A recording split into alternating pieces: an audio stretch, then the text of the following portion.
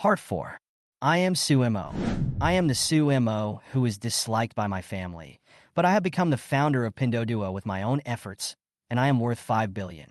Not only that, I have been advancing triumphantly in the business battlefield and continuously expanding my business. I thought I would break up with the Su family completely, but I didn't expect that the disputes of the Su family would involve me again and again. I didn't want to pay attention, but they pressed on step by step. I was thrown into a stinky ditch and almost died. I was beaten, scolded, punished to stand, and not allowed to eat. Now that I have succeeded, they want to control my destiny.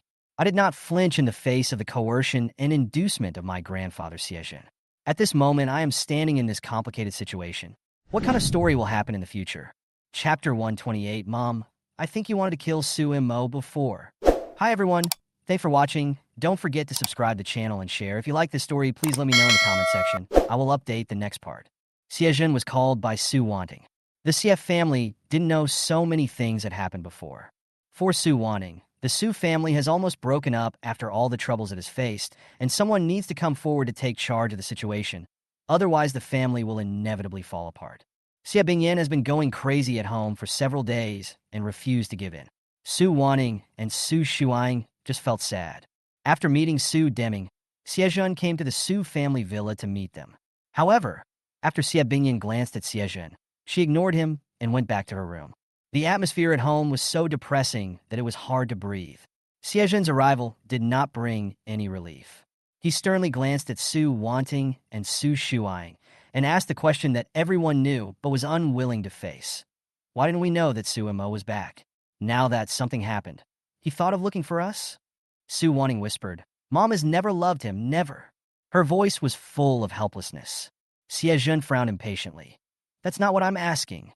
Su Shuang took a deep breath and began to explain the past. 6 years ago, Sumo was only 14 years old and was taken back from an orphanage. But we didn't like him and always tried our best to exclude him, even beating him. Her voice began to tremble. Have you beaten him? Xie asked in a cold voice. Many times. Su Shuang nodded, her eyes full of guilt. Not only that, he was often punished by standing, not allowed to eat, and put in solitary confinement. When he left home, he was already skinny and severely anemic. What happened next? Xie continued to ask. Then he started his own business, Su Shuang said through gritted teeth. After graduating from high school, he started his own business without any help from anyone. Now he is worth 5 billion and is the founder of Pink Sixy. Xie was stunned for a moment and rubbed his forehead. He has been at home for so many years and he didn't get a bit of warmth. The two sisters shook their heads. Xie lit a cigarette with a complicated expression. How could you do such a bad thing? The silence that followed was suffocating. Xie slowly spoke. Do you have anything else to say? Su Shuang said with difficulty. Mom, I really wanted to kill Sumo before. This sentence hit Xie's chest like a heavy hammer. What? We checked. When he was a child, he was thrown into a stinking ditch in the rain and was almost bitten to death by ants. Later, he was found by people in the orphanage and saved his life. Su Shuang spoke very slowly, as if every word was tearing her soul apart. Xie felt dizzy and finally understood why Sumo had such a deep hatred for this family. He stood up and said coldly, Since you have done these wrong things, you can only accept the consequences now. Wait until I meet him and then decide what to do next. Meanwhile, Sumo, who was far away in Beijing, was in control of his own business. Pink Sixy's data surged, and the number of users tripled in a short period of time. Zhang Yundong called excitedly. What did you do to cause such a big response? Sumo said lightly. We invested 200 million in advertising and increased our promotion efforts. Zhang Yundong couldn't believe it. Only 200 million? The effect is so good? Do you need more financing next time? Of course, Sumo smiled. We still need 5 billion. Zhang Yundong on the other end of the phone was so excited that he couldn't express it in words. No problem. We'll come over and talk right away. You guys should come to Yinjing.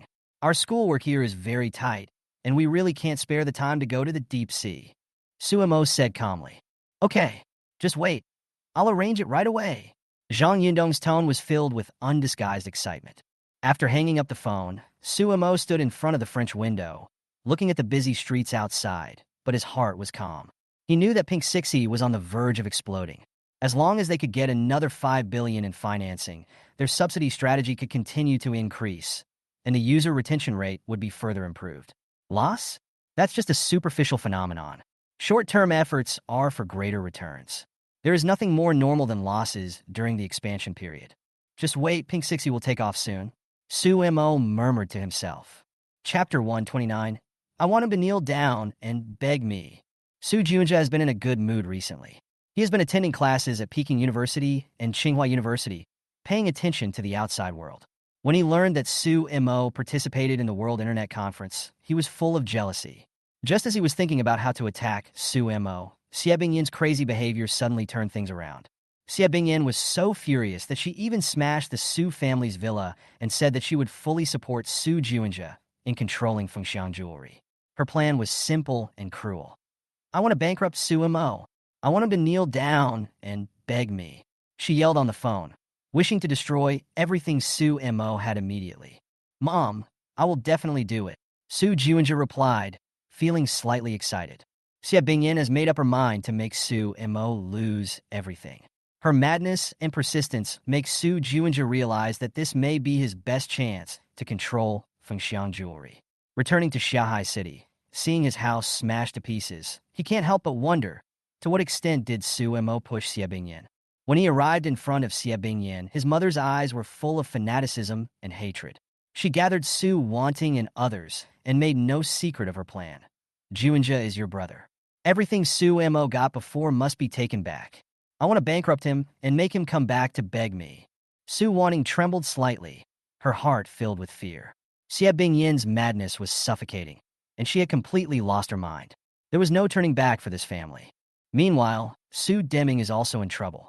Xie Bingyin forces him to hand over the control of Fengxiang jewelry, and the elders of the Su family also secretly intervene, trying to force Su Deming into a dead end. However, on the other side, Su Mo is thriving, and his Pink Sixie is expanding at an alarming rate. Looking at Su Mo's success, Su Deming can only sigh. This situation is no longer controllable. At this time, Su Mo was negotiating a 5 billion yuan financing with QQ Group. Pink Sixie's data had exploded and spread like a virus, but this was just the beginning for him. He needed more funds to continue expanding, and he didn't care who lost money in the process. Zhang Yundong readily accepted the cooperation, and the two sides quickly finalized the agreement. Our next plan is to launch 2 billion subsidies as the first step before Pink Sixie goes public, Su Mo said calmly. It's a pleasure working with you. Zhang Yundong responded with a smile. Chapter 130, Don't Be Silly, Colonel Xie. After receiving the 5 billion investment, Su Mo was in a good mood and decided to host a banquet to celebrate. This was not only the success of Pink Sixie, but also the success of Huashan Video. Although Huashan Video faced many difficulties in incubating, Su Mo decided to continue investing. He even wooed the founder of Tushio News to invest in Huashan Video together, bundling them together to seek greater benefits. At the same time, Finching Capital, co-founded by Su Mo, Tang Lei, Gu Huanqi, and others, has also been expanding steadily, focusing on real estate, mobile games, and stock investments. Although this high-debt capital operation is risky, Su Mo is not afraid and firmly believes that the future of real estate will bring huge returns. As long as the bank does not want us to go bankrupt, the capital chain will not be broken, he confidently told the team. Although everything seemed calm on the surface, Su Mo knew that the Real challenge was still to come. The Xie family and the Su family would not give up easily. Sure enough, one day, he received a message from Colonel Xiejun, who wanted to see him. Xiejun was an important figure in the Xie family, and it was obvious that he was not here to reminisce about the past. Su Mo met Xiejun, the second uncle with a strong aura and neat military uniform, at a restaurant outside of Tsinghua University and Peking University. Xiejun got straight to the point. Your relationship has become so tense. Why don't you try to ease it? This is not good for anyone. Su Mo took a sip of tea and smiled coldly. I don't have a so-called eldest sister, fifth sister, or second uncle. My family members died a long time ago. Xiejun's face darkened. Don't you think it's meaningless to continue like this? Your mother's Xie Bingyin. Don't mention her. Su Mo's tone suddenly turned cold. Do you still think you can coerce or bribe me? Colonel Xie, don't forget, I crawled out of the dead. It's useless to scare me. Xiejun was silent for a moment before he slowly spoke. I came here not to threaten you, but to take you back to the Xie family. Your grandparents want to see you. Su Mo smiled contemptuously. You want to see me now? It's too late, Colonel Xie. You shouldn't have given up on me 6 years ago. A hint of coldness flashed in his eyes. Now, there's no turning back. Chapter 131. You will die one day. Why do you say there is no turning back? As long as you admit your mistake, can't you turn back? Xie stared at Su Mo coldly, with a serious expression. Su Mo chuckled, picked up the teacup and took a sip, then said slowly, Do you think I didn't give her a chance? Colonel Xie, I advise you not to get involved in Xie Bingyin's affairs. She is not worth it. You are from the Su family and the Xie family. Don't forget whose blood you are bleeding. Xie tone became more and more displeased. Su Mo sneered. Blood? I've already washed away the blood. I once admitted my mistakes to her, apologized to her, and even knelt down to beg for mercy. If you don't believe me, you can go back and ask. But what was the result? Colonel Xie, do you think she deserves my apology? Xie brows were furrowed. You came here today just to force me to surrender and let me go back to lick the Xie family's boots? Don't be naive. You, the Xie family, think you can rely on coercion and inducement, but I am no longer the kid who can be manipulated at will. Su Mo put down the teacup with a cold expression. Xie voice deepened. If you continue like this, both sides will suffer. So what? Su Mo smiled grimly. She has wanted to see me go bankrupt for a long time, hasn't she? She has said time and again that she wants to bankrupt me and even destroy everything I have. The funny thing is that you, the Xie family, actually thought I would be afraid of her. Xie eyes were burning with anger, but he knew that forcing him was useless, so he softened his tone. As long as you give in, the Xie family will give you a chance and even help you succeed. Su Mo looked at him coldly. Colonel Xie, I advise you, the Xie family, to stay out of this. Otherwise, you will be the ones who will get into trouble in the end. Xie sighed. If you continue like this, you will only make others laugh at you, and you will be the one who regrets the most. Regret? Su Mo's eyes were as cold as a knife. I've been waiting for this day. My goal is to destroy them. This hatred was destined from the moment I was born. Xie was speechless, feeling a headache in his heart. He suddenly realized that Su Mo in front of him was no longer someone he could easily control. Chapter 132. Marketing Genius. The conversation between Su Mo and Xie ended in a cold atmosphere. The two were not familiar with each other and had nothing to talk about. Su Mo didn't care about it at all. He always acted at his own pace and didn't allow others to interfere. After leaving the restaurant, he walked into a flower shop, bought a bouquet of flowers and some snacks, and then took a taxi to the hospital. As soon as he entered the hospital, an excited call sounded. Su Mo looked back and saw Lu Hongwan rushing over with joy on her face. Brother Su Mo. Her eyes sparkled and her cheeks flushed with excitement. Have you been eating on time recently? Su Mo touched her head lovingly and put down what he was holding. Yes, but the doctor said I ate too much. Lu Hongwan responded with a smile. Su Mo smiled and nodded. Then listen to the doctor, but I still brought your favorite snacks. Eat some before doing your homework. Lu Hongwan jumped up with joy and couldn't wait to open the snacks. Although she had been in the hospital for a long time, she still insisted on studying and completing her homework on time. Su Mo would come to see her and encourage her whenever he was free, which made her gradually become cheerful and her face no longer had the haze of the past. Are there any questions you don't understand? I can explain them to you. Su Mo picked up her textbook. There are a lot of questions I don't know the answer to. Brother Su Mo, come and help me. Lu Hongwan handed over the test paper excitedly. Su Mo was the top scorer in the college entrance examination of Tsinghua University and Peking University, so these questions were no problem for him.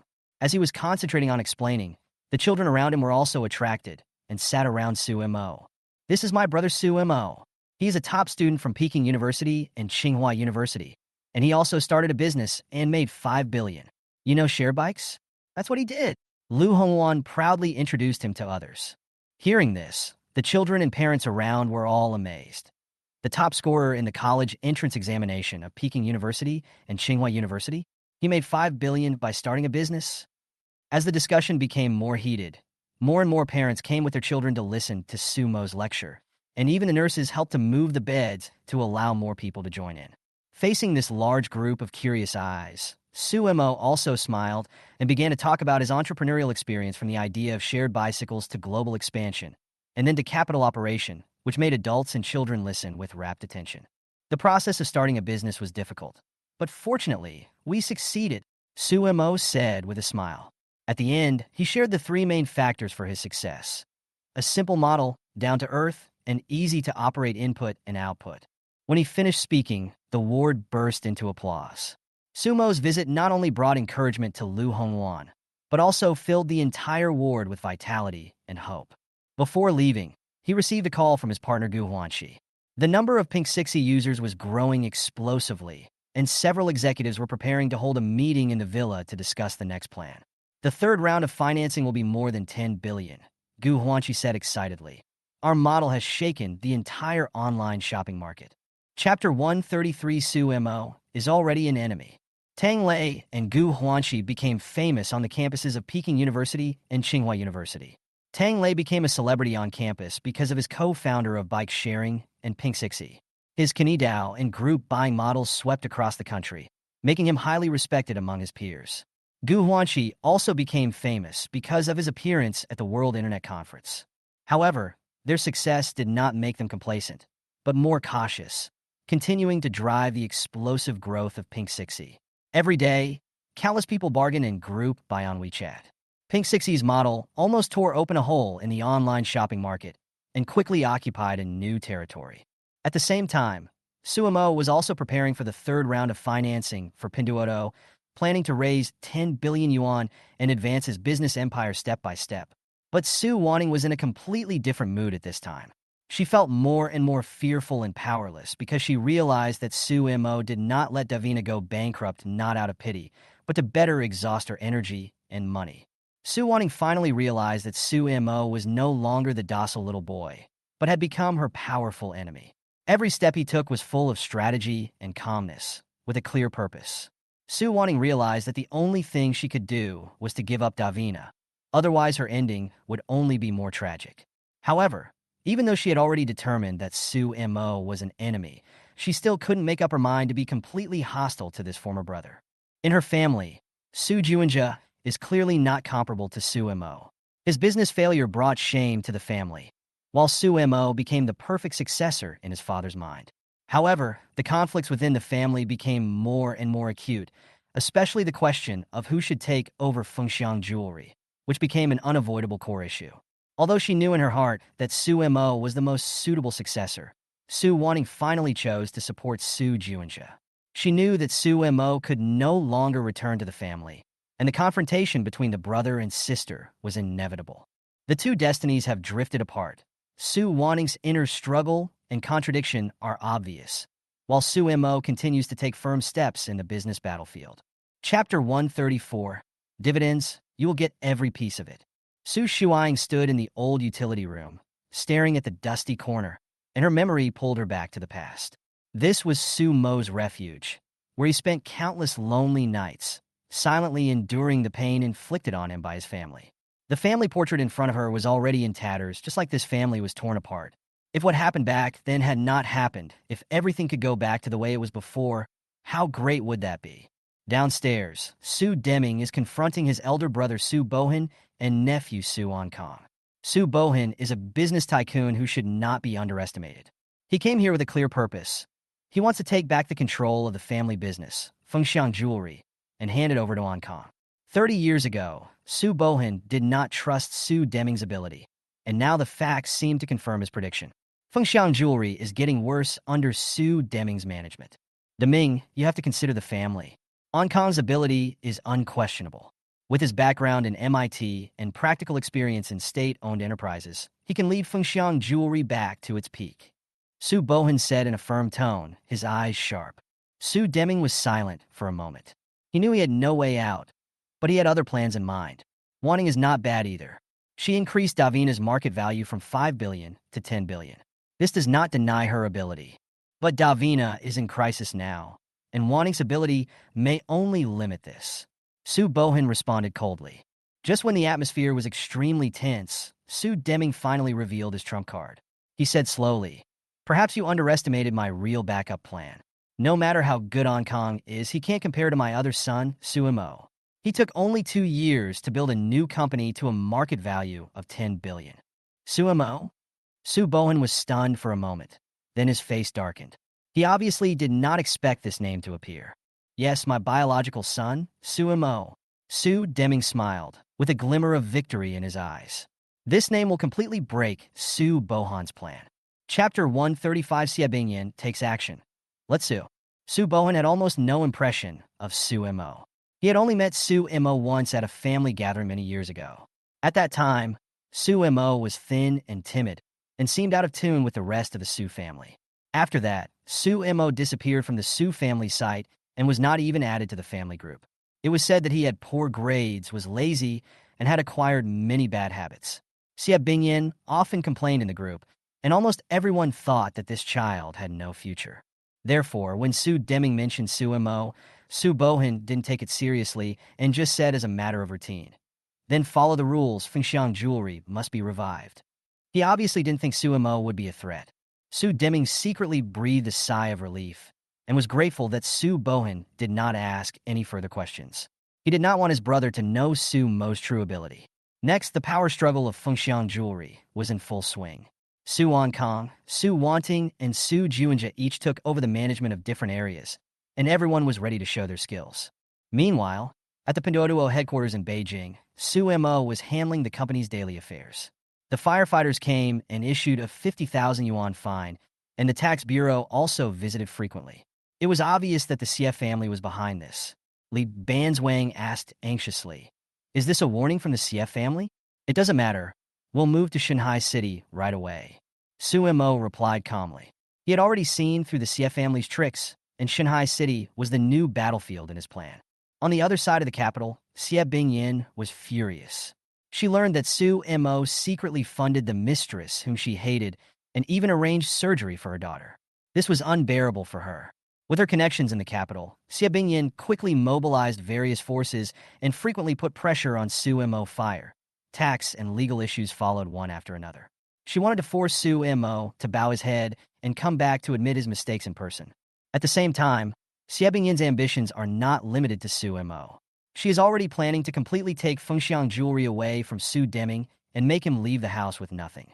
The power struggle within the family is gradually heating up, and behind Sumo's calmness, there is a huge power that is unknown to the public. He holds the real trump card of this chess game, waiting for the best moment to counterattack. Chapter 136. Just a scum among humans? In the following month, Su Mo was extremely busy. He did 3 things. First, the relocation of Pink Sixie's headquarters. The headquarters in Beijing was frequently inspected by the tax and fire departments. Although the fines were not large, it was obviously Xie Bingyan's trick. Su Mo knew that if he continued to stay in Beijing, Xie Bingyan would not give up easily. Within half a month, he quickly moved the headquarters to Shanghai City, away from the sphere of influence of Beijing. Second, he stepped up his investigation into Fengxiang Jewelry's movements. Upon learning that Su Juanja and Su Wanting had joined the company, Su Mo secretly rejoiced.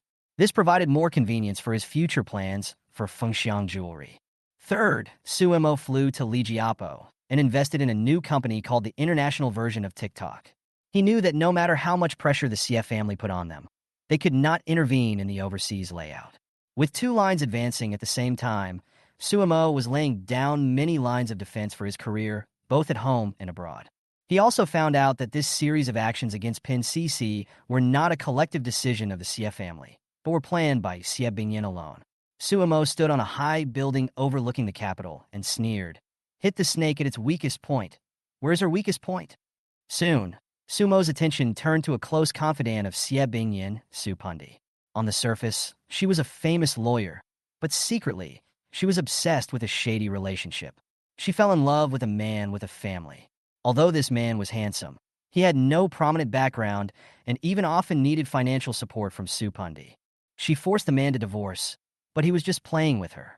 Su Mo sneered. After collecting enough evidence, including intimate photos of the two, Su Mo decided to take action.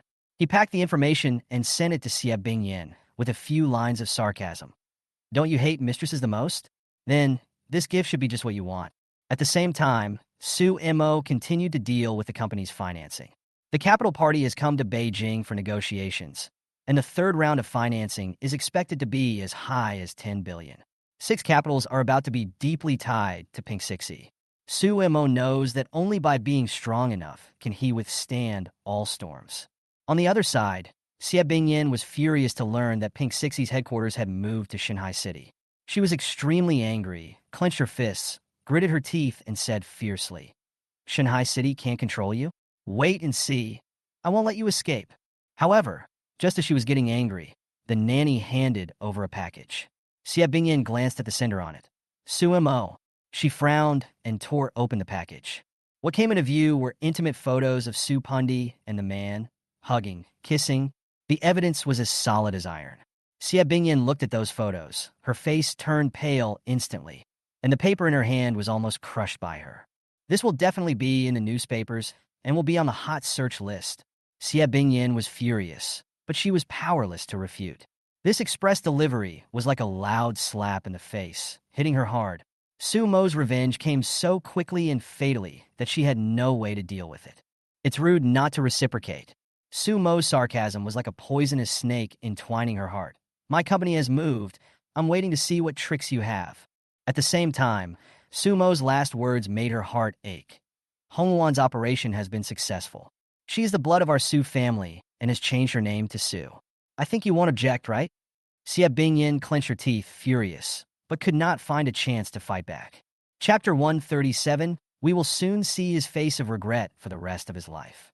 Recently, Su Pundi has been extremely busy, desperately collecting negative materials about Pinduoduo. She has found many complaints about false advertising and shoddy products. Pinduoduo's malicious price cuts and unfair competition are enough ground for accusation. Her goal is to work with the legal team to severely hit Sumo in the name of malicious competition and false propaganda, and make him pay the price for Pinduoduo's rapid expansion. While she was busy with the materials, her third sister Su Manny came over from a distance with a smile on her face. "Fourth sister, are you busy? I heard Sumo is making trouble again." Hearing this, Su Pundi became furious. That's right. Not only does he help that mistress, he also wants to bring his illegitimate daughter into our Su family. Mom is furious.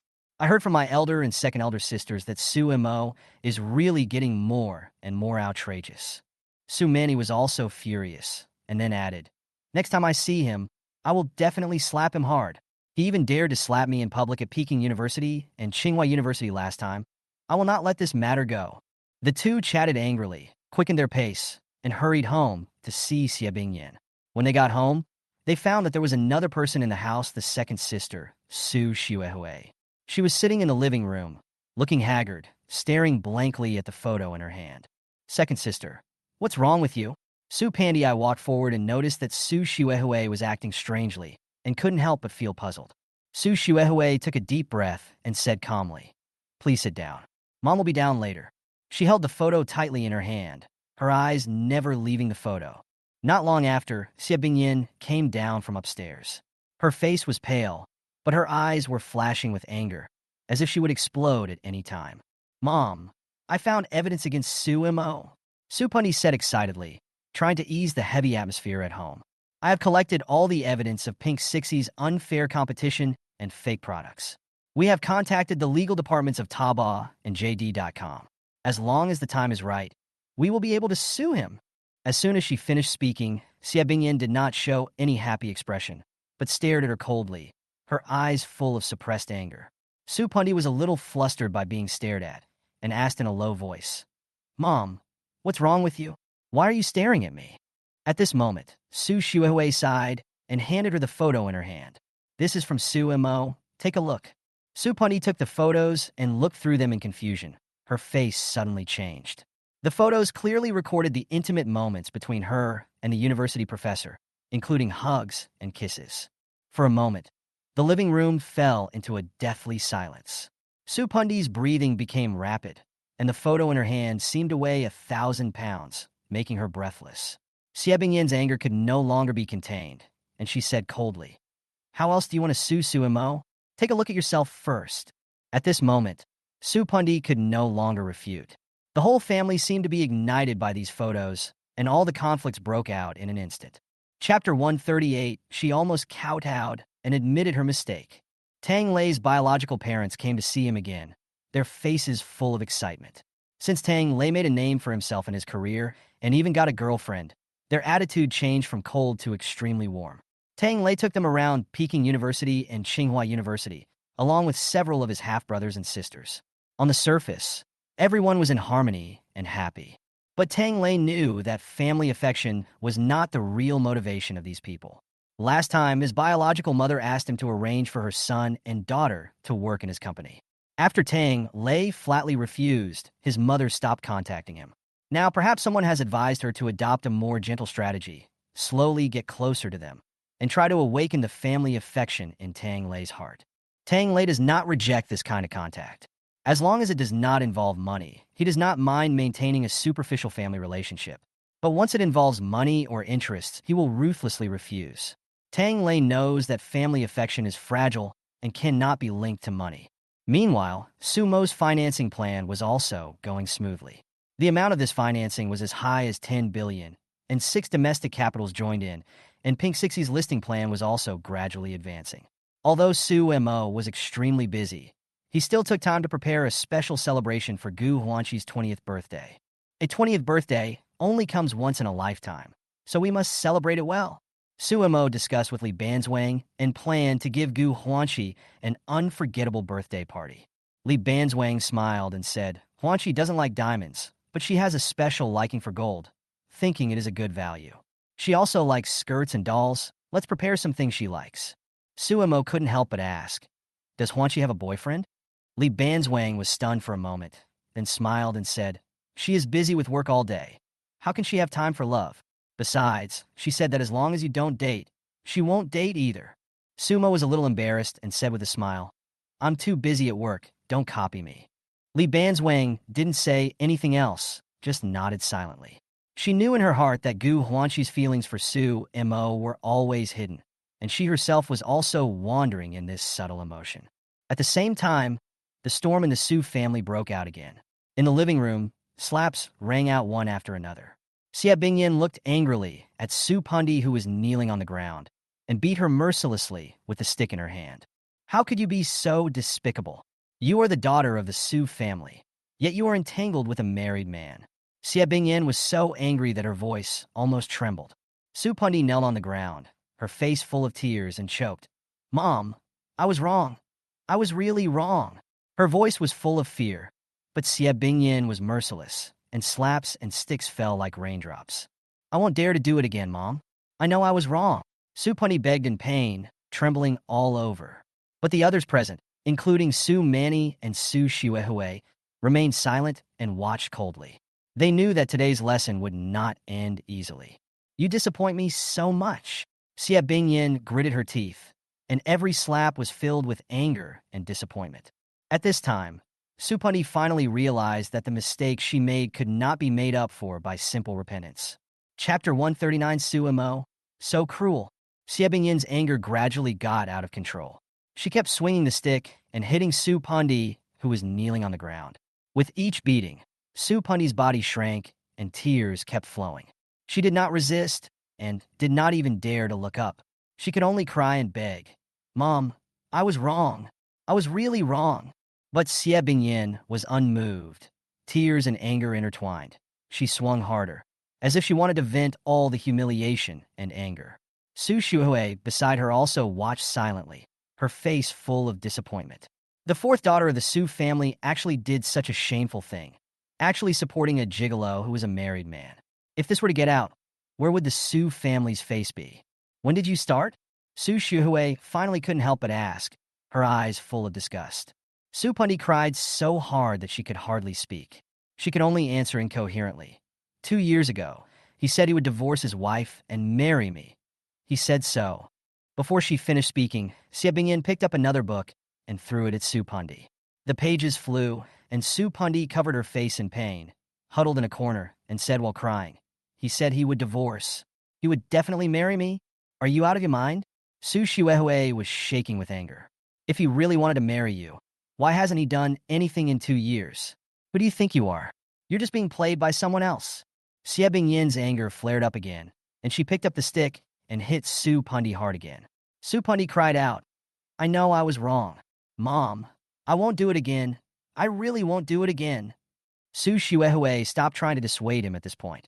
She knew that things could not be easily resolved at this point. Sumo has already told the Liu family everything. They must have known about it. Her voice was cold. What are you going to do next? Wait for them to come find you. Sumo. Pundi gnashed her teeth, her eyes full of resentment and powerlessness. Everything broke out completely because of Sumo's revelation. Don't put all the blame on others. Su Shuehue sneered. The truth will come to light sooner or later. This is all your own fault. The tension in the air grew thicker and thicker. Su Pundi was silent for a moment, still kneeling on the ground, her face covered in tears, but she couldn't accept the reality in her heart. Su Shuehue looked at her with cold eyes. Now there are two options before you. First, break off your relationship with that man immediately. Whether he is willing to divorce or not, you must let go completely. Second, go to the Liu family in person to apologize and give them an explanation. Apologize? Su Pundi's voice trembled, and her eyes were full of unwillingness. Xie Bingyan couldn't bear it any longer, and swung the stick to hit Su Pundi's back again. Apologizing is your only way out. You have brought shame to the Su family. Why are you still hesitating here? Su Xuandi was still in tears, and dared not refute. Xie Bingyan was panting. Her anger had not yet subsided. She hit Su Xuandi on the back with a stick and roared. You did this yourself. You have to solve it yourself. Apologize to the Liu family. This matter must be resolved thoroughly. Su Xuandi looked at her in horror. Apologize? How dare I face the Liu family? Don't even think about running away. Su Shuehue said coldly. This is the only way you can protect yourself. Otherwise, if the Liu family really pursues this, even the Su family will be implicated. What future will you have then? Su Xuandi's tears were like beads that had broken off the string. She wanted to refute, but under Xie Bingyan's sharp gaze, the words choked in her throat, and she couldn't speak. She knew she had no way out. Su Mo's exposure, the anger of the Liu family, and the hypocritical sweet words of that man. Everything was like an airtight net that trapped her tightly. If you don't apologize, the Liu family will never let you go, Su Shuehue continued, her tone cold. And Professor Li, is he willing to marry you? Do you really think he would be willing to divorce you? Do you really think he loves you? Su Xuandi completely collapsed at this moment, choking with sobs. I know I was wrong. I will break up with him and apologize to the Liu family. That's better, Xie Bingyan said coldly, finally putting away the stick. But you have to remember, this is your last chance. If you make another mistake, no one can save you. The whole room fell into silence. Su Xuandi sat on the ground in agony. She dared not say another word. Meanwhile, in a teacher's dormitory in Beijing, another storm was brewing. Liu Huihui, the third daughter of the Liu family, had learned everything, and her anger was far more intense than anyone expected. She smashed her husband's personal belongings. Screams and roars rang out in the house, and furniture, pots and pans flew everywhere. The surrounding neighbors were attracted by this farce and whispered. Soon after, the incident quickly fermented and was even uploaded to Weibo. The group of photos, intimate photos of the daughter of the Su family and a university professor, spread like wildfire on social media, and the popularity soared instantly. Netizens flocked to the comment section, and it exploded. This will definitely be a hot topic. Su Mo was in the office, holding melon seeds in his hand, feeling quite relaxed. He had already anticipated the development of the situation, and this was just a lesson for Su Xuandi. She had repeatedly made enemies with him, and now she was just reaping the consequences. Professor Li's position was also in jeopardy. The exposure of the photo completely destroyed his reputation in the school. The third daughter of the Liu family was furious. Although she did not really file for divorce, Professor Li knew that his position in the Liu family was completely shaky. It is impossible for the third young lady of the Liu family to get a divorce, Su Mo sneered in his heart. Professor Li is reluctant to give up his power and wealth, so he will just obey in the end. Su Xuandi is just a plaything. At this time, Su Wanting and Su Shuehue couldn't help but gasp after seeing the photos circulating on the internet. They looked at each other with shock in their eyes. Su Mo is really cruel. Chapter 140, but she will still marry into the Su family. After Xie Bingyan learned about the scandal on the internet, she was furious and trembling all over. She immediately found Su Pundi and beat her up. Su Pundi looked at her shameful affair being exposed. Her face was as pale as paper, and her eyes were full of fear. But under Xie Bingyan's anger, she could only flee desperately, without any ability to fight back. She was filled with resentment, and she attributed everything to Sumo. It's all his fault. She gnashed her teeth in hatred. Meanwhile, Gu Huanqi's birthday party was going on.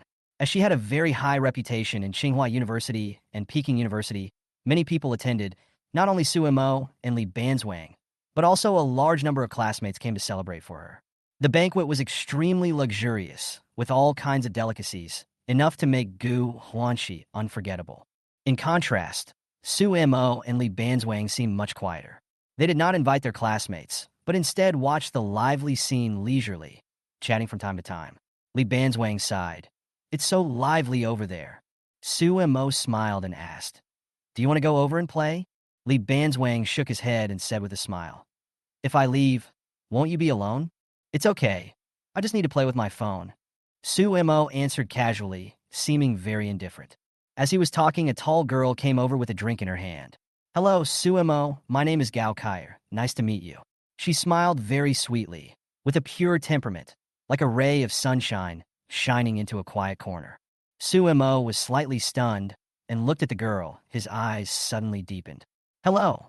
He responded politely, raising the drink in his hand to indicate. "Can I sit here?" Gao Kaier was still smiling, her tone full of anticipation. Sumo and Li Banzwang looked at each other and nodded. "Of course, whatever you want." After Gao Kaier sat down, her eyes sparkled with curiosity and admiration. "I heard that Sumo is young and has already started a successful business. Is the company going to go public now?" Sumo shrugged and replied calmly. "It's still being pushed forward, and the result is uncertain. I've read the report that you've just raised 10 billion yuan in financing. Going public shouldn't be a problem, right?" Gao Kaier smiled, a shrewd look in her eyes. "It's not going smoothly yet. Many problems have not been solved." Sumo's eyes were calm, and he was not moved by her praise. Gao Kaier's smile did not fade at all, and she changed the subject. "Student Sumo is really amazing. There are not many outstanding people like you in Peking University and Tsinghua University." "You are wrong. There are many talented people in Peking University and Tsinghua University who are much better than me." Sumo's tone remained calm. Gao Kaier smiled knowingly when she saw this, picked up her drink, and stood up to say goodbye. "Then I won't bother you anymore, bye." As she left, she looked back at Sumo with a half smile. Li Banzwang frowned and asked, "What is she doing here?" Sumo gently put down the cup and said calmly, "Just a greeting." But Sumo knew that Gao Kaier was no ordinary classmate. She was not only Gu Huanqi's classmate, but also Su Juinji's future wife, a woman with a deep mind.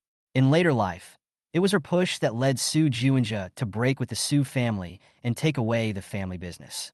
Sumo looked at her leaving back and thought to himself, in this life, her plan may be advanced. Chapter 141, A Loyal and Servile Liquor. Gu Huanqi's birthday had just passed, and then it was Li Banzwang's birthday. Everyone had turned 20 and was gradually entering maturity. In the past few days, a scandal at a university in Beijing had intensified, especially the incident involving Su Pundi, which had become the focus of heated discussion. Su Pundi, a lawyer from a prestigious university, had a glamorous appearance and a successful career, but she became a mistress. This news shocked everyone, and the public opinion on the internet was boiling. The professor who had an affair with her was not only suspended from work and investigated under pressure, but also had a big quarrel with the Liu family. Although the third daughter of the Liu family was not very beautiful, she had a prominent family background. She did not ask for a divorce, and the professor did not dare to ask for it either, and went back home obediently. As for Su Pundi, although she was unwilling to give up, she had to let go after being beaten by Xie Bingyan and Su Xuehue. For the sake of the family's reputation, Xie Bingyan beat her with a stick and forced her to break up. This family farce made Sumo watch with great interest.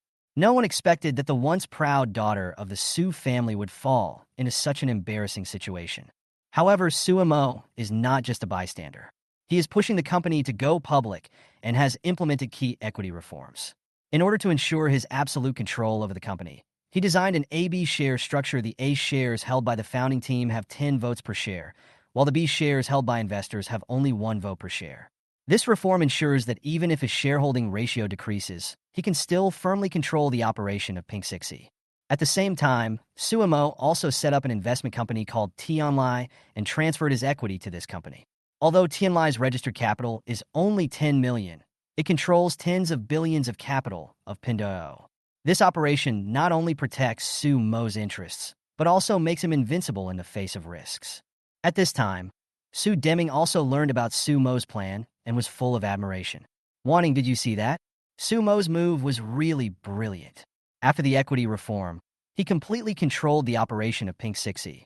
Even if there were problems with the company, he could get out of it unscathed. It was like cutting off the source of the trouble. Although Su Wanting could hear her father's excitement, she felt mixed emotions.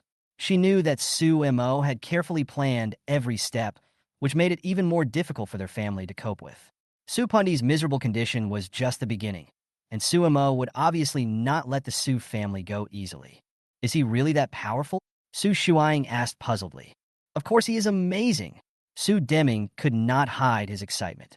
He not only consolidated his position, but also laid a solid foundation before the listing. What I am worried about now is not that he will lose control, but that he will become stronger and difficult to shake. Su Shuang said helplessly, but he still doesn't want to go home. Su Deming's face suddenly darkened. Su Shuang took the opportunity to persuade him. Dad, why don't you go and apologize to Mom? Maybe she will forgive you. Apologize? How can I apologize? She doesn't want to see me at all. Su Deming sighed, with a trace of helplessness on his face. Actually, Su Mo recently wanted Lu Hongwan to go home, but Mom would definitely not agree. Su Shuang's voice was low, and her words were full of powerlessness. At this time, Su Wanting also stood up and sighed. I'm going to work. There are still many things to do at Fengshan Jewelry. She has taken over part of the management of the company. Although the pressure is huge, she knows that she must cheer up and compete with Su Mo. On the other hand, Su Junja's life was very happy. Not only did he become the general manager of Fengshan Jewelry, but he also finally got a response from Gao Kaier, whom he had admired for a long time. For Gao Kaier, he almost became a loyal dog-licking dog, and even disobeyed Xie Bingyin's orders. To him, Gao Kaier in front of him is everything to him, and he has no idea that this relationship will change the fate of the entire Su family in the future. Chapter 142, What is a Socialite? Gao Kaier studied dancing and has a great figure and elegant temperament, which is no less than Gu Huanqi. She was influenced by her mother since she was a child and knows the power of money. After being admitted to Peking University and Tsinghua University, she began to look for rich men with clear goals and very deep concealment. She appears gentle and pure, but in fact she is deep-minded. When Suemo met her in the cafeteria, she came over with a lunchbox and a smile on her face. Suemo, long time no see. Can I sit here? Suemo looked up and saw that she was wearing a lavender dress, revealing her collarbone and fair skin, and she was dressed very delicately. He nodded. Okay, sit down. Gao Kaier sat down with a smile and said in a relaxed tone, It's hard to imagine that you would eat here. I thought successful people like you all go to high-end restaurants. It's just for convenience. I'll go back to the dormitory to rest after eating. Suemo responded calmly, as if he didn't care about her words. Gao Kaier continued to ask with a smile, Huanqi didn't accompany you today? I heard that she often goes out to eat with the boys in the class. This sentence was meaningful, as if it inadvertently revealed some kind of hint. Suemo smiled slightly and replied lightly, She didn't tell me. Maybe he's busy with work. Gao Kaier concealed her jealousy and asked tentatively, Suemo, can you add me on WeChat? We can have dinner together someday. Suemo hesitated for a moment, but still nodded in agreement. Gao Kaier showed a pleasantly surprised expression. Great. Remember to invite me to dinner next time. I often eat alone too. This conversation made Suemo sneer in his heart. Gao Kaier looked harmless on the surface, but in fact, she was very thoughtful. She wanted to please him, but she didn't want to confront Gu Huanqi head-on. Suemo saw it clearly, but he remained calm. After returning to the dormitory, Gu Huanqi called. As soon as the video was connected, she asked, Suemo, why did you investigate Gao Kaier? There are other uses, Suemo replied. Have you found out about her mother's information? I sent it to you. Gu Huanqi said in a serious tone. I don't want you to have too much contact with her. She is not an ordinary person. Suemo chuckled. I know my limits, don't worry. Let's have dinner together this afternoon. Gu Huanqi was obviously relieved and smiled. Okay, see you in the afternoon. Chapter 143. If only it were Suemo. Su Junja has been very successful recently, with both career and love flourishing. Today, He drove the Porsche given by his father to Tsinghua University and Peking University to pick up his goddess Gao Kaier for a date. After waiting for a long time, Gao Kaier finally came out of the dormitory building. Seeing Su Juinja's Porsche and the envious eyes of the girls around her, she felt proud in her heart, but put on a cold face. Su Juinja was already grinning from ear to ear and hurriedly got out of the car to open the door for her and respectfully presented her with a diamond necklace worth millions. When Gao Kaier saw the necklace, a hint of joy flashed in her eyes, but she pretended to be disdainful. "Who asked you to give me this? We are just having a meal." "It's okay, just take it first and we'll talk about it when we get to the restaurant." Su Juinja apologized with a smile.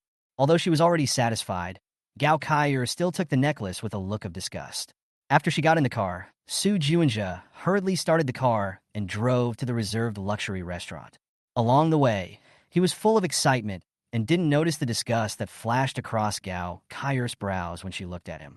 Although Su Juinja is rich, he seems quite mediocre compared to Su Mo. Su Mo's appearance and temperament are far better than his, and his mature and steady aura is hard to ignore. Su Juinja obviously lacks that charm. Gao Kaier thought to herself, it would be nice if it was Su Mo. She was more fascinated by Su Mo's success and calmness. But she also knew that Su Mo was not as easy to win over as Su Juinja. When they met in the cafeteria that day, Su Mo's eyes on her were more scrutinizing and defensive rather than obsessed. This made her realize that it would be extremely difficult to conquer Su Mo. In contrast, Su Juinja was much simpler. She only needed to use a little trick, and Su Juinja would obey her completely. Gao Kaier knew that her ideal long-term candidate was Su Juinja. After all, he was very wealthy and could make her life worry-free in the future. The date went smoothly, and Su Juinja was completely immersed in his own joy, unaware of Gao Kaier's thoughts. At the same time, Gu Huanqi booked a quiet restaurant box for Su Mo and prepared dinner for the two of them. She knew that Su Mo had been very busy recently, and they hadn't had dinner together for a long time. When Su Mo arrived on his bicycle, Gu Huanqi couldn't help laughing. "It's raining outside. Why don't you bring an umbrella?" "The rain is not heavy. I'm too lazy to take it." Su Mo smiled and took the tissue handed to him by Gu Huanqi and wiped the water droplets off his head. The atmosphere in the restaurant was warm. Gu Huanqi pretended to be relaxed and said, "I heard that someone will play the piano during dinner. We can enjoy a good meal. The environment is nice, but it shouldn't be cheap, right?" Su Mo joked. Gu Huanqi smiled and blinked. "There's a discount. It's not expensive." Su Mo smiled and nodded and began to enjoy this rare leisure time. Chapter 144, I will make him pay the price. Su Mo looked up nonchalantly at the scenery in front of him, while Gu Huanqi gently reproached him.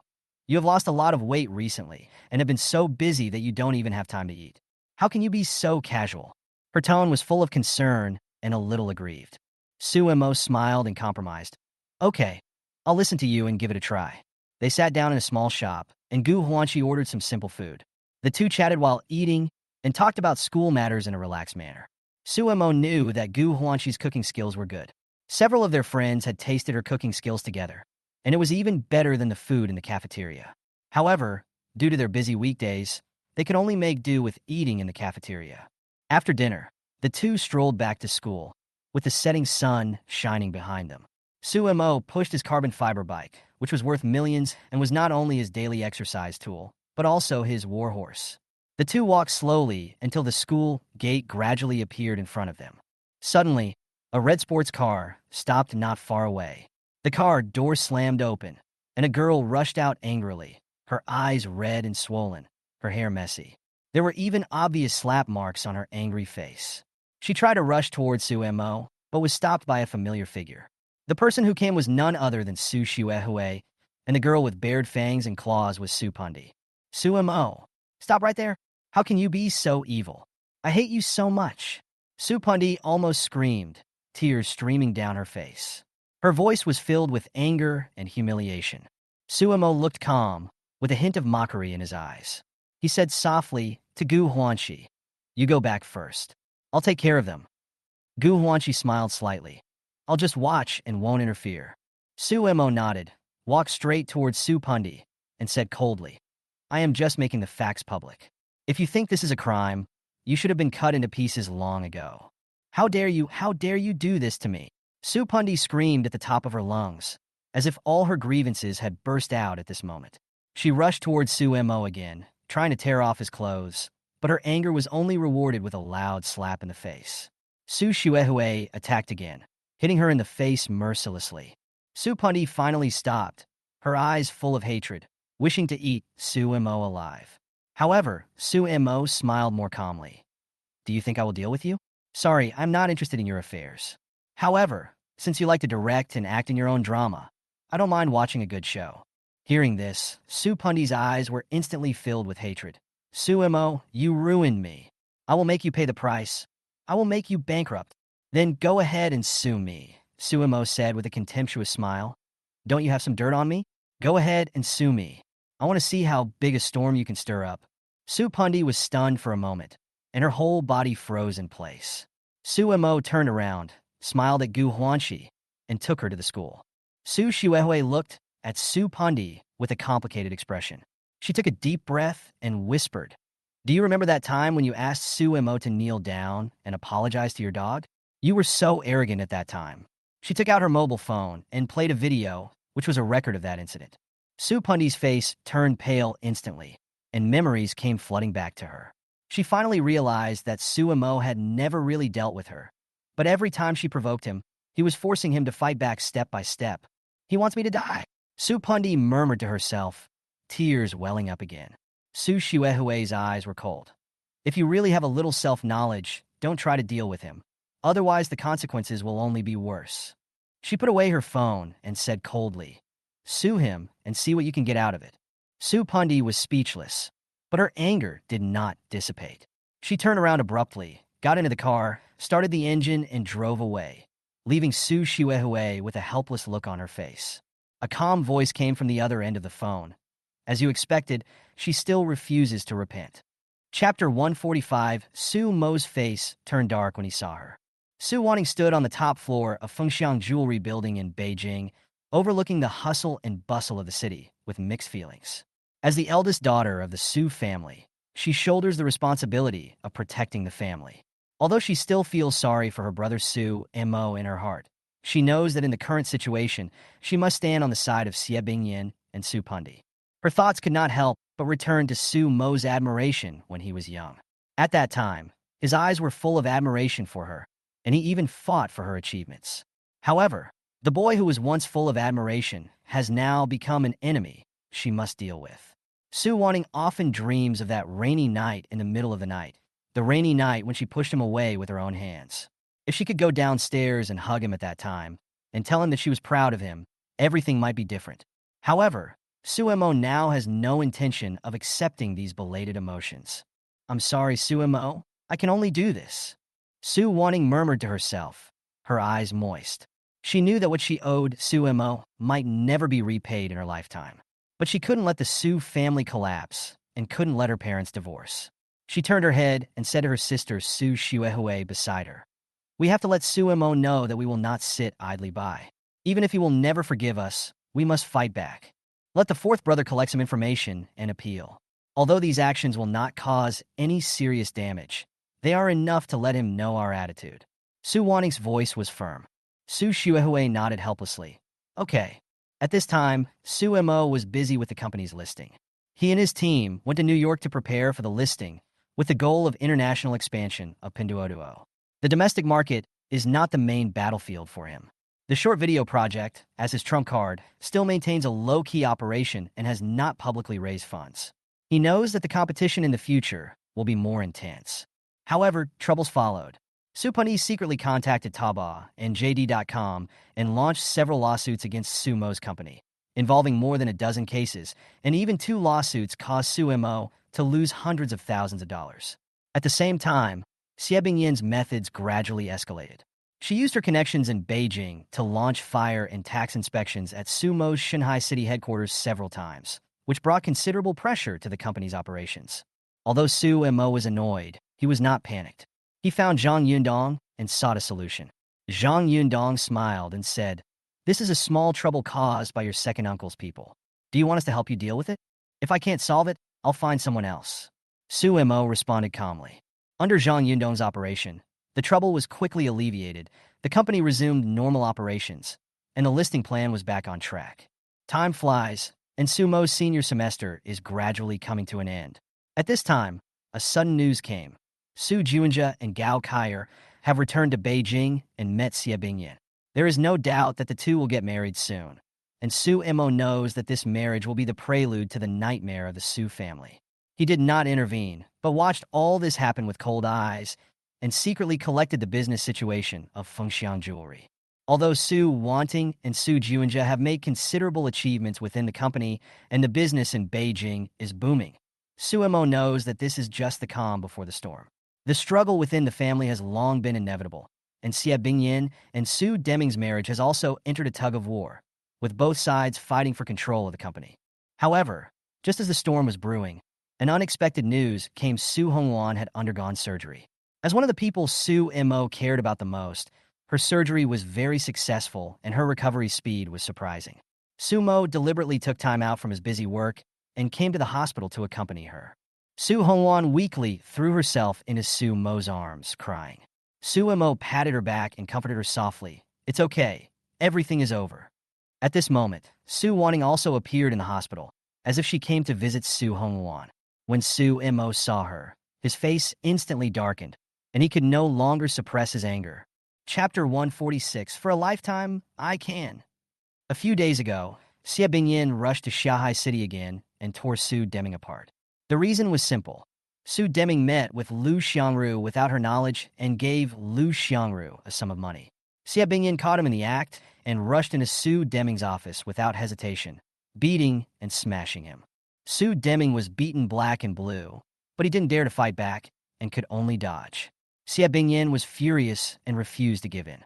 Su Wanting and Su Xuehui tried their best to stop her, but to no avail.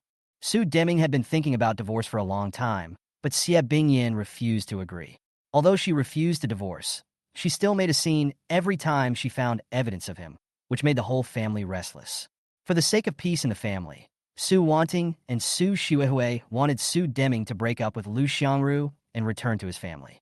As long as he was willing, they were willing to help him mend the relationship between the couple. But Su Deming refused. Su Wanting had no choice but to think of Su Hongwan, the hidden pain of the family. She knew that as long as Su Hongwan did not appear in the Su family, things might still be able to turn around. Xie Bingyan felt that Su Hongwan's existence was like a thorn in her heart, and she would never let her get close to the Su family. Su Wanting came to the hospital today with the goal of persuading Su Hongwan to stay away from the Su family, and was even willing to use a sum of money to ensure that they, mother and daughter, had a worry-free life. She also wanted to take this opportunity to meet Su Mo. After all, the two had not met for half a year. But Su Mo's attitude was cold and even hostile. Recently, Su Pundi teamed up with some people to sue him and Pink Sixie, and Su Mo believed that Su Wanting was behind it. The traces of Su Wanting can be seen everywhere in the trial records, which made Su Mo have a deeper understanding of the hypocrisy of this elder sister. Facing Su Wanting's plea, Su Mo sneered. "What are you talking about with her? We talked about the Su family and her illness. I just hope she can recover well." Su Wanting explained with pleading in her eyes. Su Mo looked at Su Hongwan indifferently and whispered, "She just had surgery. Don't let her get too excited. Otherwise, I don't mind teaching you a lesson." Su Wanting nodded repeatedly, looking aggrieved. The ward fell silent. Su Wanting peeled an apple, handed it to Su Hongwan, and said gently, "I am Su Wanting. I should be your eldest sister. Su Mo often comes to see you, right?" Su Hongwan nodded obediently. "Yes, Brother Su Mo comes every 2 days and brings me a lot of delicious food." "Do you know what Su Mo is doing now?" Su Wanting asked tentatively. "Of course I know. Brother Su Mo is a big entrepreneur and has made a lot of money. He is also an outstanding young entrepreneur in Shanghai City." Su Hongwan said proudly, her eyes shining. Su Wanting was stunned for a moment, and her nose was sore. She suddenly remembered that once upon a time, Su Mo also admired her in this way.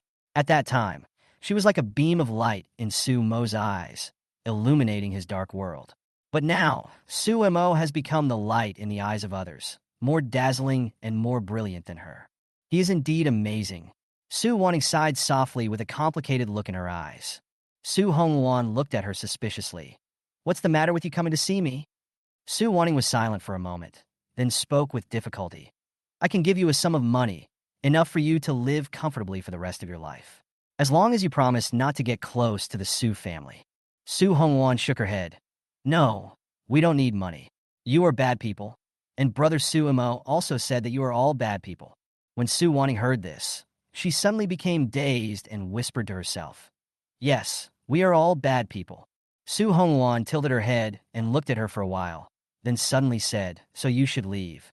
Brother Su Imo doesn't want me to have more contact with you guys. Su Wanting forced a smile and asked softly, can I hug you? Su Hongwan was stunned for a moment, then nodded. Okay, but I just had surgery and can't get up yet.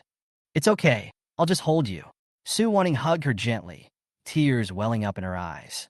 If you have a chance, please tell Su Imo that I have been waiting for him to come home.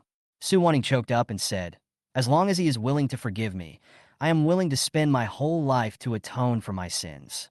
Su Hongwan looked at her silently. Although she didn't understand the true meaning of these words, she felt a heavy sadness. Chapter 147. I'm sorry. I'm sorry. Su Wanting walked out of the ward with a complicated look. When she walked to the corridor, she saw Su Imo playing with his phone. Su Wanting hesitated for a moment and finally said, Su Imo, I want to talk to you too. Su Imo didn't even look at her and said lightly, Su Wanting, don't you really know how hypocritical you are? This sentence hit Su Wanting's heart, and she was silent for a while. Su Imo sneered and continued, don't come to Hongwan in the future. I'm afraid she will be contaminated by you. I just want everything to be okay at home, Su Wanting's voice was pleading. Su Imo sneered, then I'm afraid you will be disappointed. The Su family is destined to never be well. It will never be well. Listening to Su Mo's cold and sarcastic words, Su Wanting felt helpless and sad. Su Imo, I did do something wrong before. I apologize to you. I really hope that... Stop. Su Imo interrupted her immediately. Su Wanting, when you and Su Pundi sued our company a few days ago, your attitude was not the same as it is now. I remember your tone was much more intense at that time. What's wrong? Are you schizophrenic? Su Wanting explained in a low voice. I thought it wouldn't have much impact on you. Su Imo smiled coldly. Yes, you are not good enough. You are not strong enough and can't hurt me at all. Just like before, you beat me and scolded me, and you thought it would not have any effect, right? Miss Su, you are ridiculous. Su Wanting turned pale. She knew that Su Imo had seen through her hypocrisy, and she also understood that in order to save the Su family, she had to sacrifice him. The appeal had completely sealed Su Mo's fate. He would no longer be a part of their family. Get out of here, Su Imo said coldly, turned and walked into the ward, leaving Su Wanting standing there, her face full of sadness and guilt. She knew that only by sacrificing Su Imo could the rift in the family be mended. However, she also knew that this path would push her further and further away from him. The moment she walked out of the hospital, tears finally flowed out uncontrollably. Su Wanting cried silently, her heart filled with cries of apology. At the same time, Su Imo got a report on Gao Kaier. Gao Kaier is not as simple as she seems. Her mother, Tan Qin, is a well-known socialite, and her stepfather, Lu Kaikong, is a ruthless character who is good at both black and white. What is even more shocking is that Gao Kaier's biological father died in a strange accident, and all the clues point to her. Su Imo coldly recalled the truth he saw in his previous life. Gao Kaier was so cruel that no one could compare to her. Not only did she date other men behind Su Juinja's back, she even used her stepfather's connections to break her ex-boyfriend's legs in order to get rid of him. Now, she appears to be a pure school beauty, but in reality, she has long been tainted by fame and fortune. What makes Su Imo more vigilant is that Gao Kaier is coveting Su's assets with the help of her mother Tan Qin and stepfather Lu Kaikong. She even uses Su Juinja's biological parents to threaten Su Juinja to betray the Su family. Su Imo sees all this, but he is not anxious. He knows how to counter it. A few days later, Su Imo met Gao Kaier in the school cafeteria. She was wearing a lavender dress, delicate and elegant. She walked up to Su Imo and asked with a smile, Su Imo, can I sit opposite you?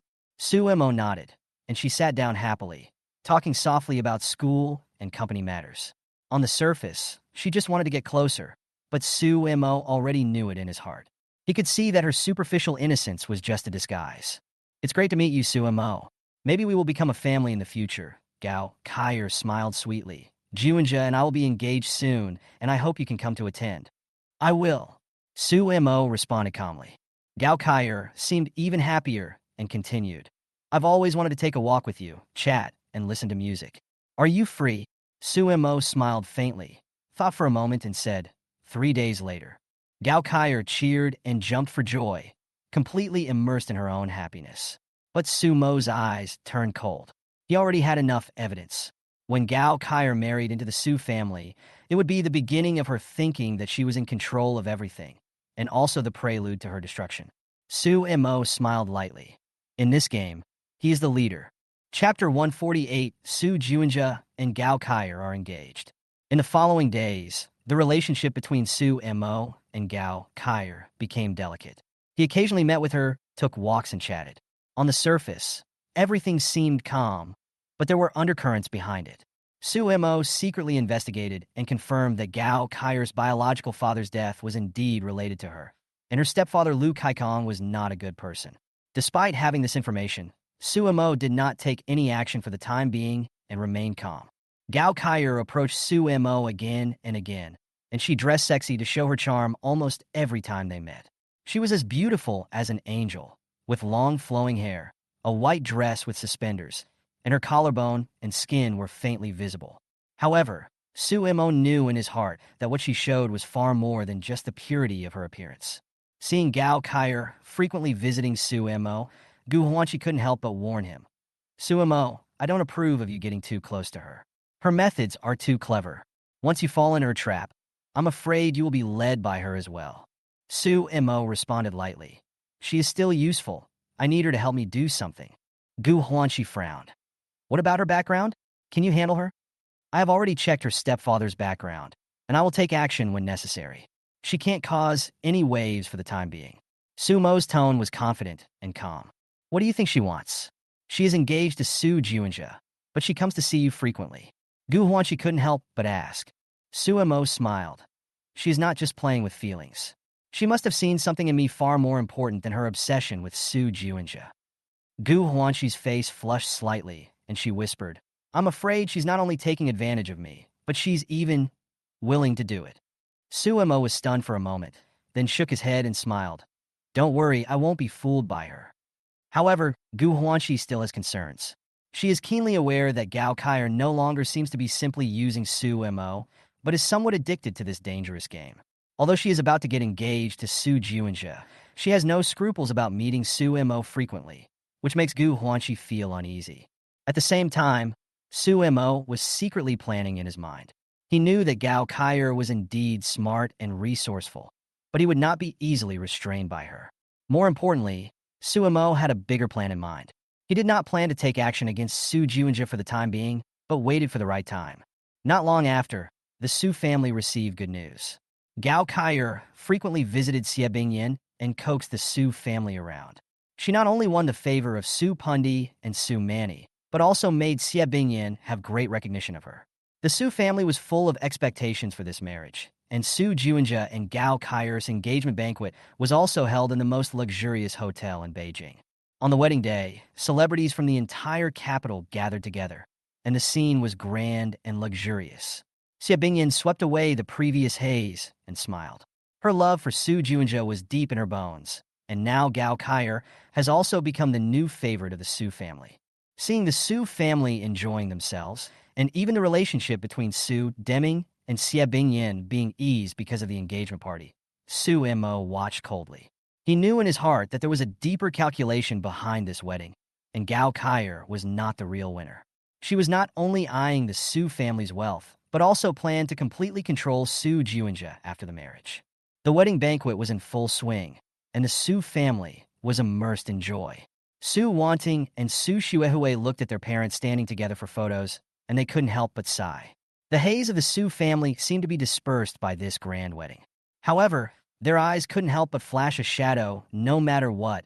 All this could not cover up the guilt and regret for another person. Su Mo stood aside, his eyes deep.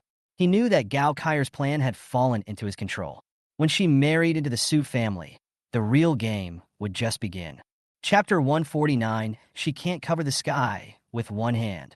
Su Juinja's engagement party naturally did not have Su Mo invited. Although Su Wanting and Su Shuihui had proposed to inform Su Mo, they were severely stopped by Xie Bingyan. In her opinion, Su Mo was no longer a member of the Su family and was not worthy of appearing at such an occasion. Su Mo didn't care about it. For him, attending such a banquet was meaningless. He knew Gao Kaier's ambition, and he also knew that she was moving forward step by step according to the predetermined trajectory, and he just needed to wait quietly. He has been busy dealing with the listing of Pink Sixie recently. The listing plan was temporarily postponed due to the lawsuit initiated by Su Pundi. She used her connections in the legal community and even influenced the Nasdaq Stock Exchange to investigate Su Mo's company. Although these troubles made him quite annoyed, he knew that Su Wanting's shadow was indispensable behind it. The listing plan was postponed for half a year, but the loss was not great. Su Mo was not worried about this, and he had enough patience to solve these problems. As time passed, Su Mo and his team successfully graduated from Tsinghua University and Peking University and entered the postgraduate stage. 3 months had passed since Gao Kaier and Su Juinja got engaged. While interning at Fengxiang Jewelry, Gao Kaier gradually discovered that Su Wanting's presence made her feel uneasy. As the deputy general manager, Su Wanting controlled the key decisions of Fengxiang Jewelry. In fact, she was a surveillance arranged by Su Deming, always watching Su Juinja's every move. Gao Kaier gradually grew dissatisfied, and she began to deliberately stir up trouble. "You are the general manager. Why does everything have to go through your eldest sister? Can't you make the decision yourself?" Although Su Juinja was unwilling in his heart, he still explained on the surface, "My eldest sister is experienced and performed well in running Davina before. Letting her take charge is to ensure the steady development of the company." Gao Kaier sneered and asked back, "Then are you the general manager, or is she the general manager? She is clearly monitoring you." Su Juinja's face darkened. This sentence hit his sore spot. Although he knew it was the truth, he had never dared to face it. Su Deming's expectations for Su Mo had long surpassed his. Every time he talked about the progress of Pinduoduo's listing, the pride in Su Deming's eyes made him jealous. Seeing that the time was almost right, Gao Kaier stopped forcing him and just smiled faintly. "Okay, you continue to work. I just think you should have your own ideas." A few months later, the wedding took place as planned. Su Juinja and Gao Kaier officially became husband and wife. The wedding was extremely luxurious, and celebrities from the entire capital gathered together. On the night of the wedding, Gao Kaier did not hide her ambition. "Juinja, you should take control of the Beijing branch of Fengxiang Jewelry."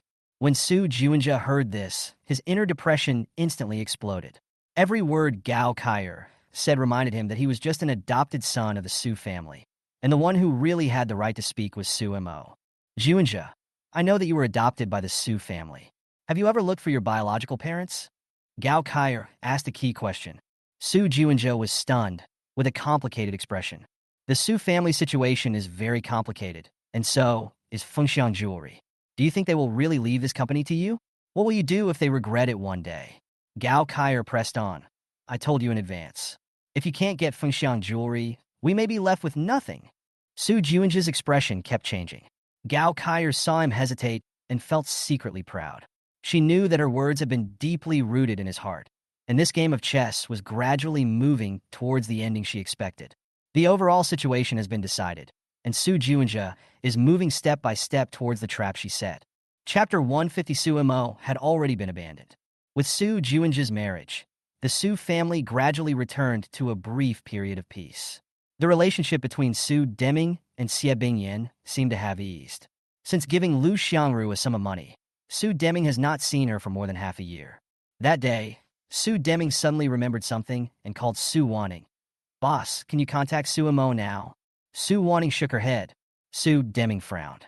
"The succession of Fengxiang Jewelry has not been decided yet. Su Kong is making the final sprint. I am worried that something unexpected will happen. The successor must be determined. Su Mo doesn't want to come back." Su Wanting said lightly. "Whether he is willing to come back or not, Fengxiang Jewelry has to be handed over to him. I can only feel at ease when I hand it over to him." Su Deming said in a firm tone. Su Wanting was silent for a moment and then said, "We, Juinja and I, can also take over. We don't necessarily have to have him come back." Su Deming shook his head. "This is different. Fengxiang Jewelry is the ancestral property of the Su family. Even if I agree, Grandpa and Grandma will not agree. Juinja is not suitable. Only Su Mo is the best choice. If you can contact him, I want to meet him. Su Wanning's voice trembled slightly. That Su Mo can't be saved. He doesn't want to come back at all. Su Deming sighed softly. How can there be hatred that cannot be resolved? If it really doesn't work, I will go find Hong Wan. She can contact him.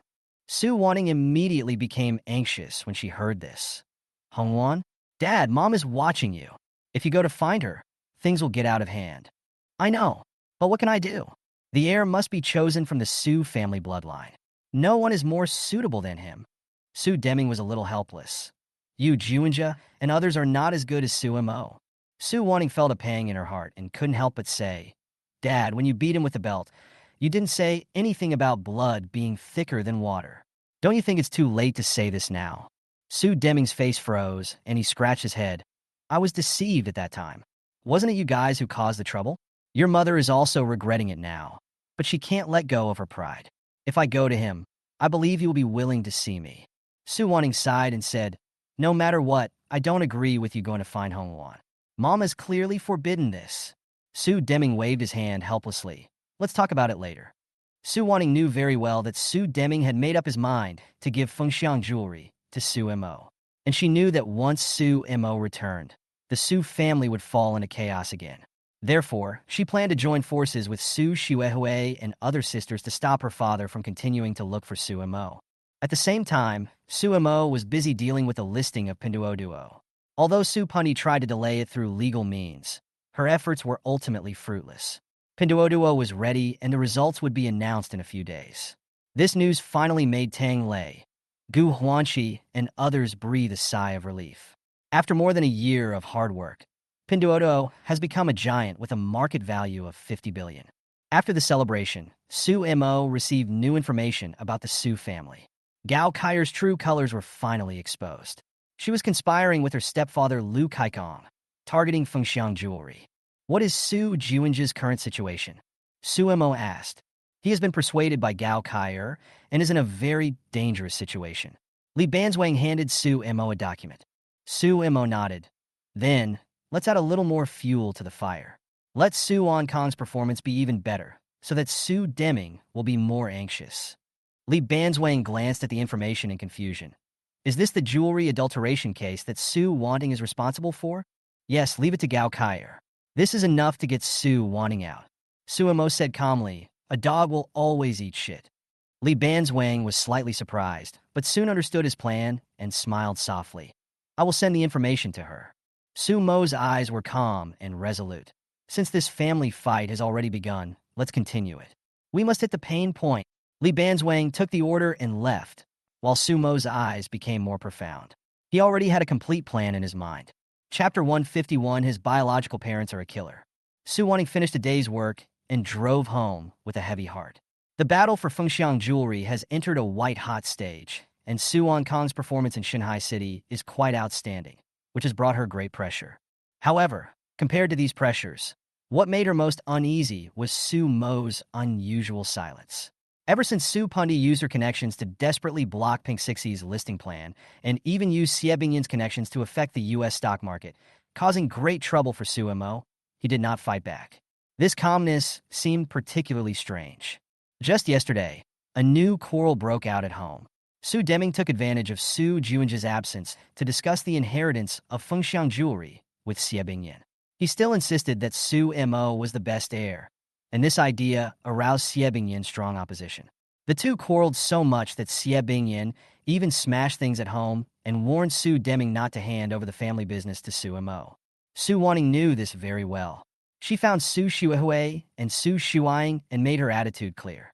Giving Fengxiang jewelry to Su Mo is the biggest mistake. We can't let him come back. Once Fengxiang jewelry falls into his hands, it will definitely be destroyed. Su Xuehui was silent for a long time, then walked to the window with a sad look on her face. Sister, is it really irreparable? We have done so many wrong things to him. Can't we even give him this little chance? I'm sorry. Su Wanting shook her head, her tone firm. We can't let our emotions get in the way of major issues. Su Mo is no longer suitable to return to this family. Su Shuei didn't say anything else. She just felt that this decision was too cruel to Suemo. He was once the hope of this family, but now he was ruthlessly excluded.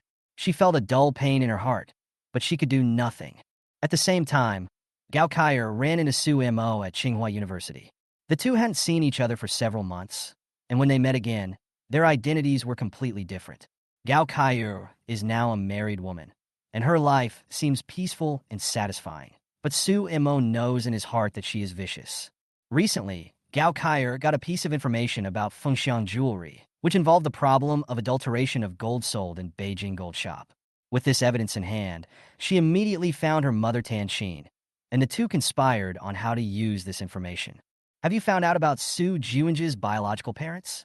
Tanqin asked coldly. I found out, but I haven't told him yet. This is the final trump card. Gao Kaier replied. Tanqin nodded with greed in her eyes. Then let's hold off for now and wait until we get a portion of the profits from Fengxiang jewelry. Gao Kaier planned very carefully.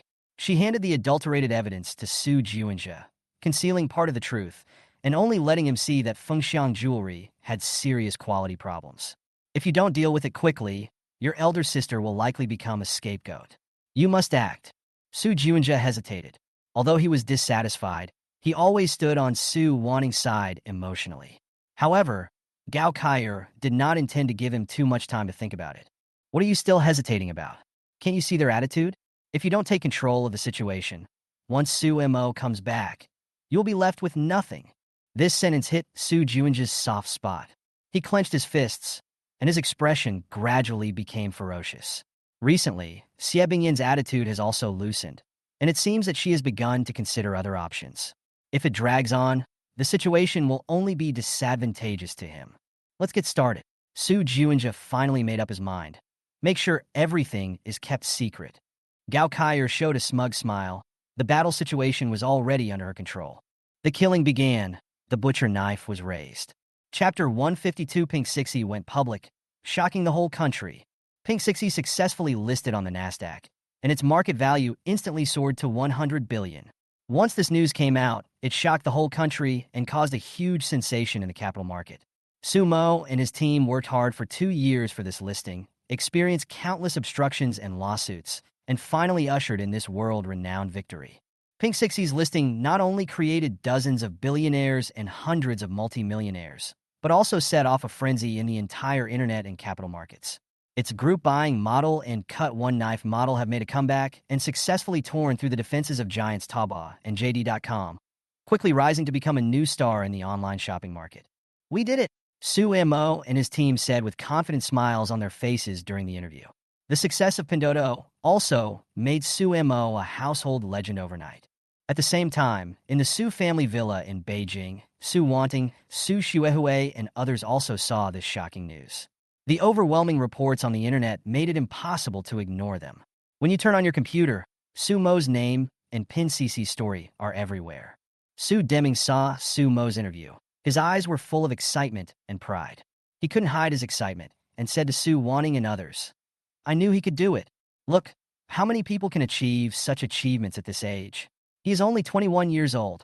This is a true genius. He became more and more excited as he spoke, as if he saw the glorious prospect of Su Mo becoming the future ruler of the Su family. As long as Su Mo comes back, he can lead the Su family to glory. The Su family has an energy group. Why must it be given to my eldest brother? Why can't I, Su Deming, do that?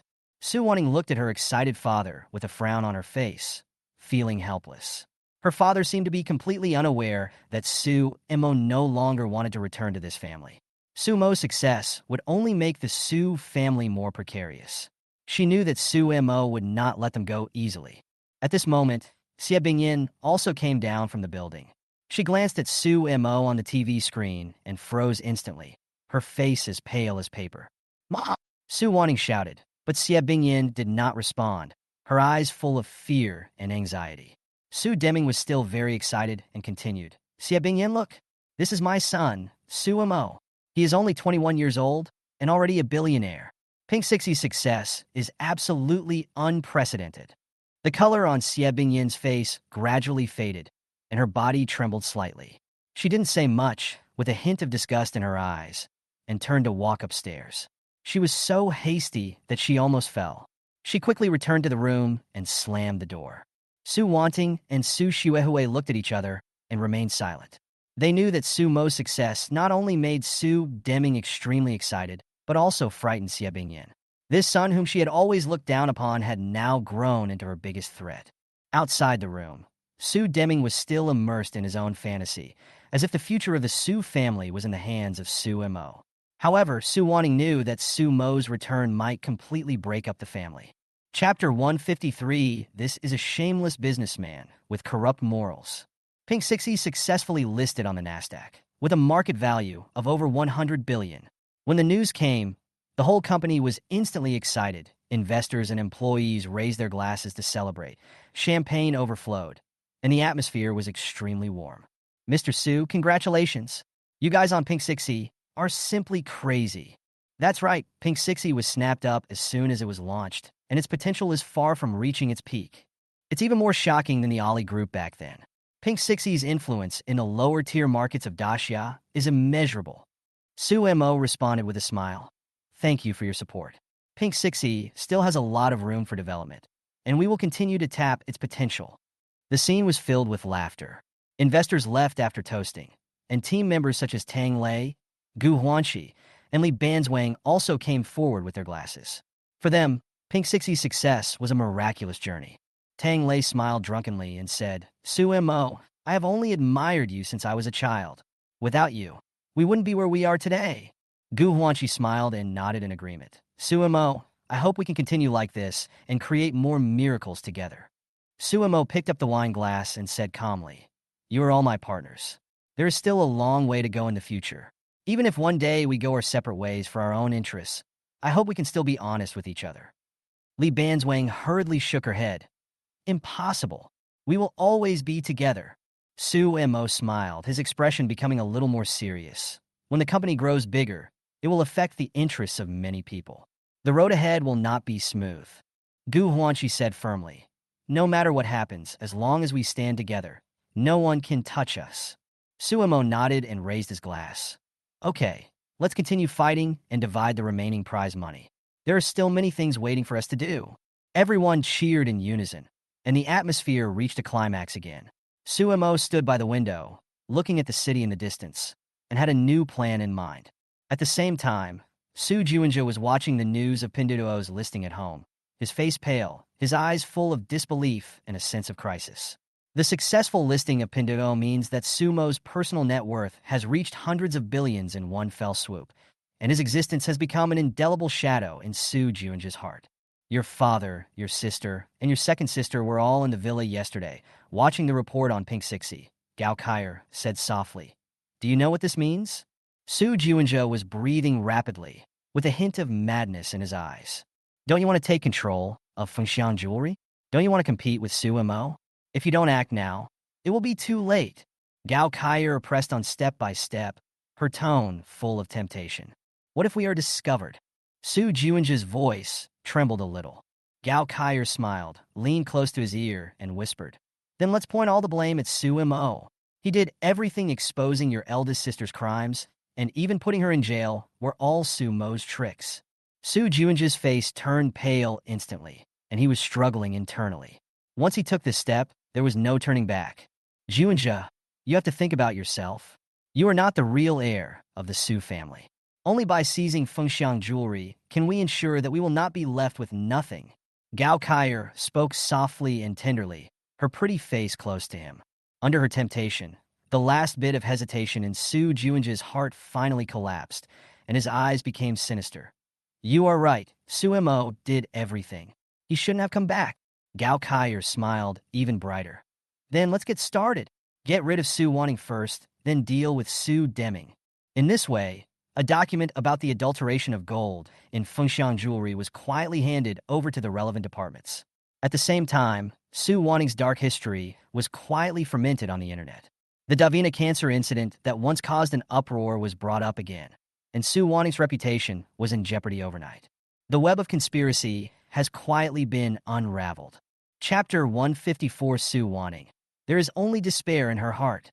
The first time Davina got into trouble, Su Wanting cleverly avoided all accusations. At that time, Although a patient had cancer, Davina successfully calmed the incident by bribing the patient and blocking the news. Suemo also only retaliated slightly and did not pursue the matter to the end.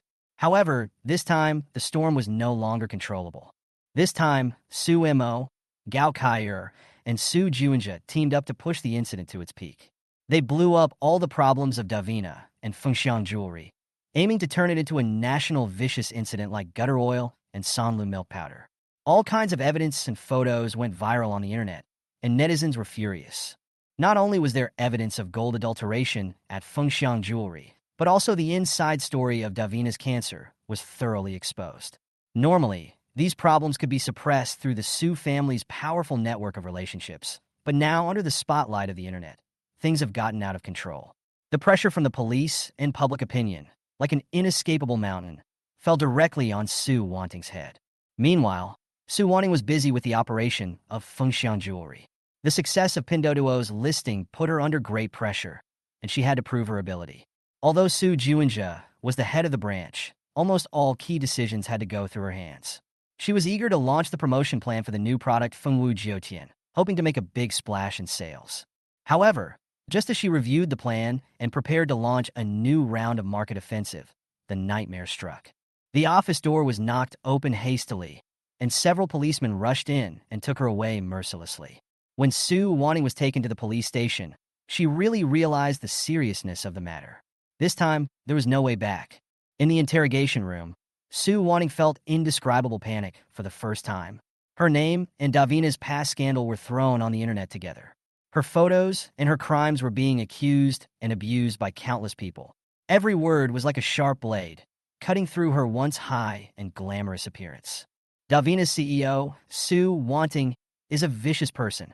She deceived consumers, caused cancer, and continued to adulterate Fengxiang jewelry. This kind of businessman should be sent to jail. The comments on the internet were like a tide rushing towards her, and countless people at the police account, demanding immediate and severe punishment. The police did not dare to neglect and quickly opened a case against her. That night, Su Wanting was locked up in the detention center, feeling hopeless. The night in the detention center was quiet, with only moonlight shining through the iron window. She sat in the empty room and thought about the conversation Su Juanja had with her before. Sister, this was done by Suemo. He is the only one who knows about Davina, and he exposed all the evidence. This incident is too big.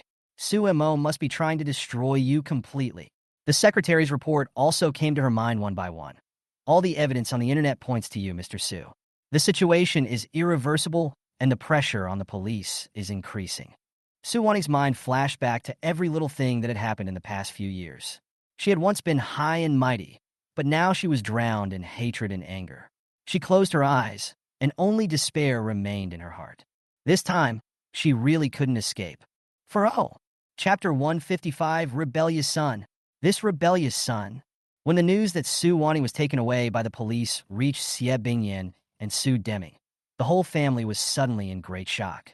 Xie Bingyan could hardly believe it and was stunned for several seconds before she reacted and hurriedly called her brother Xiejun. Although Xiejun is a major general in Beijing, and his military rank is not particularly high, his position in Beijing is quite important. He was also quite surprised when he received Xie Bingyan's call. However, Xie Bingyan did not explain her predicament in detail. After hanging up the phone, she quickly made several calls to other members of the Xie family.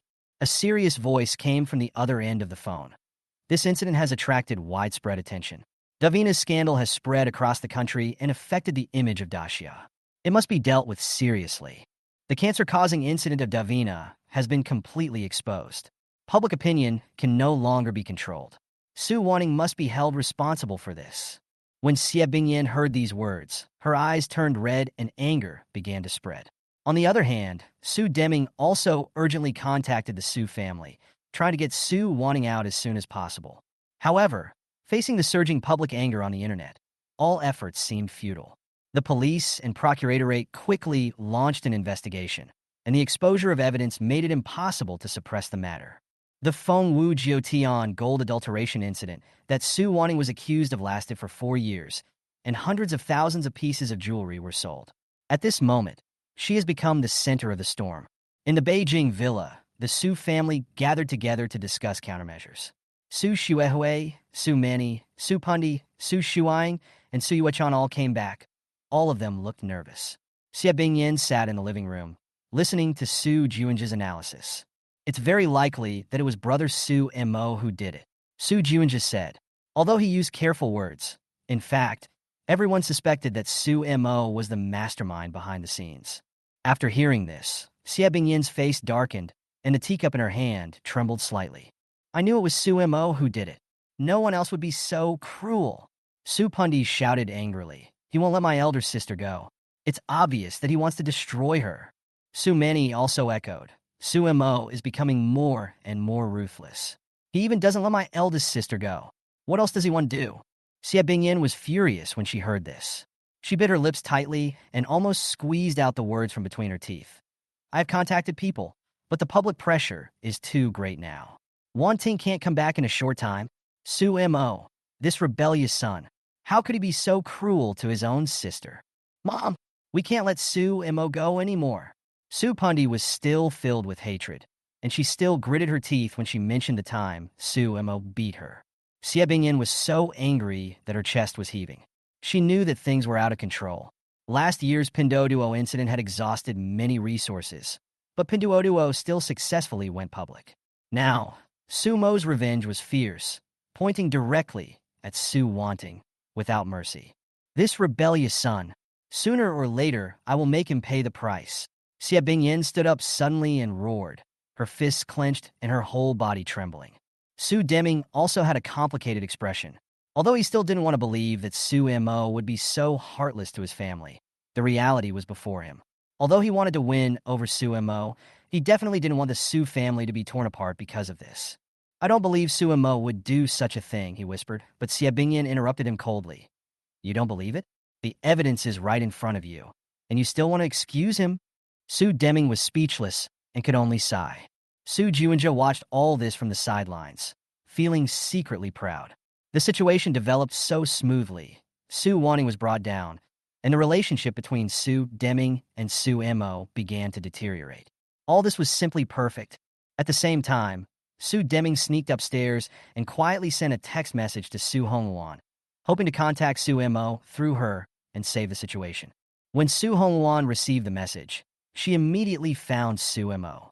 After reading the message, Su Mo smiled and said, You can reply like this, but the condition is that Hongluan joins the Su family's household registration. Is that so? Su Hongluan was a little surprised. Yes, that's it, Su Mo said with a smile. All right, for O. Chapter 156. For the Su family, Su Wanting is going to be abandoned. When the news came that Su Wanting was detained in the detention center, the Su family was thrown into chaos. It had been 2 days, and her family had visited her one after another, but neither Xie Bingyin's connections nor Su Deming's efforts had helped her get out on bail. The atmosphere in the detention center was depressing, and Su Wanting's expression became even more silent, as if she had lost all her fighting spirit in an instant. Today, Su Shuang came to the detention center with a heavy heart. Seeing Su Wanting still sitting there without saying a word, with empty eyes, Su Shuang felt nervous. She knew that her elder sister's heart had been shattered by the reality. Sister, you can't go on like this. Su Shuang whispered to comfort her. Su Mo has become too powerful. The market value of Pink Sixie has expanded so much that the CF family can't deal with him easily. He now has a strong team around him, and even invited a former Chief Justice to serve as the manager of the legal department. The situation is very unfavorable to us. Su Wanting still did not respond, but just stared blankly ahead, as if all this had nothing to do with her.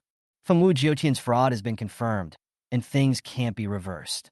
Su Shuang continued, her voice becoming heavier. Dad has considered launching an internal investigation, trying to blame this crisis on a few corrupt elements and protect the company from being implicated. But someone has to take responsibility. She said it veiledly, but Su Wanting understood what she meant. In order to save Fengxiang Jewelry, she was chosen as a sacrifice. The company wanted to put all the blame on her to calm the public's anger. Su Wanting's heart suddenly sank. Once upon a time, she was the pride of the Su family and the helmsman of the company. However, now, her father, family, and even the entire company have pushed her to the forefront, leaving her to bear the consequences alone. All her achievements have become nothing at this moment. Sister, Su Shuang said softly. No matter what, we will be with you. But now that things have come to this, you must cheer up. Su Wanting slowly turned her head and looked at Su Shuang with a trace of despair in her eyes. Her silence seemed like she was unwilling and helpless to her entire fate. For the Su family, she had resolutely given up Su Mo and chose the interests of the family. But now, she was ruthlessly abandoned. Su Shuang sighed softly. She knew what her elder sister was thinking. However, she was powerless to change the reality. The two looked at each other for a while, and Su Shuang stood up and left. Before leaving, she whispered again, "If you have anything to say, tell me at any time." At this time, the atmosphere in the Su family villa was still full of gunpowder. Xie Bingyan was almost crazy. Su Mo's request to let Lu Hongwan join the Su family's household registration and obtain the right to divide the property in equity was like a sword piercing her heart. Is he crazy? He wants that bastard to join the Su family? No way. Xie Bingyan roared in anger, her emotions almost out of control. As long as I'm alive, there's no way I'll let her in. Su Deming looked at his wife in front of him with a gloomy face. What about Wanting? She is still in the detention center. Do you plan to let her stay there forever? Xie Bingyan was furious and yelled at Su Deming frantically.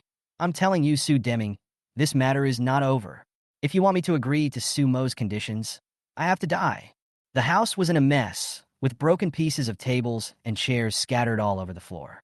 Su Shuang walked in and saw the scene before her. She could only sigh helplessly. This family had been torn apart, and Su Mo, this time of revenge, obviously left no room for maneuver. No one can deny that all this has already exceeded everyone's expectations. Chapter 157, The Su Family, seems to be beyond salvation.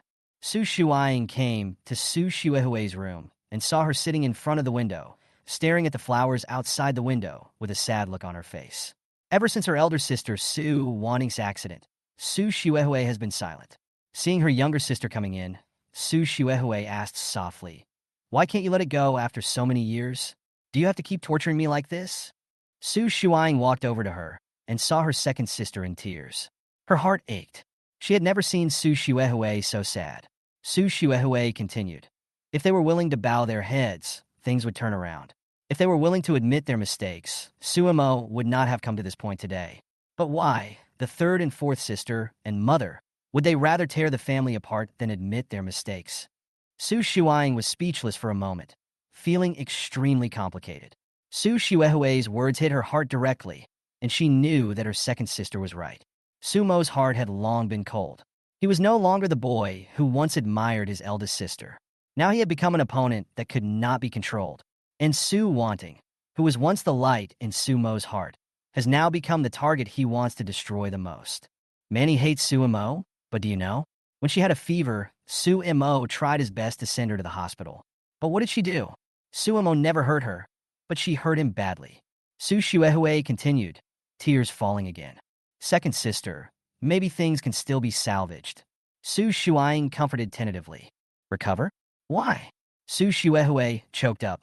Mom never really cared about Su Mo. She never treated him as her own child. Now Su Mo is just giving them a taste of their own medicine. He wants them to know what it feels like to be abandoned. Meanwhile, the situation on the other side gradually became tense. Su Juanja and Gao Kaier conspired constantly, trying to keep their positions in Fengxiang jewelry by throwing dirty water on Su Wanting. Su Juanja was exhausted. His eyes were bloodshot, but his heart was full of dissatisfaction with Su Deming. Although his father patted him on the shoulder to express his satisfaction, Su Juanja sneered in his heart. He knew that the real heir in his father's heart was always Su Mo, and he was just a temporary substitute. Gao Kaier and her stepfather Lu Kaikong plotted a bigger plan to make Su Deming lose trust completely. The stepfather said coldly, "If you want to stabilize Fengxiang jewelry, you must first draw the fire to Su Deming. As for Su Wankong, just kill him and make him lose his competitiveness forever." Gao Kaier was slightly stunned, realizing that they were about to embark on a road of no return. As the plan unfolded, the fate of the Su family hung in the balance. At this moment, the rift within the Su family had become deeper and deeper, and everyone was about to face irreversible destruction. Su Shuang hugged Su Xuehui tightly, tears falling silently. She felt despair in her heart. The Su family was really beyond help. Chapter 158, Waiting for a Group of People Who Will Definitely Come. The murderous intent in Lu Kaikang's eyes was fleeting. Gao Kaier's face changed slightly, and she wanted to say something. But at this moment, a younger brother came in and whispered to Lu Kaikang, "Boss, someone just sent a message saying that Su Mo, the general manager of Pink Sixie, wants to meet you, and he invited you through the people of Ali Group." Hearing this, the whole room fell silent. Lu Kaikang frowned. As a gangster, he always kept a low profile and rarely appeared in public. And why would Su Mo, a rising star in the business world worth hundreds of billions, suddenly want to meet him? What was even more strange was that they had no intersection at all. Gao Kaier was also confused and said hurriedly, "I have never mentioned you to Su Mo, let alone your relationship with the Ali Group. Dad, don't act rashly. Su Mo is too difficult to deal with. If you touch him, you will only destroy yourself." Lu Kaikong took a deep breath, lit a cigarette, and fell into deep thought. At this time, the younger brother continued. Su Mo sent someone to bring 2 messages. The first sentence is, "The Su family wants to see you very much." Lu Kaikang's eyes narrowed when he heard this, and his face gradually became colder in the smoke. "What about the second sentence?" he said in a low voice. "The second sentence is, Gao Tinggu, Lu Xiaolu, and Su Mo invite you to dinner." As these words fell, the air in the room seemed to freeze. Gao Tiangu and Lu Xiaolu. This was the family information that Lu Kaikong tried hard to hide, and it was little known. Now, Su Mo mercilessly laid it out on the table. Lu Kaikong was silent for a moment, then put out the cigarette in his hand, his eyes sharp. "It seems that Su Mo already knows everything about us." He turned to look at Gao Kaier and smiled slightly. "You have a good eye. This Su Mo is indeed extraordinary." Gao Kaier remained silent, feeling a little uneasy. She knew that this was not just a test from Su Mo, but a direct threat. "Let's go. No matter whether it's the Hongmen banquet or the dragon's lair or the tiger's lair, I have to go and see it." Lu Kaikong said coldly and decided to go to the appointment. At the same time, Su Mo was sitting in a high-end restaurant outside Peking University and Tsinghua University, waiting for some people. He was in a good mood. The success of Pinduoduo's listing allowed his plan to proceed smoothly. The next step was to give a warning to those who were plotting against Su's assets. He turned to look at Su Hongwan next to him and said softly, "Hongwan, follow Sister Huanqi as a secretary during the summer vacation to experience the work. I hope you can be as good as possible and be admitted to Peking University and Tsinghua University in the future." Su Hongwan smiled and nodded, with anticipation glittering in her eyes. "Brother, I will definitely work hard." While they were happily talking, Xie Bingyin, Su Manny, and Su Xuehui walked into the restaurant. Su Mo smiled and raised his hand to signal them to sit down. "Now, we can talk about Hongwan joining the Su family. I said a few years ago that Hongwan should have the right of inheritance and the right to divide the property." Xie Bingyin's face suddenly darkened, and the air was instantly filled with gunpowder. Chapter 159, you're talking about retribution? Whose retribution will it be in the future? The Su family has been anxiously looking for Su Mo for several days, especially Su Deming and Xie Bingyin. Su Wanning is still in the detention center and cannot come out. The Su family visited her several times and found that Su Wanning was in a very bad state. She was like a puppet, with empty eyes, and seemed to have lost her vitality. Su Deming felt that the blow from Su Mo was unbearable, and Xie Bingyin had been resentful of Su Mo for a long time. So she decided to come forward and solve the matter personally. Today, Xie Bingyin finally found Su Mo with her family and bodyguards. She was planning to make a scene, but when she saw the burly bodyguard standing beside Su Mo, she had to calm down. She knew that Su Mo was no longer the weak boy he used to be. His value had soared, and he was no longer someone she could easily threaten. Su Mo sat leisurely at the dining table. When he saw them, he had a faint smile on his face. "Sit down, let's have a good chat." Xie Bingyin stared at him with gritted teeth. "Su Mo, you've done enough. You forced your sister into the detention center. Are you satisfied? What do you want?" "It's really rare for you to calm down and talk to me," Su Mo sneered, his tone frivolous. "But I see a few more white hairs in your hair, don't you? You will eventually grow old. Your waist will be bent, and your teeth will fall out. By then, how much of your arrogance will be left?" Xie Bingyin's face turned pale, and her body trembled slightly because of his cold words. "Afraid?" Sumo's voice was low, but with a hint of amusement. "I didn't expect that you would be afraid. Think about it. When will you die?" Seeing this, Su Manny stood up angrily. Su Mo, are you crazy? How can you talk like that? Su Mo stared at her coldly. Do you know that I have looked down on you since childhood, Manny? You live like a joke.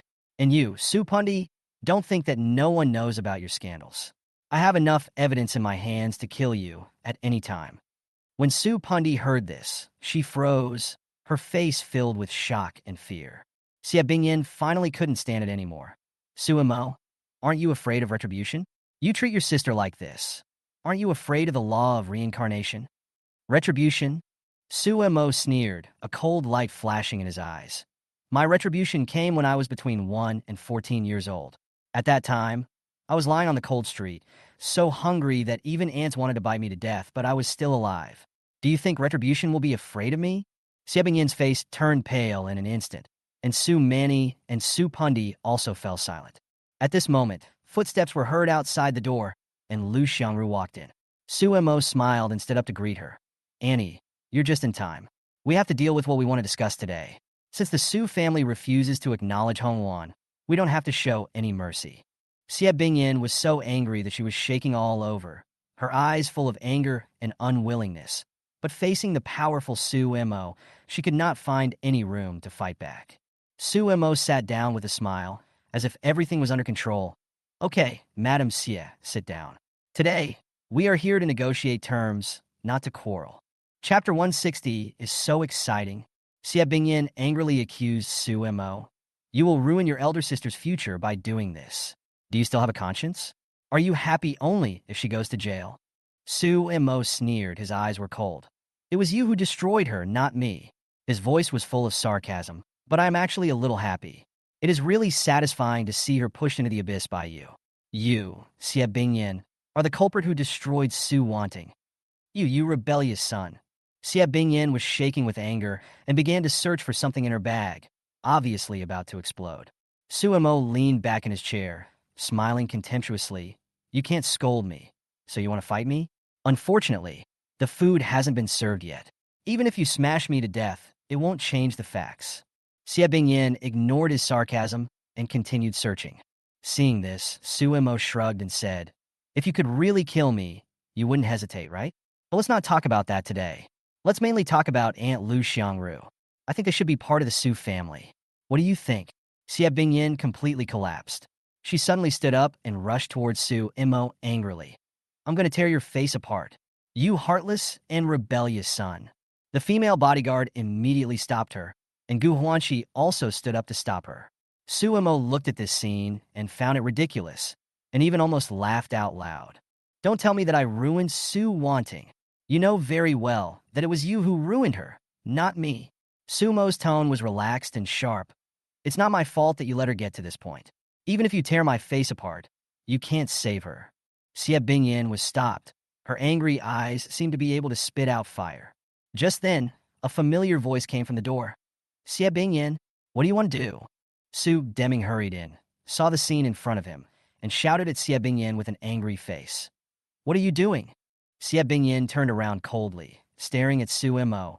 Her voice became unusually cold. You are no longer my son. Su Mo chuckled. Finally came to his senses? Xie Bingyin sneered. I do have a son, but it's not you. My real son is smarter and better than you, and he will never be as heartless and ungrateful as you. Oh, so outstanding. There was a hint of disdain in Su Mo's voice. Yes, he is 10,000 times better than you. You will always be a waste, a debt collector. Su Mo shook his head and said calmly, What you said is really wonderful. Xie Bingyin was extremely angry and continued to roar. You think you can do whatever you want? I tell you, even if I am old, my son is still here, and you are nothing. Su Deming tried to smooth things over. Don't listen to her, Su Mo. You will always be a part of the Su family. Enough, Su Deming. Xie Bingyin suddenly sneered. He thinks he can threaten me? Impossible. My son will always be better than him, and he is just a failed evil ghost. Su Mo stood up while laughing. What do you want from me? We don't need you. Su Manny also said coldly.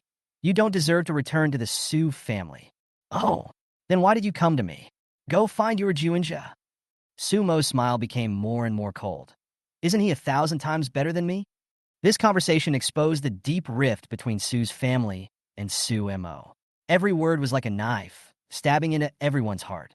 Sumo's coldness and Xie Bingyin's despair intertwined into a silent fight, and the rift in the family could no longer be bridged.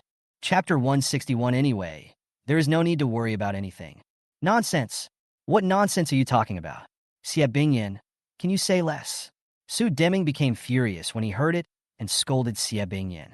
Xie Bingyin stared at him coldly, her eyes wild and sharp, and did not continue speaking. Seeing that she didn't speak, Su Deming turned around and apologized to Sumo. Sumo, don't be angry. She has been going crazy recently. No matter what she says, you have the blood of our Su family in your body, and no one can change that. You can give her the identity of Aunt Lu Xiangru, right? After all, I promised her a long time ago. Sumo looked at him expressionlessly. This? Su Deming hesitated for a moment and looked at Lu Xiangru and Su Hongwan. Lu Xiangru and Su Hongwan also looked at him, wanting to hear what he had to say. In fact, over the past year, Su Deming didn't dare to see Lu Xiangru and Su Hongwan because he was being held down by Xie Bingyin and he couldn't move. As soon as he had this idea, Xie Bingyin would tear him apart, so Su Deming only dared to contact her briefly by phone. Now, there was no way to solve this problem. Sumo, you have to understand, it's not that I don't want to give it, but the current situation is... Su Deming didn't continue. Sumo was looking at him with a half smile and a mocking look on his face. The current situation is that there is only one way to solve it. I think it is natural and right. Sister Hongwan, you can't always be living outside. Now that she has grown up, she will return to the Su family and gain a status in the Su family. There is no doubt about it. As for some people's opposition, why bother with her? Sumo said, Sumo, do you really have to do this? Do you really have to make the Su family a mess? Su Manny yelled when she heard this. Since an adopted son who has no blood relationship with the family can be registered in the Su family and be protected by the Su family, then why can't a daughter with Su family blood be registered? This is very unfair in itself. I suggest that Sister Hongwan get the due status tomorrow. Sumo didn't even look at Su Manny. When these words were spoken, everyone was shocked and fell silent. Su Deming was silent for a while, then said with a wry smile, Sumo, if you insist on doing this, I'm afraid the Su family will no longer be the Su family. I have never wanted to. Su Wanting can't come back. Sumo interrupted him. Besides, you guys are also very strange today. Sumo looked at him and smiled, and suddenly pointed at Xie Bingyin. This one, she came to me to showing off how filial, obedient, and well-behaved her adopted son is. Is he really that obedient and well-behaved? Do you all think that what Su Wanting did was done by me? Who else could it be if not you? Su Manny said angrily, pointing at Sumo and cursing. Sumo, you have already ruined my elder sister's career and future, and you want to ruin her life too. What on earth do you want to do to let my elder sister go? Okay. If you all think it's me, then it's me. Since you are so powerful, just solve it yourself. Why are you coming to me? Sumo was not angry. I came here just to tell you. I accept your relationship. Xie Bingyin took out a piece of paper and slapped it on the table. Sumo took a look and saw that it was the severance letter he signed 4 years ago. Xie Bingyin, are you crazy? Su Deming was shocked. I'm not crazy. I came here today to tell him clearly. He can't flatter as much as Juinjia. He is a devil who collects debts, and he can't flatter as much as my son. What if he admits it? What if we break off relations? I will make sure he has no place in the Su family. Xie Bingyin roared with a ferocious look on her face. Pa. As soon as she finished speaking, Sumo clapped his hands violently. It should have been done a long time ago. It should have been done 5 years ago. Sumo said with a smile, taking the paper and taking a look at it. You all saw it. You all heard it. She admitted it herself. I didn't force her. In this case, then things are much simpler. You don't think Su Wanting is the only one who will get into trouble in the Su family, do you? You don't think your other daughters are okay? Su Manny, I even broke my head to save you back then. Do you think you were okay? And Su Pundi. Sumo looked at her with a half smile. If that's the case, then I can let go and do it, right? Anyway, there's no need to worry about anything. You dare. Su Pundi was shocked. Why shouldn't I dare? What can you do to me now? I can tell you now. I have only one goal. To bring down the Su family. Sumo stared at her and pointed at Xie Bingyin. And his precious son. Does she think there is no problem with her precious son? Then just wait and see if there is any problem. Sumo, it's not right for you to do this. Su Deming said hurriedly. You all should say less. Can't you all say less? Xie Bingyan, how long are you going to go crazy? Xie Bingyan ignored him, looked heartless, and turned away. Xie Bingyan, Su Deming shouted hurriedly. Well done. Don't come next time. Sumo laughed and said, please don't do that again. When Su Manny and Su Pundi saw this, they all glared at Sumo fiercely. They didn't intend to continue to argue with him and turned away. Sumo, don't listen to what Xie Bingyan says. Don't take this matter seriously. Don't take this letter of severance seriously either. Let's talk about the current problem first. We are all family. There is nothing we can't overcome, Su Deming said, turning around. Come on, we can't get over this matter now. Sumo didn't believe him at all. If you want to solve Hongwan's problem, we can try to solve it, but you need to give us some time. Su Deming hurriedly advised. The Su family is gone. The Su family is doomed to fall apart. Sumo saw the waiter bringing a plate of dim sum, took a bite slowly, and said, Su Deming, you should go back and take care of your adopted son. Your adopted son seems to be very capable. This has nothing to do with Juinja. Really? Doesn't it have anything to do with him? Sumo couldn't help but sneer and took another bite of food. Since it has nothing to do with you, then go. Go back and take good care of yourself. Sumo, actually, Dad hopes you can come home. I hope you can take charge of Fengxiang Jewelry and the Su family. Now your Pin CC is doing well, and you are qualified to compete for the position of the head of the Su family. Next month, I will go back to my home in Shuzhong and discuss the matter of the future head of the Su family with your grandparents.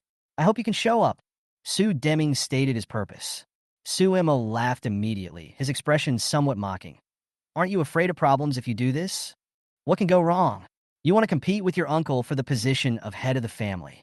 No one objects. Su Deming said hurriedly. Su Deming. Su Deming, you are still as stupid as ever. Forget it. I have nothing to say to you. The Su family has no hope. Sumo began to concentrate on eating. Su Deming's face suddenly turned ugly when he heard this. Sumo, do you want to continue like this? Don't you really want to return to the Su family? Sumo, you have the blood of my Su family flowing in your body. Sumo knocked on the severance letter on the table. Do you have the ability to break off completely with the CF family? This. Su Deming was stunned. Since you don't have the ability, why are you coming here to talk to me? Sumo sneered sarcastically. You'd better get Su wanting out first. Chapter 162, sister. You are not feeling well either. The other side. Things continued to ferment and brew on the internet.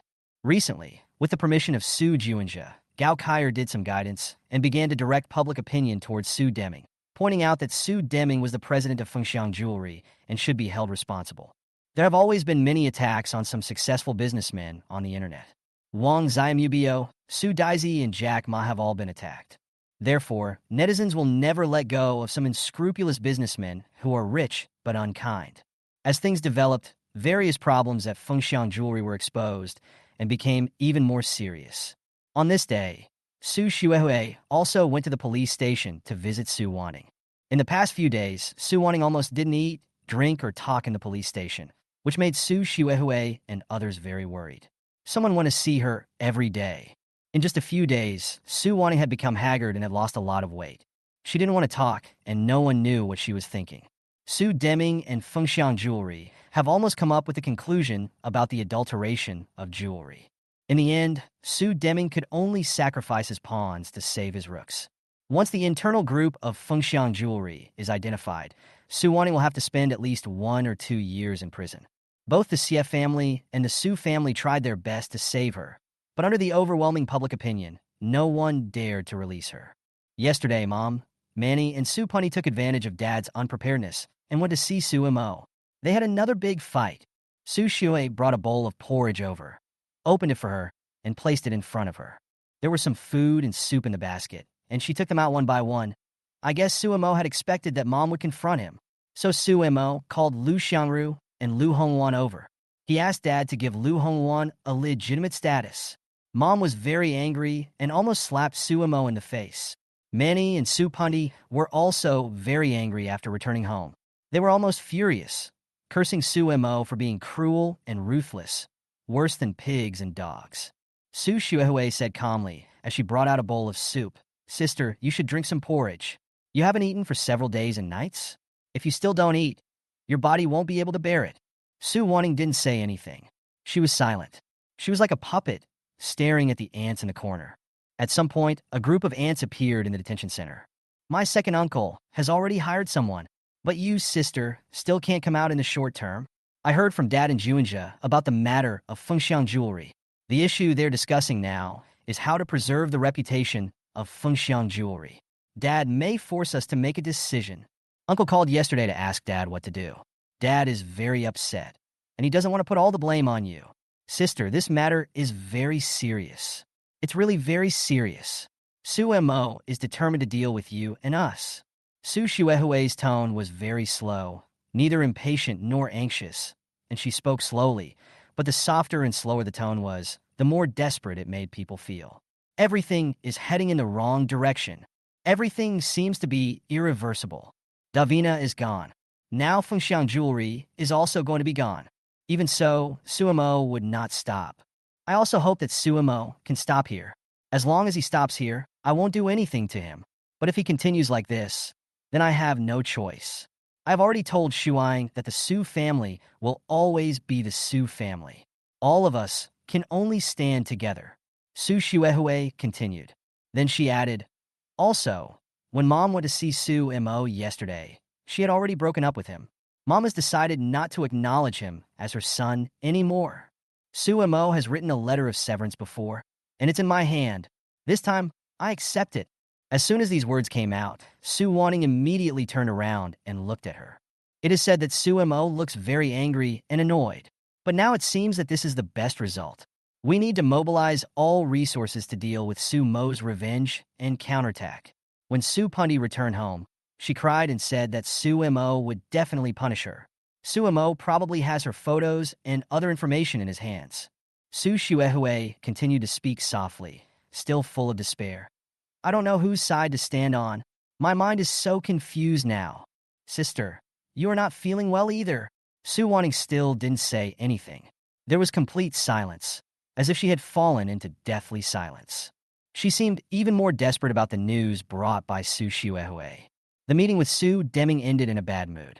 Su Deming had no way to give Su Mo a clear answer.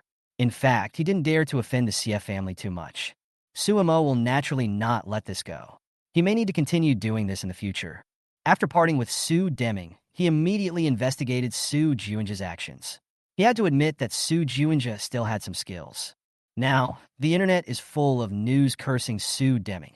Many people are scolding Fengxiang Jewelry as traitorous capital.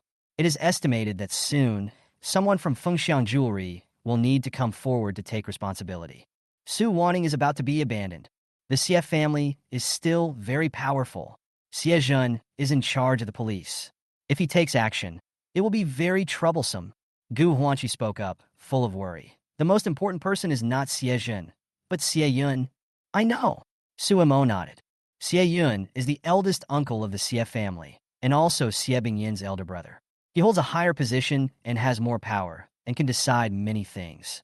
Therefore, Xie Bingyin came here to break up with him today, not to scare Su Mo, but because once the Xie family took action, a lot of big things would really happen. Even though Su Mo has made a lot of preparations, he still cannot compete with a wealthy family like the Xie family in a short period of time. The relationship between Xie Bingyin and Xie Zhen is average. Xie Bingyin has an arrogant and cold personality, and she used to be very incompatible with Xie Zhen. However, Xie Bingyin has a good relationship with her eldest brother Xie Yun, and other elders in the Xie family also dote on Xie Bingyin. Therefore, Xie Bingyin is not afraid at all. Some relationships, once started, will cause serious damage. Lu Kaikong is a chess piece. We must make good use of the people behind Lu Kaikong. Suemo said. Gu Huanqi was shocked. Is there someone behind Lu Kaikong? Yes. Suemo looked at the street in the distance, his eyes immersed. The power behind him is very powerful. Ordinary people don't dare to mess with him. He dares to deal with the Su family because he has some support. But it doesn't matter. We can be more powerful than him. Gu Huanqi frowned. Lu Kaikong is a gangster boss, and he does have some background. But is a gangster boss easy to control? I'm afraid it's not easy. No matter what, I support you. Even if Xie Bingyin wants to make trouble, it doesn't matter. Gu Huanqi said. Okay, Suemo nodded. Now that things have come to this, there is no point in hesitation. Since things have to be done, then do it thoroughly. Hesitation will only lead to more losses. Chapter 163 Sacrifice, Su wanting. Everyone will be fine. On the other hand, for Gao Kaier, what happened in the past few days was not a good thing. She is still helping Su Juinja in promoting the competition for Fengshan jewelry. In fact, they were very successful. Su Wanting was successfully sent to prison and lost the right to dominate Fengshan jewelry. It seemed that Su Deming would not be able to stand for long. Perhaps it won't be long before Fengshan jewelry will completely fall into Su Juinja's hands. The goal seemed easy to achieve, but Gao Kaier was not as happy as she had imagined, because 3 days ago, Suemo suddenly asked Lu Kaikong to meet. Gao Kaier had met Suemo many times, and the two had talked many times, and even some sparks flew. Gao Kaier was indeed a little infatuated with such a successful man, and almost fell into him.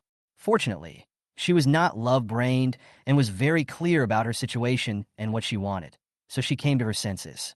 Although Gao Kaier's heart beats faster, and she still feels confused and disoriented every time she sees him, she is still very clear about what she is doing. And now, where does Su Mo stand in this matter? Why did he want to meet Lu Kaikong? Does he know the relationship between Gao Kaier and Lu Kaikong? Gao Kaier suddenly realized that everything she had done might not have been able to escape Su Mo's eyes at all. Perhaps everything she did was done under Su Mo's nose, and Su Mo was always watching them. The feeling of being stared at made Gao Kaier feel uncomfortable all over, as if sitting on pins and needles. For a moment, she didn't know what to do. I have to meet him. I have to talk to him. It would be best if he could meet me, Gao Kaier said hurriedly in her heart. Things have progressed to this point, and only by meeting Su Mo can we determine whether we need to continue doing this in the future. After all, Su Mo is Su family's biological son, has a blood relationship, and is also one of the future heirs of the Su family. If Su Mo knew what they were doing and tried to stop them, they would be doomed. This is definitely not a joke. Since Su Mo has been keeping an eye on them, it is very likely that he has a way to deal with them. As a person who started from scratch and became worth hundreds of billions in just a few years, Gao Kaier dared not look down on others. In fact, the power behind Su Mo might be much larger than she imagined, not to mention that he could also use people from the Xie and Su families. Once it starts, not to mention her, even Lu Kaikong will have to retreat. Could it be that you are the mastermind behind this? Could it be that you are the manipulator behind the scenes? Gao Kaier suddenly thought of something and couldn't help but feel frightened. She just received a message that Xie Bingyan and Su Mo met and had a big fight. And what they're doing seems like they're just playing house. No matter what Gao Kaier thought, the pressure had already been put on Su Deming. Fengshan Jewelry finally needs to make a decision. Today, Su Bohin personally flew from Shuzhong to Xiahai City, and his nephew Su Ankong also came with him. The recent events surrounding Su Wanting have had a huge impact on Fengshan Jewelry, and there is a lot of resentment within the family. Su Deming does control Fengshan Jewelry, but in fact, the elders of the family, both big and small, still own a lot of shares and dividend rights in Fengshan Jewelry. Now that Fengshan Jewelry's interests have been damaged, everyone's interests will be damaged as well. So their opinions were fed back to the Su family, and finally handed over to the head of the family, Su Bohin, who was asked to handle it. So, Su Bohin was forced to fly over to meet Su Deming. There are a lot of opinions within the family. Some people have long said that Su Wanting's strength is still lacking and she can't control a billion-dollar enterprise. After Davina went bankrupt, the families of my third and fourth uncles suffered serious losses, at least several hundred million. They had already given me their opinions, saying that Su Wanting was not capable of doing it. Davina really shouldn't be handed over to Su Wanting. Look at it now. Fengshan Jewelry has also been affected because of her. Su Bohin was wearing a suit and tie, had a beer belly, and was holding a teacup, looking like he had everything under control. Su Deming said nothing, took a puff of a cigarette, and felt worried. Now, we need to make a decision. Do we need to save Su Wanting, or do we need to save Fengshan Jewelry? There is a very loud voice within our organization. Many elders think that since things have come to this point, it would be nothing to let Wanting stay in jail for 2 years. Besides, she won't stay for 2 years. We will try our best to make it a suspended sentence. We want to let Fengshan Jewelry resume normal operations as much as possible. Su Bohin was neither anxious nor impatient. Although his tone was that of negotiation, his meaning was unquestionable. For him, the matter had already been determined. For the greater good, sacrificing Su Wanting is the best choice. Su Deming was upset when he heard this.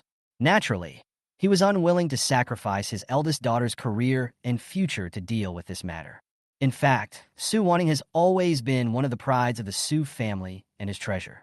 Su Deming has always been proud of Su Wanting, but now he has to sacrifice her, and Su Deming is unwilling to do so. I heard that Su Juinja is doing well. His performance is very strong. He has been working very hard during this period, right? Su Bohan continued. He did not point out that Su Juinja was an adopted son, but the subtext was already reminding Su Deming. I have said a lot about Juinja now. Only the CF family has the final say. Su Deming shook off the ashes from his cigarette and said, "If you have the guts, go and explain things to the CF family." CF family, we have no way to explain it clearly. We need to give the CF family an explanation for what you have done. What is Xie Bingyan's attitude now? Su Bohan asked. For Xie Bingyan, Juinja's identity doesn't matter. She thinks Juinja should be the leader of Fengxiang Jewelry. Su Deming said. Is that so? Su Bohan frowned, his face serious. Besides, in terms of performance, Juinja and Wanting's performance is very good, far exceeding Ankang. Before the accident, Juinja and Wanting should have won. Su Deming continued, emphasizing this matter. You seem willing to hand over Fengxiang Jewelry to Juinja. Su Bohan looked at him. Su Deming choked and couldn't speak. As for the future of Fengxiang Jewelry, he actually has better candidates, but he just can't show them off for the time being. The family is in a mess now, and no one knows what Sumo's future will be like. According to Sumo's current situation, maybe in 3 to 5 years, he will no longer look down on Fengxiang Jewelry. After all, Pinduoduo's current growth rate is extremely terrifying. But thinking of this, Su Deming suddenly raised his head slightly and said to Su Bohan, the position of the Su family's patriarch. Should we also choose an heir? Oh! Su Bohan was a little surprised when he heard it and stared at him with his sharp eyes narrowed. Su Deming fought back. I'm talking about the next generation. You and I are already old. The younger generation has grown up. In any case, you dad, and I should have considered this matter earlier. Su Deming glanced at him, and a hint of pride suddenly flashed in his eyes.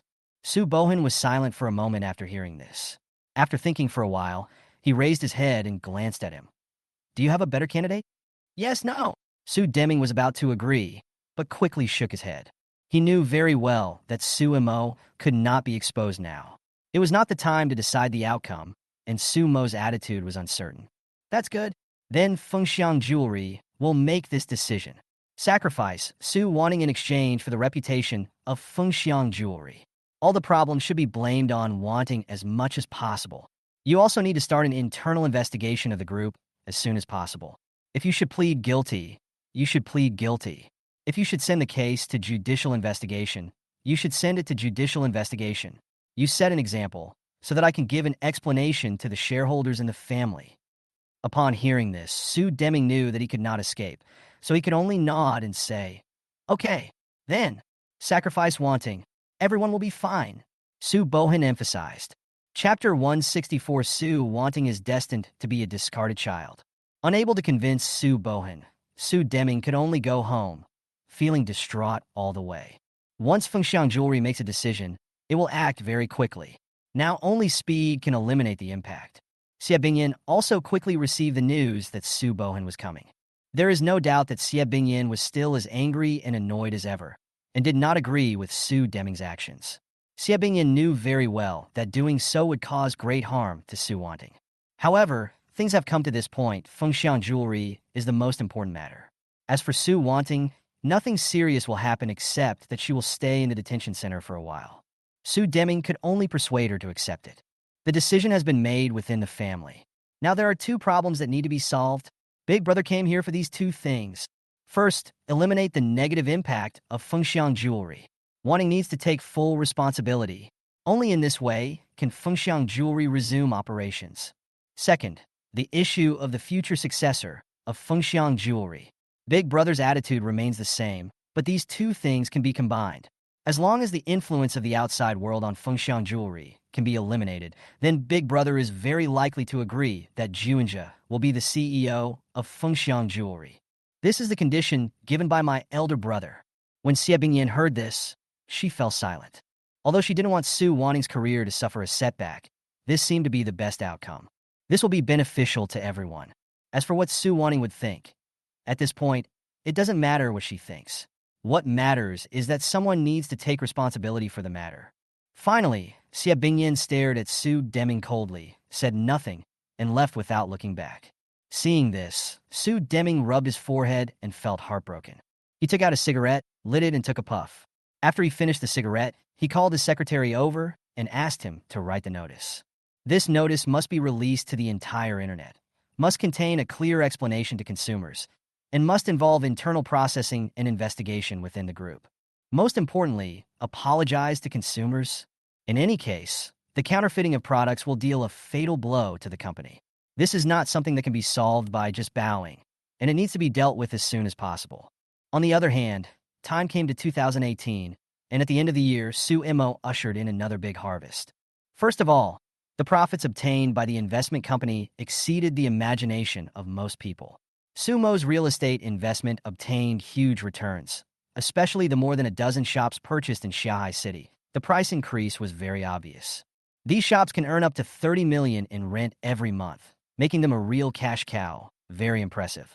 What's more, Sumo not only invests in Shanghai City, he also has shops for rent in Shanghai City and Beijing City.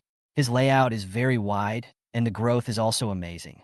Speaking of investment companies, Tang Lei, Gu Huanqi, and the other two couldn't help but admire Sumo's vision. If Sumo hadn't insisted on investing a few years ago, they probably wouldn't have gained any benefits in this regard. The cash cow of real estate is stable, which means that all their businesses have no risk of broken capital chain, which can provide great protection for their careers. In addition, the investment in MiHoYo and other game companies also obtained huge returns. Now the investment company is selling the shares of the game companies. Sumo has ordered that most of the game shares must be cleared before 2020, and only a few major companies will be retained. Because he has already seen that the bonus period of mobile games and PC games has passed. In a later stage, there is not much meaning in investing in mobile games and PC games. It is better to withdraw funds to do other things. Most importantly, the short video business has become very popular. After 2 or 3 years of incubation, Sumo invested heavily in the short video business, optimized the algorithm, and sought senior algorithm talents to join.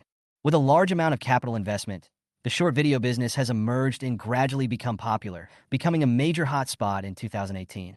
Abroad, the short video company located in Lijiapo has also demonstrated extraordinary power. Currently, short video companies are seeking global financing and need some powerful big capital and big businessmen to join. Only in this way can they continue to grow. Short videos from abroad are becoming popular all over the world. After getting huge profits, everyone was in a very happy mood. Today, Tang Lei went on a date with his girlfriend, and Li Banzwang also went to the classroom for extra lessons. Sumo called Gu Huanqi out, had a meal outside, and then went back to school with her. While eating, Sumo had already seen the notice issued by Fengxiang Jewelry.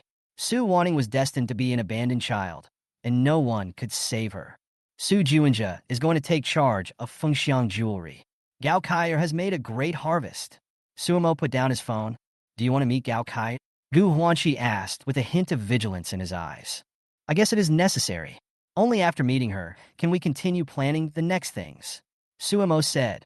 He knew very well that now it was no longer a question of whether he would let the Su family go, but whether the Su family and the Xie family would let him go after Su Wanning got into trouble.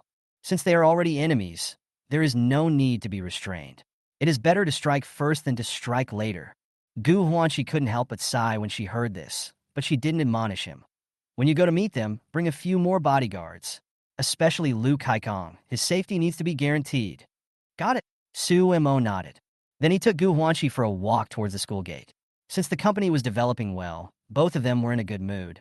In addition, now that Su Wanning's matter has been settled, Sumo's mood is even better, and he chats with Gu Huanqi from time to time about some future planning issues.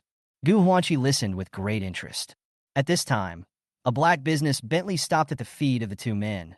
The door opened, and a middle-aged woman wearing sunglasses rushed over and stopped the two men. You are?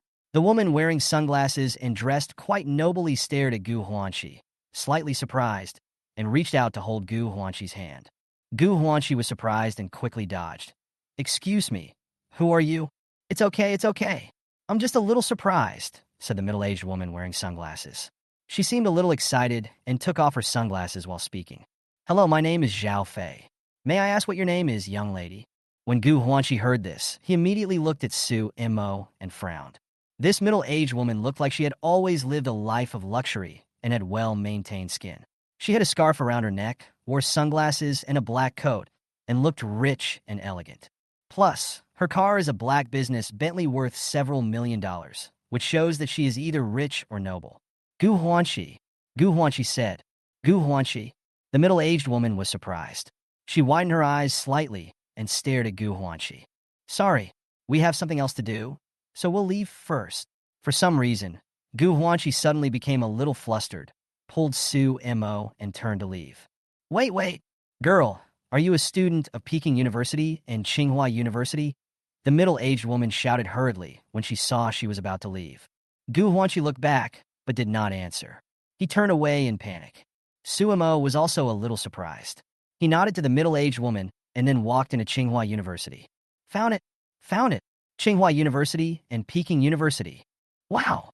Peking University and Tsinghua University. My son. When the middle-aged woman sighed, her eyes turned red and she almost cried. Chapter 165. There are still some means. Everyone was very surprised that Gu Huanqi found his biological parents. Tang Lei and Li Banzwang rushed over to inquire immediately. Gu Huanqi sat inside, looking panicked and a little overwhelmed. A policeman came to ask Gu Huanqi for information, but Gu Huanqi remained silent. Later, the police could only ask Su Mo and others. Logically speaking, the police would not come so quickly. The woman named Zhao Fei was quite capable and directly called the police to investigate. The police quickly found Gu Huanqi's relevant information in the database. Then came the blood test and DNA verification. The later it got, the more nervous Gu Huanqi became, and she looked at Su Mo for help. Su Mo took one look and hurried over to comfort her. Don't worry. No matter what happens, we are always by your side. Gu Huanqi was stunned for a moment, then nodded gently and calmed down. Over the years, they have started their own businesses and weathered many ups and downs, even flying to the Nasdaq Stock Exchange in New York to ring the bell. What has they not seen? Gu Huanqi is responsible for the internal management of Pink Sixy. She has encountered many difficulties and problems, but she solved them one by one and got through them. Facing the current situation, there is really no need to panic. Seeing that she had calmed down, Su Mo and the other two couldn't help but nod. Soon, another police officer came to inquire, and then the middle-aged woman named Zhao Fei came with her people and cried bitterly. The identity of this middle-aged woman has not been investigated yet, but she looks very nice. She is probably from the capital and is quite capable. She also brought a large family with her, and one of her sisters looked very similar to Gu Huanqi, almost as if they were cast in the same mold. Gu Huanqi is a rich lady. The Gu family in the north of the city is a shipbuilding tycoon. They don't build ordinary ships. They build super large ships, warships. Huanqi's background seems to be very important. This Gu family is very impressive. Tang Lei saw some information and exclaimed, "Let's go back and investigate," Su Mo said calmly. Okay, the two nodded. However, Gu Huanqi was not willing to recognize her family and parents for the time being. She refused the recognition ceremony in the room. Now she needed to be quiet and did not want to think about these issues. The middle-aged woman named Zhao Fei and the Gu family also understood Gu Huanqi and did not force her. They just told her that they respected her opinion and that she could come back at any time if she wanted to, and that the door of their home would always be open to her. Her family seemed to be doing pretty well. There weren't many children in the Gu family, only 4 including her. Parents who care about their children should be people who love their children very much.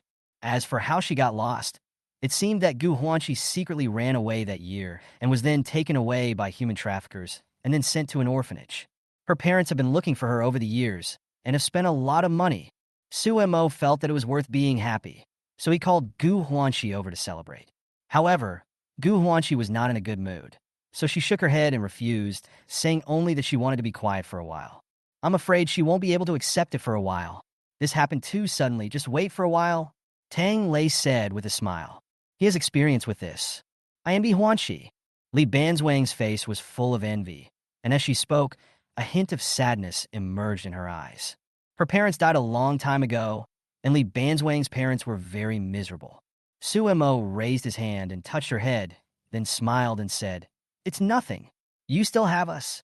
Li Banzwang was startled, then immediately smiled at him and nodded vigorously. "Yeah, she looks like she's enjoying it." While dealing with Gu Huanshi's problem, Su Mo worked. Since the matter of Fengxiang jewelry was almost settled, Su Mo finally decided to go to the detention center. Not to show off. Although he was the one who led this matter, he did not do it himself. He just wanted to talk to Su Wanting about her views on the Su family and the future. Su Mo wanted to send another one in to reunite with her. Su Wanting was obviously very surprised to see him coming. By now, Su Wanting had been locked up for a week. Due to not eating or drinking, she had become haggard and no longer had the glory of the past. She had already changed into prison clothes instead of her favorite suit, and she estimated that she would have to stay in there for a while before she could go home. You didn't seem to expect that this day would come. Su Mo sat on the chair opposite her. Seeing many books in front of her, he couldn't help but smile and said, "It's good to read more books. This way you can calm down." Su Wanting originally didn't want to speak. These days, no matter who came, she remained silent and said nothing. But when Su Mo came over, she was shocked and finally spoke slowly. "You have to protect yourself." Her voice sounded very hoarse, like a traveler who had been thirsty for a long time, probably because she hadn't spoken or drunk water for a long time. "My lips are dry.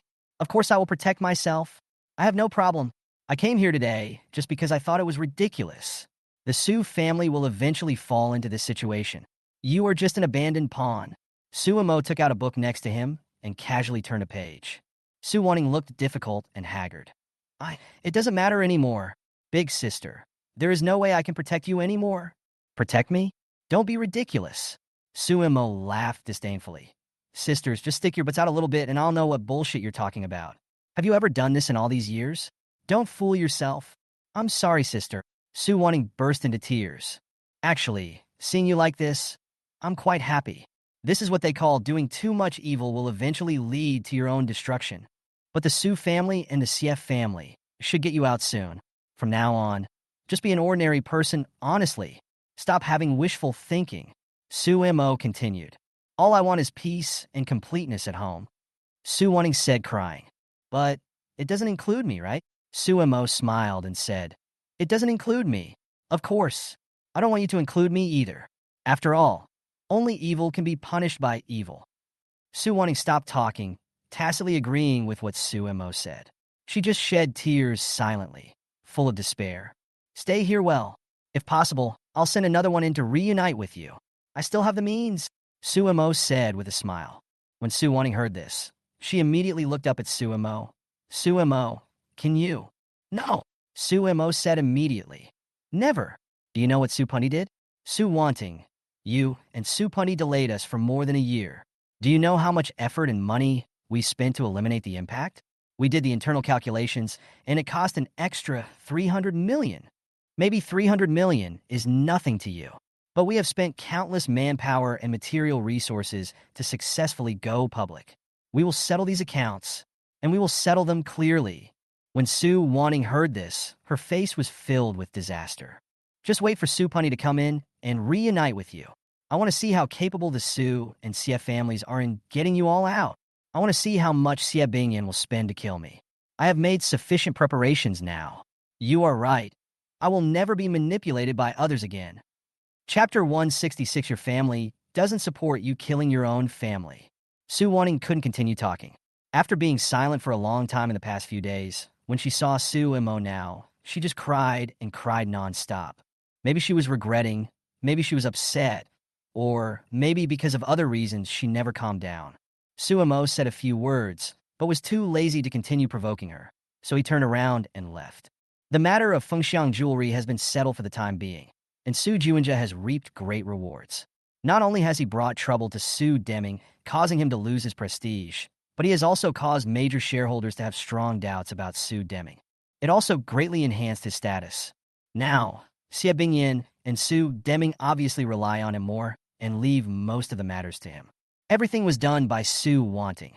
All the bad things were caused by Su Wanting. Su Wanting has now been arrested and sent to prison. Su Deming sacrificed his own family for the sake of justice, which won him forgiveness from some consumers, and the fraud incident was eventually suppressed. Within Fengxiang Jewelry, Su Wanting's charges have already been determined. Not only does she commit fraud, but she is also suspected of multiple crimes including embezzlement. These charges are quite serious, and she is already awaiting trial. When the dust settled, Su Juanja finally had time to come and visit Su Wanting. Together with Su Manny, he brought some words from Su Deming and explained them clearly to Su Wanting. It's the only way. It's the only way. I'm sorry, sis. It's my fault that I don't have the ability. Su Juanja looked helpless. Su Wanting said nothing about this, and once again acted like a puppet. After coming out of the detention center, Sumo quickly returned to the office and got down to work. After being busy for a while, Gu Huanqi brought over a cup of tea and handed it to him. Suemo took a sip. Gu Huanqi has been in an unstable state recently, looking a little absent-minded. It might be the sudden appearance of her biological parents that brought her a great shock. Gu Huanqi actually has no impression of her biological parents. She used to think that her biological parents abandoned her because they favored boys over girls, and she hated them for a long time because of this. But now it seems that is not the case. The Goof family is very rich and is a shipbuilding tycoon who builds warships and owns several shipyards. There are not many families as large as the Goof family in Beijing. Su Mo did not investigate in detail, but after hearing the information brought by Tang Lei and Li Banzwang, he realized that even the CF family might not have as much status as the Goof family. Warships are not something that ordinary people can build, and they are not small tonnage warships, but warships of tens of thousands of tons or even hundreds of thousands of tons. There are only a few shipyards of this kind in the country, and even in the world, there are not many.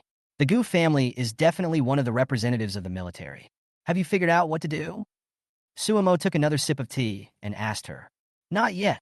Gu Huanqi held the teacup, blew a breath, and took a sip. When you have time, go over and take a look. If it's not suitable, come out later, Suemo suggested. Gu Huanqi paused for a moment, thought about it, and nodded. They checked our files, she said. They will be very surprised, Suemo said with a smile. You started from scratch and have achieved this level. Even if you look across the country, there are only a few people like you. They should be proud of you. Yes. Gu Huanqi had a complicated expression when he heard that. She knew exactly how all this happened. At the beginning, they were penniless and had to take advantage of the storm to resell seafood to earn a few thousand or tens of thousands of dollars. Later, they resold some fruits and ventured into shared bicycles and then slowly grew bigger and bigger. Now, when I think back on the road we have walked together, it was full of hardships and setbacks. They are all people who have truly suffered. Now, they only see my success, but they don't see that I once knelt down to beg. Gu Huanqi said, they didn't see us go to other people's homes to cry for a few dozen or a few $100s to make a living. We cried all day and all night, and finally our voices became hoarse. They also saw us being held down and kowtowed to the dead, and finally our heads were broken. They didn't see these. Suemo couldn't help but smile when he heard this. You have to understand them. They haven't seen it either. We once knelt down and begged at the entrance of the amusement park, crying and begging for a few dollars. Later, we were chased by security guards and wild dogs. They didn't see anything. Gu Huanqi continued. What's the point of them seeing these now? Give me your hand, Suemo said. Oh. Gu Huanqi was surprised and stretched out his hand to her. Suemo took out a bracelet and put it on her wrist. This is for you. Gu Huanqi was stunned. Ah. She hastily pulled her hand back and saw a sparkling diamond bracelet, embellished with gold and gems, which was very beautiful. You bought it for me? Gu Huanqi was a little surprised and unbelievable. The last time I went to New York, I went shopping in the mall with my investors. I happened to see this nice bracelet, so I bought it. It seems to be designed by a French designer, and it has quite a history, Suemo said with a smile. When Gu Huanqi heard this, he didn't know whether to laugh or cry. He probably didn't remember any French jewelry designer. The bracelet was extremely beautiful and was definitely a work of a famous artist. The diamonds inlaid on it are natural diamonds, as well as blue diamonds and some gems, which are very valuable. Why did you think of buying this for me? You wouldn't buy it before? Gu Huanqi was happy. Looking at the bracelet on her wrist, she felt delighted. I thought it would match your wrist, so I bought it. If you go home in a few days, don't tell your family how hard you've been through. We have never treated you unfairly, Suemo said with a smile. Gu Huanqi was immediately delighted, smiling like a flower. No, they won't know. That's good. Suemo smiled and felt relaxed. Guhuanchi was really happy and chatted with him happily for a while before going out. Su Mo processed documents and waited to meet Lu Kaikong. The agreed time has arrived, and we need to deal with the gangster boss first. Only after we have dealt with him can we continue to deal with Gao Kaier. Eat your food bite by bite and walk your road step by step. I want to arrest him. Send someone to arrest him. Why can't we arrest him? Hasn't he violated any law? If he hasn't violated any law, can't we arrest him? Arrest him on some random charge. At Su's house, Xie Bingyan was on the phone, yelling at the person on the other end, furious. Su Shuehui was listening outside and felt as if she was falling into an icy cave. He is not only a descendant of the Su family, but also a businessman, a very successful businessman. How do we catch him? How do we charge him with a crime? You can't just charge him with a crime you want. Arresting people also requires logic and the law. I have no objection if you want to deal with him. But little sister, you have to remember that, after all, he is your biological son. I don't have this son. He is not my biological son. No matter how much you deny it, you can't change this fact. No matter what, your family won't support you killing your own flesh and blood. Chapter 167, what do you think about the stonemasons' union? Frat fighting. Don't you see what he has done now? Now I am not only considering Wanting's problem, but also others, Shuehui, Manny, and Lao Si. Then you should show us the evidence first, instead of making something out of nothing. What other evidence do you need? Why do you need evidence? We don't need any of this to arrest him. You are acting like a shrew now. You can't solve any problems. Being unreasonable will only make things worse. Xie Bingyan, when will you be more rational?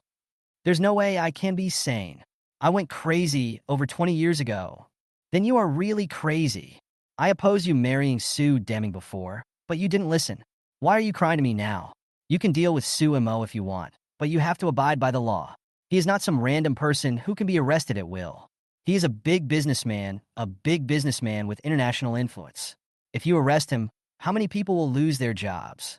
How many people's livelihoods will be affected? How many businessmen will be frightened? Don't always be so self-righteous. What about Wanting? What about the second, third, and fourth children? Su Mo will never give up. Xie Bingyan refused to give in. Let me think of a solution. There's no point in worrying now. Xie Zhen was helpless and felt annoyed. When Xie Bingyan heard this, she immediately hung up the phone, furious. She had to go home. Now, she had to teach Su Mo a lesson, otherwise he thought he could still get away with it. So, what if he is a successful businessman? There are many ways to deal with him. Xie Zhen cannot do it within the system, but that doesn't mean others can't do it. She immediately put on her clothes, picked up her cell phone, opened the door, and rushed out angrily. Mom! However, just as I reached the door, I saw a beautiful figure appear at the door. Who else could it be but Su Shuehui? She seemed to be in tears. Xie Bingyan looked at it and felt upset. She said impatiently, "Put the food in the room first. I'll come back to eat."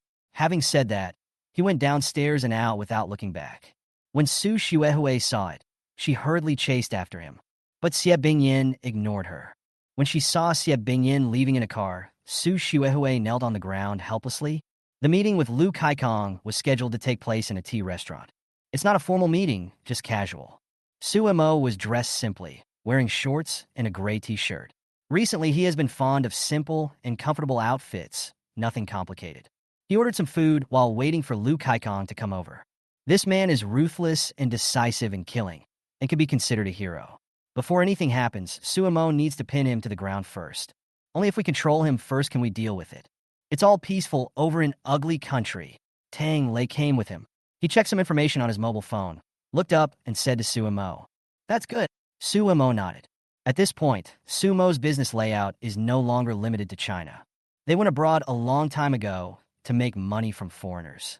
They now have a huge cash flow and can cooperate with some big international capital to produce some very terrifying effects. Su Mo is trying to take his overseas company to the next level. Tang Lei is currently in charge of this area.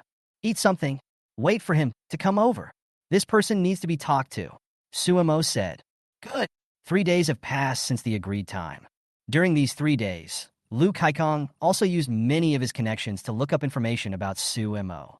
It would be fine if you didn't check. The more you check, the more surprised you will be.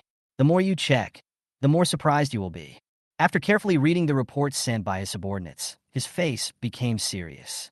This son of the Su family actually grew up in an orphanage. When he was young, he struggled and suffered countless hardships, even having to cry at funerals or beg for money. He has experienced countless human sufferings. However, at the age of 18, he broke with his family and started reselling seafood and fruits. He started from scratch and made 5 billion in just 1 year. This first pot of gold gave him a great boost. He used it to found Pink Sixy, which was successfully listed on the stock market, and his net worth increased to hundreds of billions. There is no doubt that these entrepreneurs who started from scratch and suffered countless hardships are the most difficult to deal with. If it is just a simple startup, then it is fine and does not mean anything. However, if it reaches a scale of hundreds of billions or even trillions of dollars, then it is very scary. This means that this person has a very terrifying sense of smell and skills, and is definitely not just a young man who just graduated from college. This is a report on his investment company. It involves many types of companies. It's very scary. Suemo is a very, very successful businessman. He is definitely not just the son of the Su family or the grandson of the Sief family. When he was growing up, his family hardly provided him with any help. He has connections with large groups such as the Kuka Group and the Ali Group, and his network of contacts spreads abroad. What an amazing person. Lu Kaikong couldn't help but sigh. Looking at Su Mo and Tang Lei, who were eating in the tea restaurant not far away, he said solemnly, "Why haven't you sent him an invitation yet?" "We don't know for now.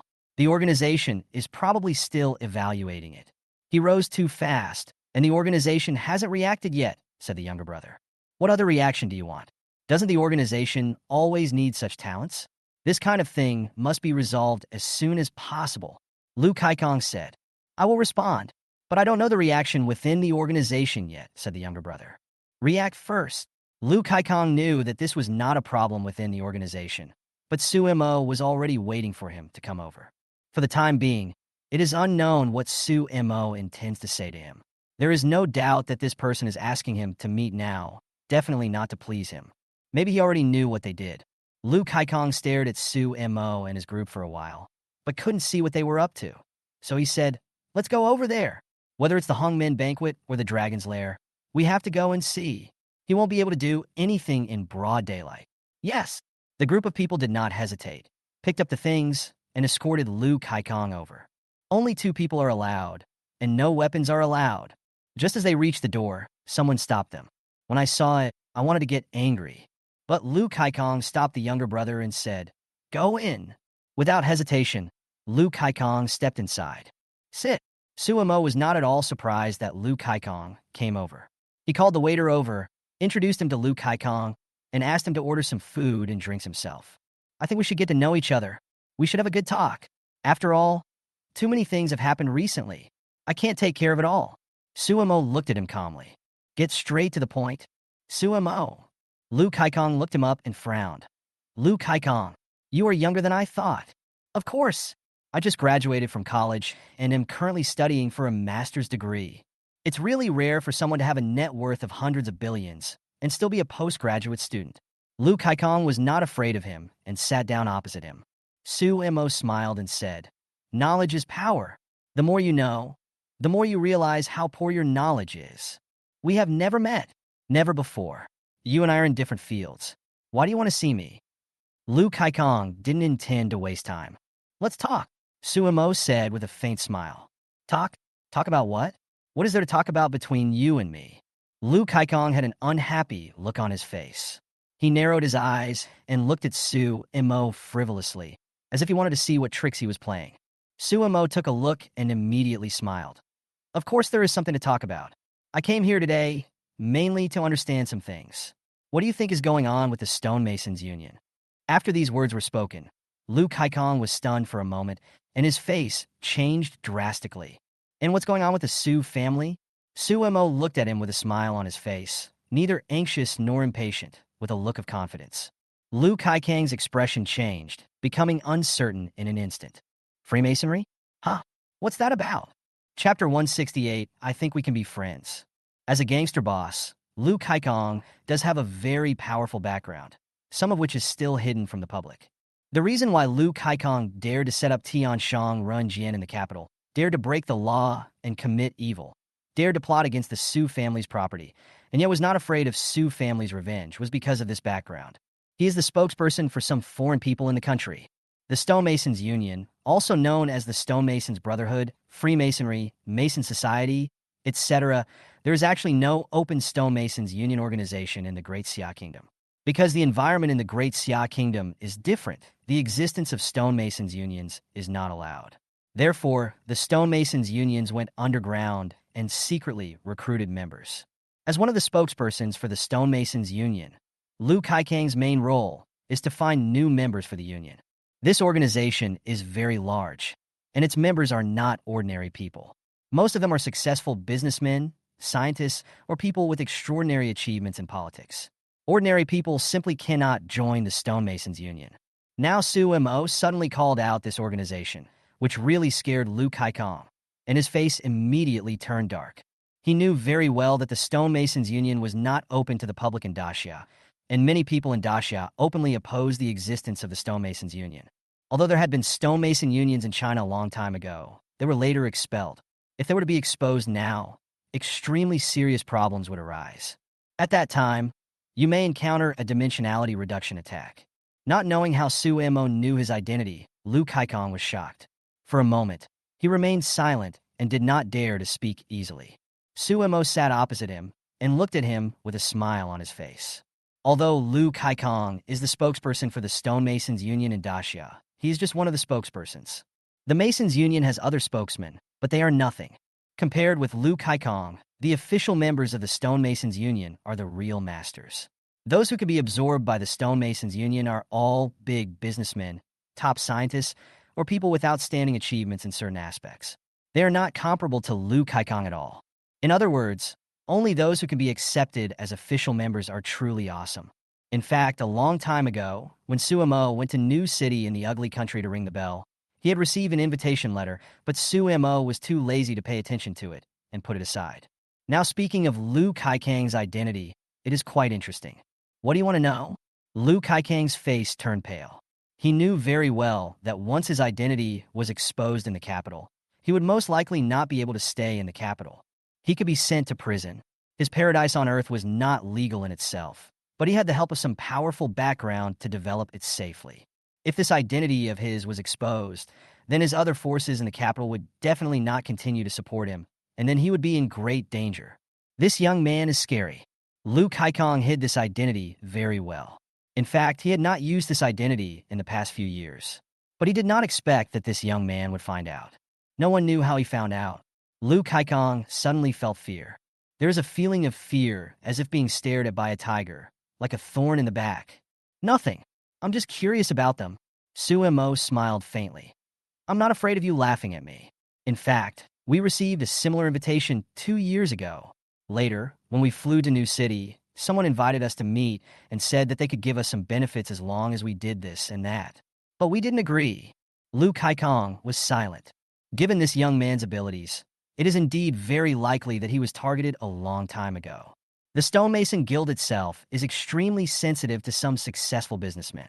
After joining the union, these businessmen will pay a large amount of membership fees to ensure the normal operation of the Stonemason Guild. The Stonemason Guild will also protect these businessmen and provide internal connections within the Stonemason Guild. This is a mutually beneficial relationship. Once you join, it means you have been integrated into the foreign upper class and obtained the admission ticket and invitation letter to the upper class of the Western world. From then on, the capital owned by this businessman can be deployed globally.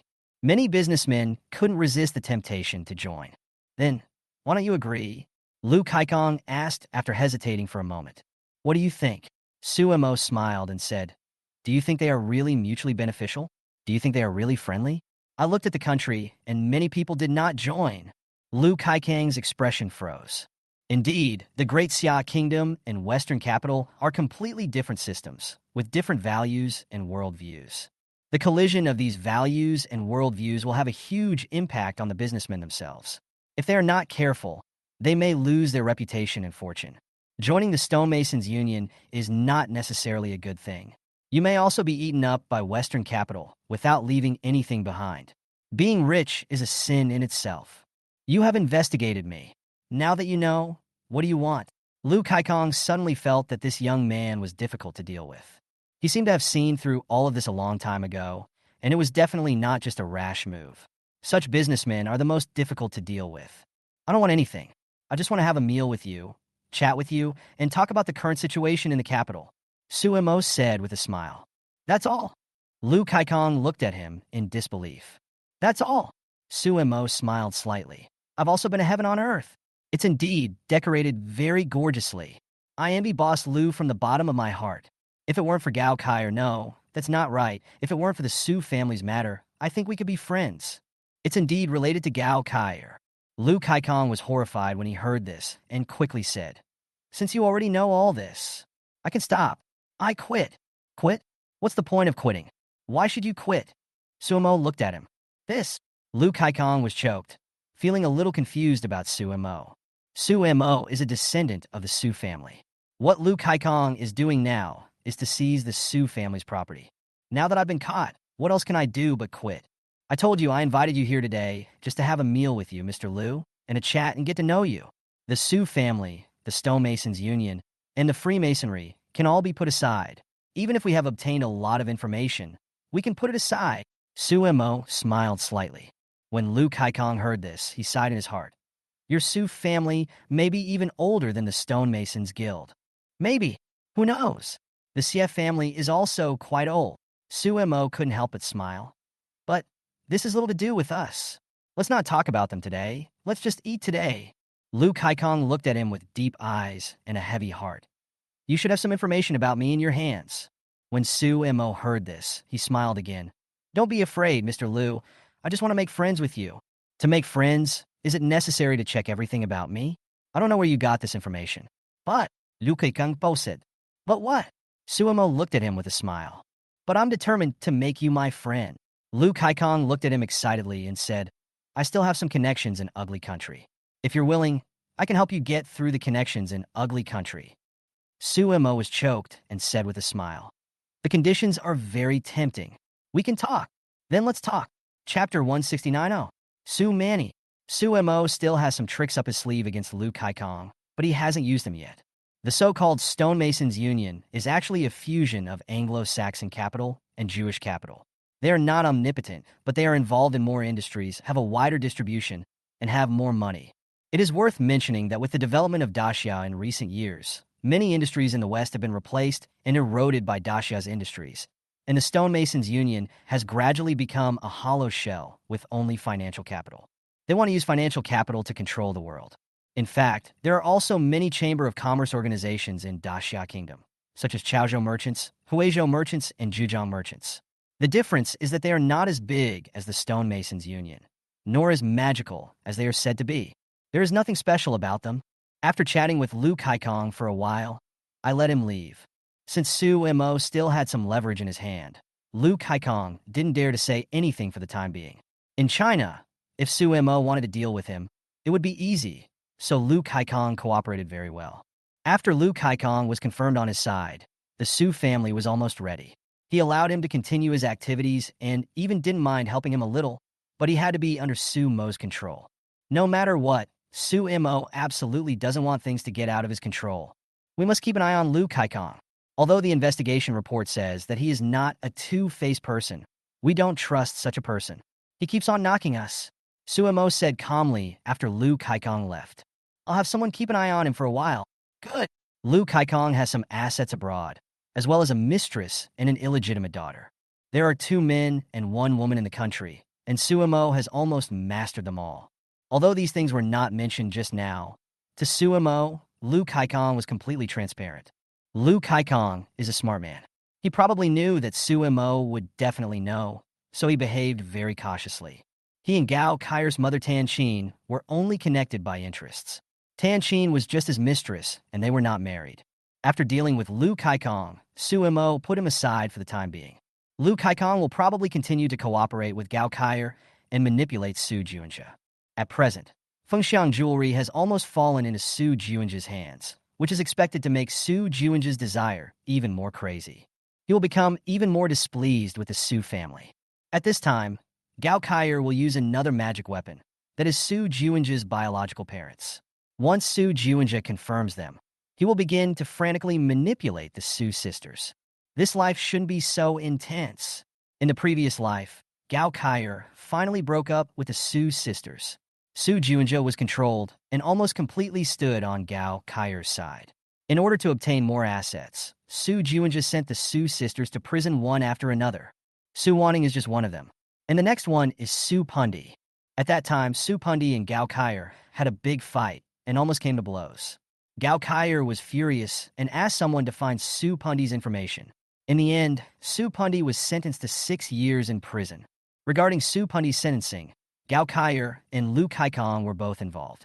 The capital behind both parties even came to blows, and the confrontation was very fierce. After Su Wanting and Su Pundi were sent to prison, some people in the Su family began to wake up, including Su Xuehui, Su Shuang, Su Yuechan, and finally Su Manny.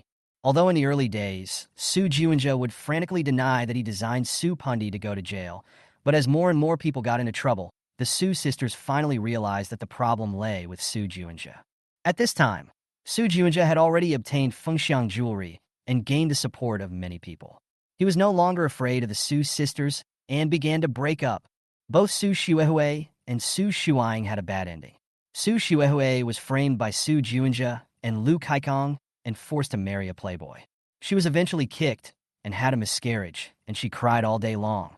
In order to save the Su family, Su Shuang wanted to unite with another family and use their strength to defeat them, but she failed in the end.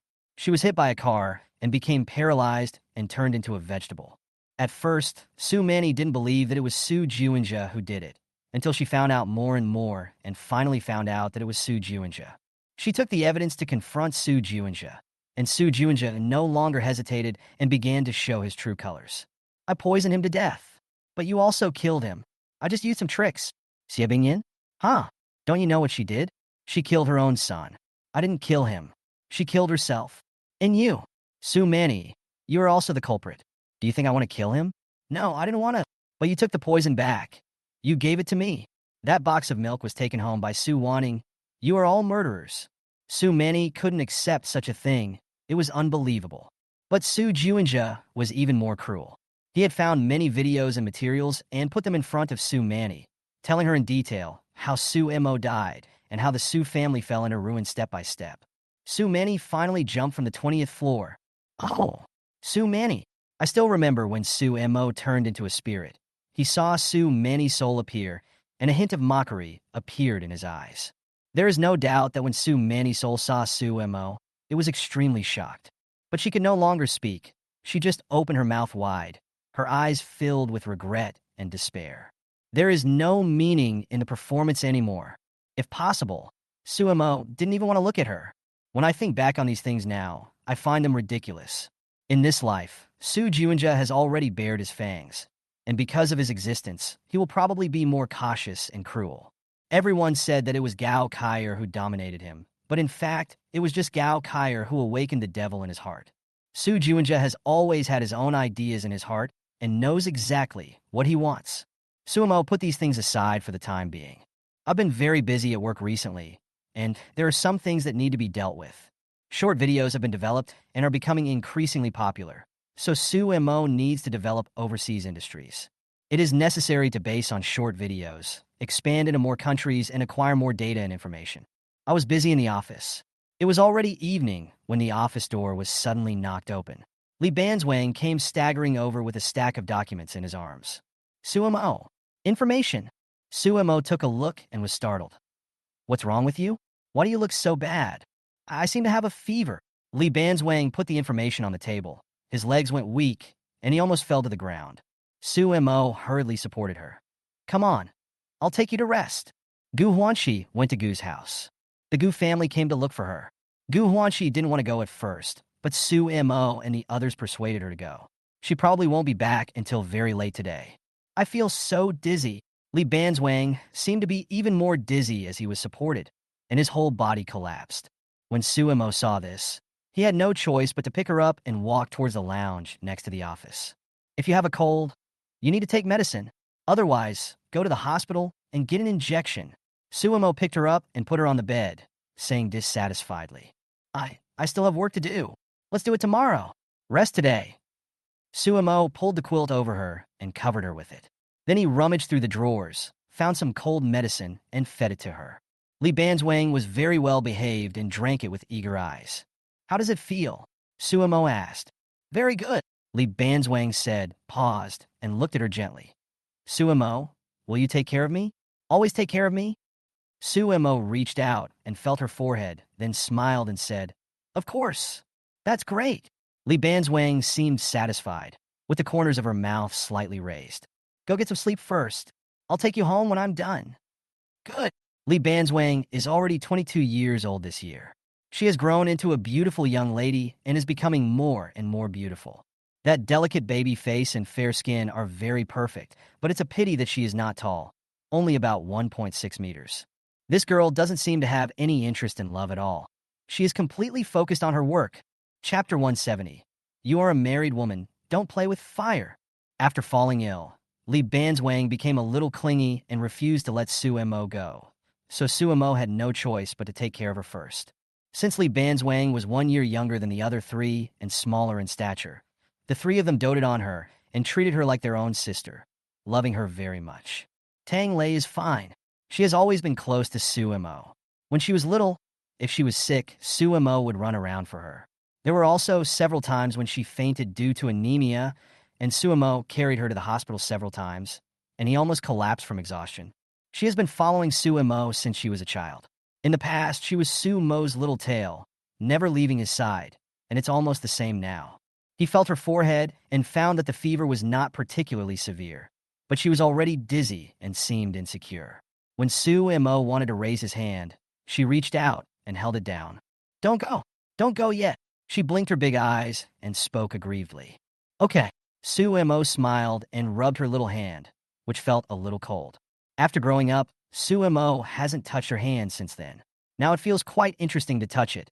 It's white, tender, and very smooth. Li Banzwang seemed to sense him and reached out to hold him, preventing him from leaving. On the other side, Lu Kaikong returned to Tanxin's villa with a serious face. Gao Kaier also rushed back to ask Lu Kaikong. After Lu Kaikong saw Gao Kaier, he sighed. The matter of the Su family can continue. The Su family's parent-child relationship is similar to the investigation. His meaning is already very clear. Gao Kaier's pretty face was solemn. He just left it alone? Not really. He had no other intentions. He asked me to meet him just to warn us. He didn't do anything else. I have to say that this young man is very capable and his ability is very accurate. We really couldn't hide what we did from him. In fact, what we did might have been planned by him behind the scenes. Why did he warn us? Gao Kaier asked. Why? Why don't you ask why he wants to mess with the Su family? What is his purpose? Lu Kaikong looked at Gao Kaier and said, Don't let Su Juanjia know about this. Because once Su Juanjia knows, the whole incident will go wrong. He asked me to meet him just to tell me that it's okay now. Gao Kaier frowned and was silent for a while. Then, should we continue doing this? We can continue with it. Why not?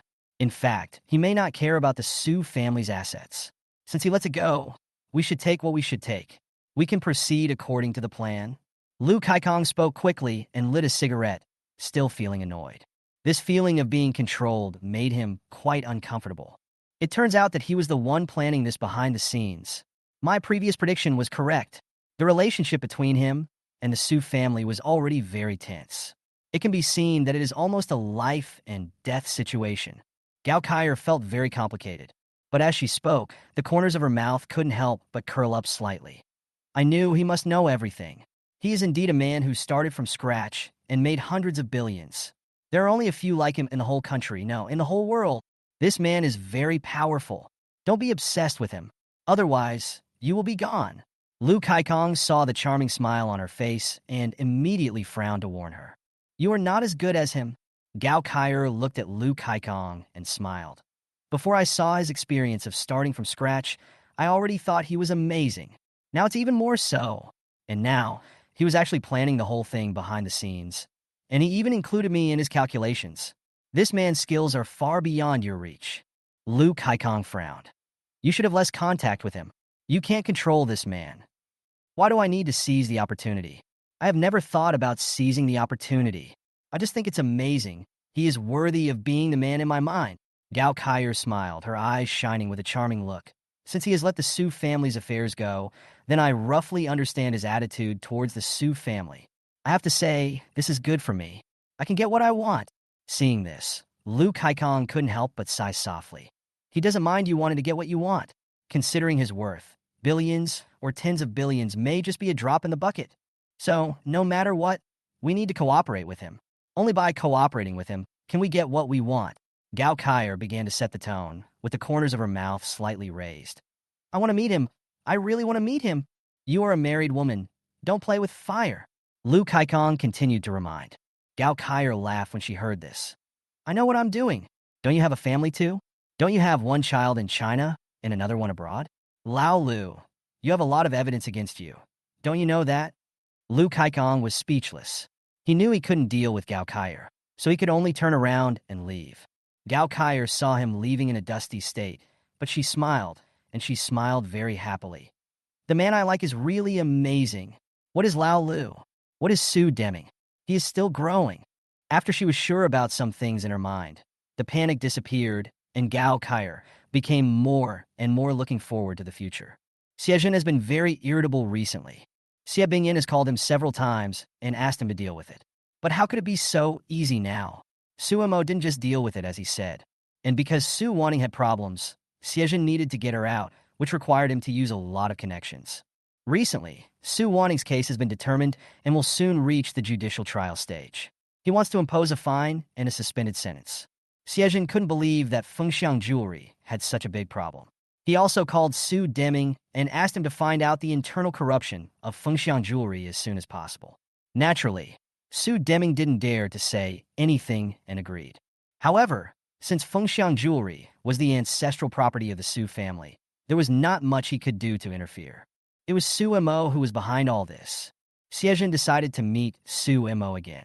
He was afraid that Su Mo would continue to harm the Su sisters. It was necessary to give the Su family a warning or deterrent to make him stop. Xie Bingyan's purpose of coming here today was not just this. She was already furious and was determined to send Su Mo to jail and let him arrest people directly. Xiejun could only patiently reason with her.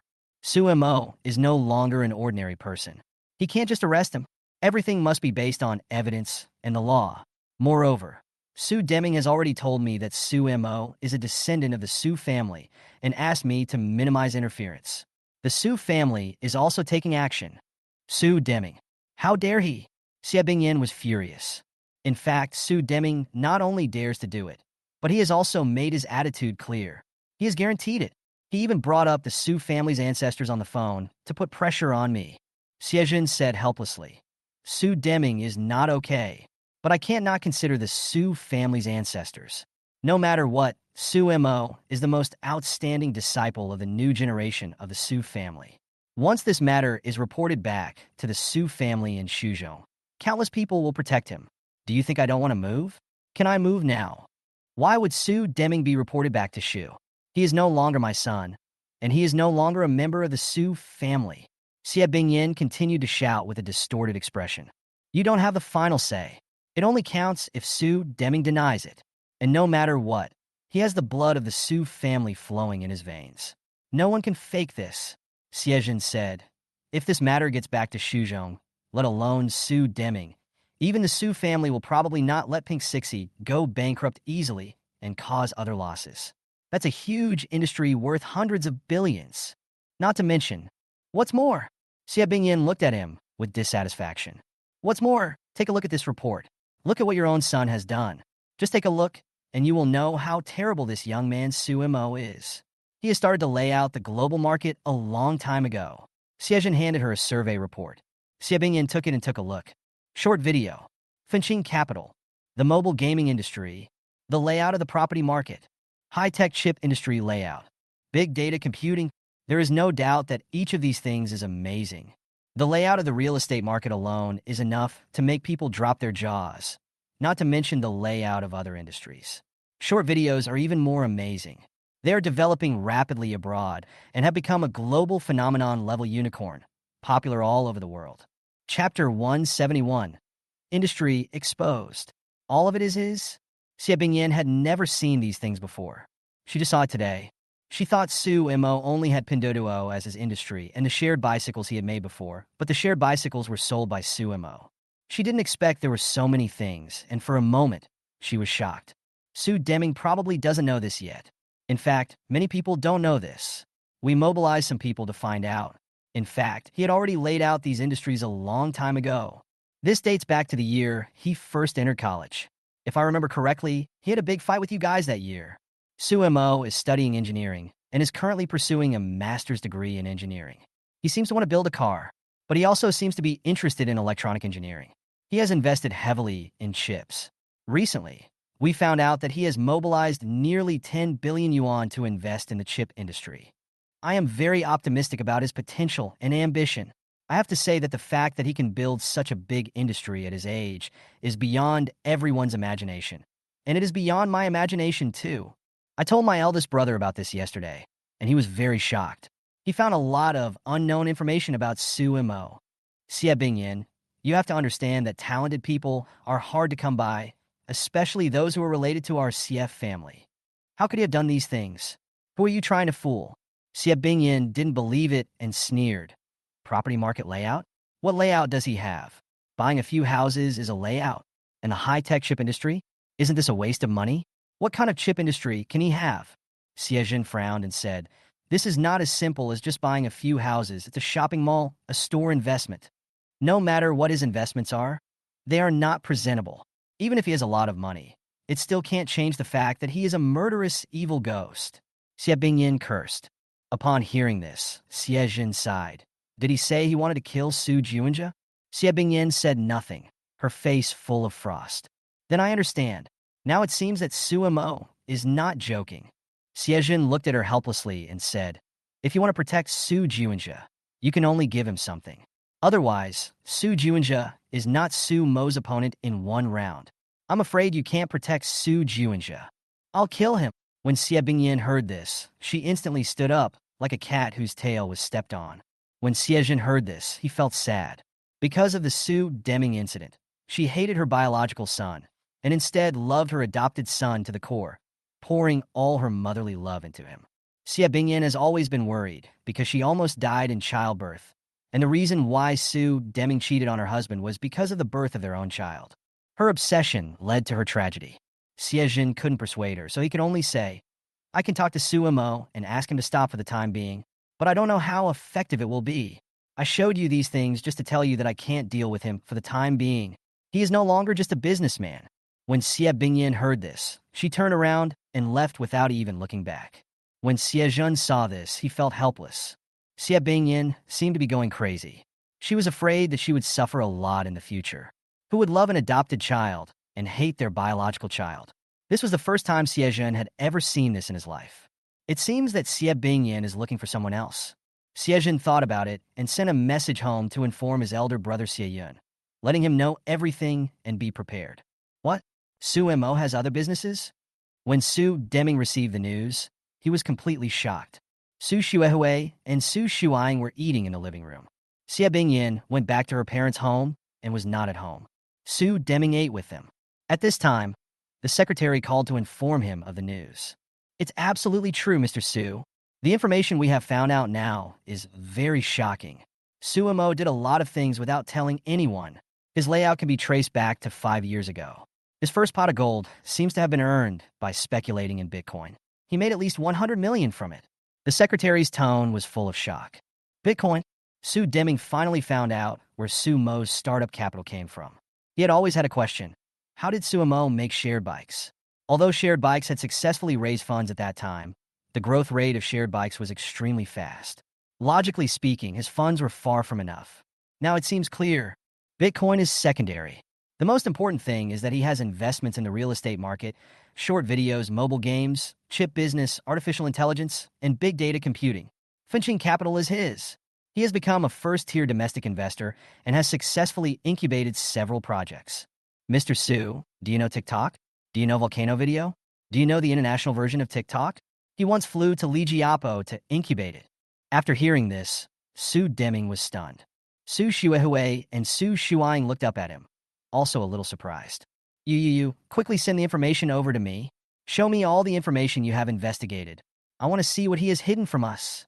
Su Deming urged quickly upon hearing this.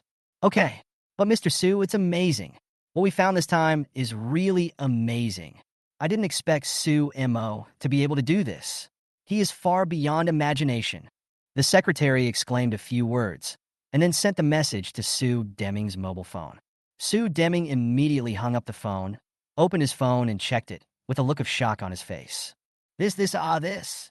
Su Xuehue and Su Shuang came over to take a look and immediately opened their mouths in disbelief. How is that possible? How old is Su Mo? Were these things made by Su Mo? Are they his businesses? All of them are his? Su Shuang exclaimed. Her beautiful eyes widened. Su Deming couldn't believe it and continued to turn a few pages. The more he read, the more shocked and surprised he became. The information shows that Su Mo had already started to focus on investment when he was taking the college entrance examination. At that time, his shared bicycles were themselves a form of capital operation. He established finching capital and bought shops and houses everywhere, with layouts in many first-tier cities such as Beijing, Shanghai City, etc. Now these shops and houses have become cash cows, providing Su Mo with at least tens of millions or even hundreds of millions of income every month. What's more, he has other shares in industry layouts. His latest layout seems to be in the artificial intelligence and chip industries. It is said that he has invested nearly 10 billion yuan in them. They had never seen these things before, and their knowledge of Su Mo was limited to Pink Sixie's listing. They thought that Su Mo had only got so far, but who knew that he actually had something else? Short videos are another industry with a market value of hundreds of billions. This is another phenomenal unicorn. He has been creating short videos for more than 4 years and has spent 4 years incubating them. Moreover, they are becoming very popular overseas. So, the shock is beyond words. The three of them were stunned, holding their breath, in disbelief. Chapter 172. So, what kind of son is this? This matter was far beyond their expectations. Everything was as if they were reading a divine book, as if everything was a miracle. You know, Su Mo started from scratch. He truly started from scratch and built such a big business in the blink of an eye, and the Su family never gave him any help. There was even a time when the relationship between Su Mo and the Su family eased a little. Su Deming knew that Su Mo was doing business, but still did not give Su Mo any help. He did such a shocking thing, even though his family would not help him in the slightest. How can they believe this? At this moment, Su Deming looked at this and felt ecstatic.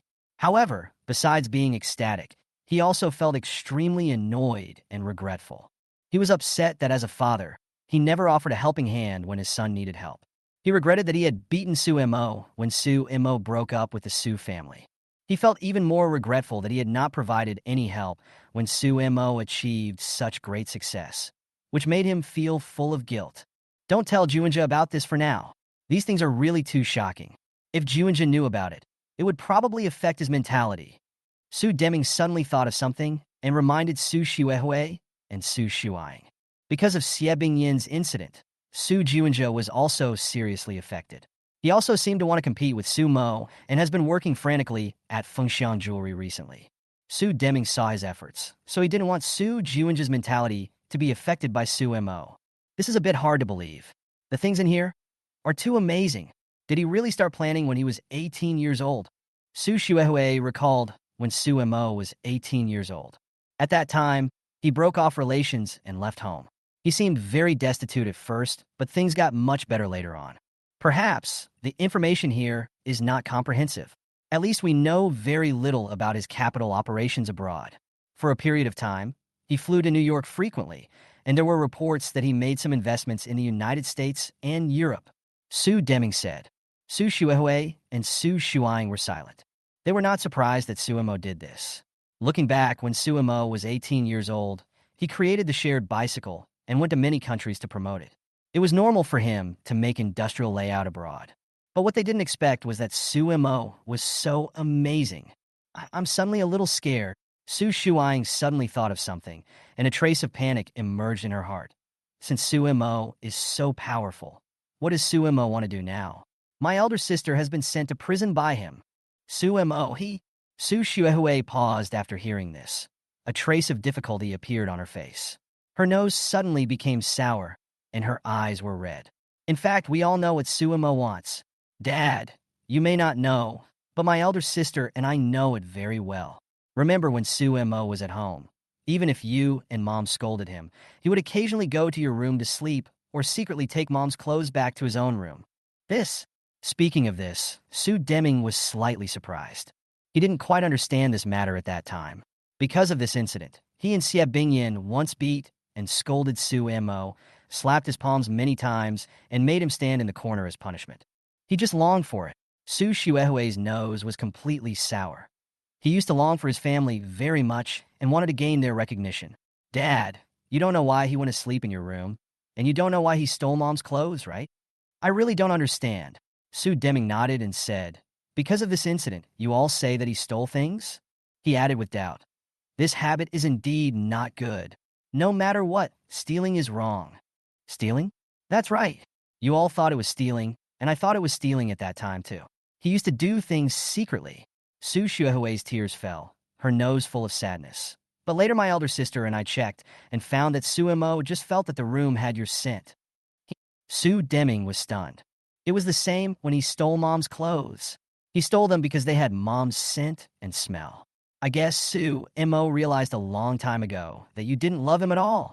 Especially Mom. He probably realized a long time ago that Mom didn't love him at all. So, at that time, he could only do it secretly and compromise. But finally one day, there was such a day, he couldn't bear it anymore. Su Xuehui was already in tears. He ran away by himself and swore that he would never come home. He must have been full of despair at that time, and he realized that he would never get what he wanted in the Su family. When Su Deming heard this, his whole body trembled. He still remembered that the day Su Mo ran away, he was beaten up by him and Xie Bingyan, and his head was bleeding. But Su Mo didn't care and said he would return the blood to them. If he had been a little more awake at that time, perhaps things wouldn't have come to this point. If someone had come forward to persuade him at that time, perhaps Su Mo would not have run away from home. Looking back now, all I feel is regret. If I think about it carefully, I also find it scary. Su Xuehui sniffed. Su Mo probably wants to destroy everything. He wants to destroy the Su family. If he can't get it, then destroy it. The more capable Su Mo is now, the more terrifying he is. No one knows what he will do in the future. Su Shuang's nose also felt sour, and she felt bad. He will come home. He is a descendant of my Su family, and the blood of my Su family flows in his body. Su Deming suddenly spoke in a decisive tone. Dad, you don't understand the pain Su Mo has endured in those 4 years. He wanted it so badly, but was disappointed again and again. In fact, we all know that you and Mom don't love him at all. Su Xuehui said to him. You only see Su Mo's achievements now and think he is very good. He may also know that only in this way can he get your attention. The more painful you are now, the happier he is. How can I not love him? He is my son. Su Deming hurriedly denied. Okay, Dad, you said you love him. Then do you know when his birthday is? Su Xuehui asked. This? Su Deming was stunned. You don't know. You don't know at all. Do you know what he likes to eat? Do you know what color clothes he likes to wear? Do you know what his ideal in life is? Do you know where he likes to travel most? Su Xuehui continued to ask questions. Su Deming stopped talking, and his whole body was shaking. You don't know. You don't know anything. Even at this point, you still don't know. In our Su family, including me, perhaps no one knows. What qualifications do you have to say that you love him? Su Xuehui's eyes were blurred with tears. Upon hearing this, Su Deming hurriedly took out a cigarette, lit it, and took a trembling puff. We don't even know if he's in a relationship right now. The more Su Xuehui talked, the more desperate she felt. He's no longer a member of the Su family. He won't be one anymore in the future. He has done so many things, grown madly, and worked madly. Are these what he wants? Maybe not at all. Su Mo may just want to save face. He just wants to prove to everyone that even without you, he can still live well. He can still live like an indestructible cockroach. After listening to this, Su Deming felt a gust of cold north wind in his heart. He had not realized these things before, but now that Su Xuehui and the others had pointed them out, Su Deming suddenly found it incredible. Perhaps, maybe it's really like what they said. He and Xie Bingyan never cared about it. Whether in the past or now, he and Xie Bingyan have never cared about his life and ambitions. And now he still only sees his career and success. This is cruel. Very, very cruel. Su Deming had to accept this fact. If he only saw the other person's success, then what kind of son was he? What Suemo wanted was not a career at all. Chapter 173, Su Pundi crashed her car. Su Juinja's backyard caught fire. Su Deming couldn't sleep for several days because he knew that he didn't love his son at all. No matter what, he couldn't accept this fact. Even though things have come to this point, perhaps he has never loved. What he cares about and sees is only his career success. Where does he live? Who does he hang out with? Is he stressed out at work? I don't know anything about it. I don't even want to know. Also, has he recovered from his severe anemia? Is he feeling better? Su Deming suffers from insomnia again. Su Pundi has been crazy these days. She contacted people frantically, looking for trouble with Suemo, looking for trouble with Pink Sixie, and even started to sue Suemo in court. As a barrister, she has many skills.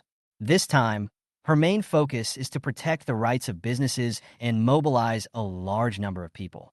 As the fourth daughter of the Su family, she has considerable connections and strength, which has caused certain troubles for Pink Sixie. However, this is not enough to send Suemo to prison. At best, it is just a minor incident, because Xie Bingyan got angry and ordered her to help Su Juinja. She ran to Su Juinja during this period and communicated with Su Juinja more frequently. Gao Kaier noticed this and seemed a little annoyed with her. In addition, Su Pundi had not yet recovered from her breakup, so she went to the bar and drank some wine that day, becoming dizzy and groggy. She was not afraid and drove her sports car home, but she lost control on the road and hit several people in several cars. When Su Pundi saw what was happening, she was horrified and tried to escape in her sports car, but was stopped by the crowd. My uncle is Xie. It seemed that she saw a group of people waving their fists in indignation at her, and the traffic police also hurried over to surround her. Su Pundi was scared and shouted hurriedly. However, it was because of her words that made the people around her even more angry, and they all took things and threw them at her. Fortunately, the traffic police protected her and took her into the police car. Suemo had anticipated Su Pundi's drunk driving and had been calculating her time these days. Today, he received the news that she had hit several people, and he was somewhat surprised. It seemed that because she had suffered too much of a blow and drank too much, the accidents in this life were more serious than in her previous life. I guess she had killed someone. My uncle is Xie. In her previous life, this sentence was the trigger for Su Pundi to go to prison. At that time, Gao Kaier was extremely disgusted with her and wanted to get rid of her and let Su Juinja completely devour the Su family's assets. So she went to great lengths to get rid of Su Pundi and had her sentenced to 6 years in prison. After Gao Kaier started her operation, words like Ferrari girl and my uncle is Xie began to ferment and spread wildly on the internet. She began to hype up Su Pundi's arrogance, incite public opinion, and let the police make a solid case against Su Pundi, and even almost implicated Xie. What will happen in this life? Suemo found it interesting. He thought about the information and decided to meet Gao Kaier. Gao Kaier wants to get something from the Su family. If she wants to continue to expand Su Juinja's position in the Su family, then getting rid of Su Pandai is a must. Only after getting rid of Su Pundi can Su Juinja's position be further improved. So he decided to make an appointment with Gao Kaier. There is no doubt that Gao Kaier was also surprised and happy when she received the news that Su Pundi was drunk driving. Su Pundi is a barrister, and Gao Kaier is most afraid of such people. So she has long wanted to keep her away from Su Juinja and the Su family. If she didn't leave, it would be difficult for Su Juinja to take over the Su family and completely control Fengxiang jewelry. Only after the great lawyer Su Pundi left, the rest of the work became easier. Suemo agrees. Then, this matter can be put into action. It doesn't matter if Juinja disagrees. It's not my fault anyway. Su Pundi seems to be the one who is fighting the most fiercely with Suemo. Revenge, revenge. Gao Kaier inquired about Su Mo's affairs in the Su family, and suddenly a sense of pleasure arose in her heart, thinking that she was avenging Suemo. This was indeed the case. With the cooperation of some people, she soon obtained a video of Su Pundi at the scene of the car accident. In addition, when Gao Kaier received Su Mo's invitation to meet her for dinner, she was surprised and instantly ecstatic. Why would she hesitate? She immediately went back to her room to put on makeup and dress up, planning to wear a beautiful dress to go out. Recently, Su Juinja has been very busy with Fengxiang Jewelry's affairs and has almost no time to take care of her, so she has very free time. She hadn't seen Suemo for some time. This time, the main goal was to leave a deep impression on him and give him an indelible memory. So, The more beautiful, the better. Gao Kaier changed 20 or 30 sets of clothes in a row and spent several hours on makeup, trying all kinds of makeup before she had someone take her to the date location. Classmate Su Mo. Long time no see. When Gao Kaier saw her idol sitting in a seat not far away waiting for her, the corners of her mouth curled up, and she was instantly surprised. Compared to the last time they met, Su Mo was obviously more mature and more elegant this time. He was wearing a black suit and had an upright, tall, and handsome figure. When Gao Kaier saw it, she almost fell into despair. She was very clear about how powerful this man was now. He had almost become the idol of all the girls in the country. His rise to fame is legendary and almost textbook-like, except that he is usually low-key and rarely accepts media interviews. He even lets online platforms rarely publish his information, so his photos and information rarely appear on the internet. Hello, please sit down. Su Mo glanced at her, nodded, and asked the waiter to bring her some food. Gao Kaier was excited. She smoothed her hair by her ears and said with a smile, Su Mo, I'm so happy that you invited me to meet. Speaking of which, we haven't met for a while. The last time I contacted Huanqi didn't reply to me. Huanqi is on a business trip. She is probably too busy. We're under a lot of pressure at work. We need to work hard every day to complete our work, Su Mo explained. I know. Of course I know, Gao Kaier said with a smile. But I am still very happy to meet classmate Su Mo. That's good. Su Mo smiled slightly, chatted for a few words, and then handed her a piece of information. There have been a lot of changes in the Su family recently. I met with someone and shared my views. I think it's great. Gao Kaier smiled and said, Can Su Mo understand me? Yes, Su Mo said with a smile. I can even help you. If it's a matter of money, it doesn't matter to me. Gao Kaier believed what he said because the man in front of her was rich enough to rival a country. He is not kidding, he is truly rich. I don't like all of these. I just heard about what happened to classmate Su Mo and felt very sad. It would have been great if I had known classmate Su Mo at that time. It's not too late now. Su Mo looked at her and smiled. I'm going to have dinner with classmate Gao today. There's nothing else to do. It's just a simple meal. Classmate Gao should understand what I mean. I understand, of course I understand, but this information, does Su Mo have any restrictions? Gao Kaier asked. No, you could be bolder. I can even help you if you need help. Then I understand. I'm glad that Su Mo can help me. I will definitely do my best. Although what she did was not very kind, Gao Kaier was very happy in her heart. She felt that she had gained Su Mo's recognition. It can be considered as being able to enter the mainstream. What could be happier than this? Gao Kaier's mouth corners curled up. Chapter 170, For You Must Have Framed Me. It was all Su Mo's doing. Meeting Gao Kaier was quite relaxing. We talked and laughed. Gao Kaier is indeed a person with extremely high emotional intelligence. Her emotional value is full, and her various expressions are very impressive. The reason why she was able to control Su Juanja so well was that she was good at maneuvering, observing people's expressions, and her methods were decisive and ruthless. From beginning to end, Su Mo never underestimated this woman. Even though she was very enthusiastic, Su Mo was still very wary.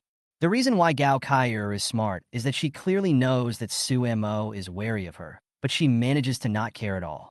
She could even ignore some of Su Mo's threatening words and act as if she was completely in love.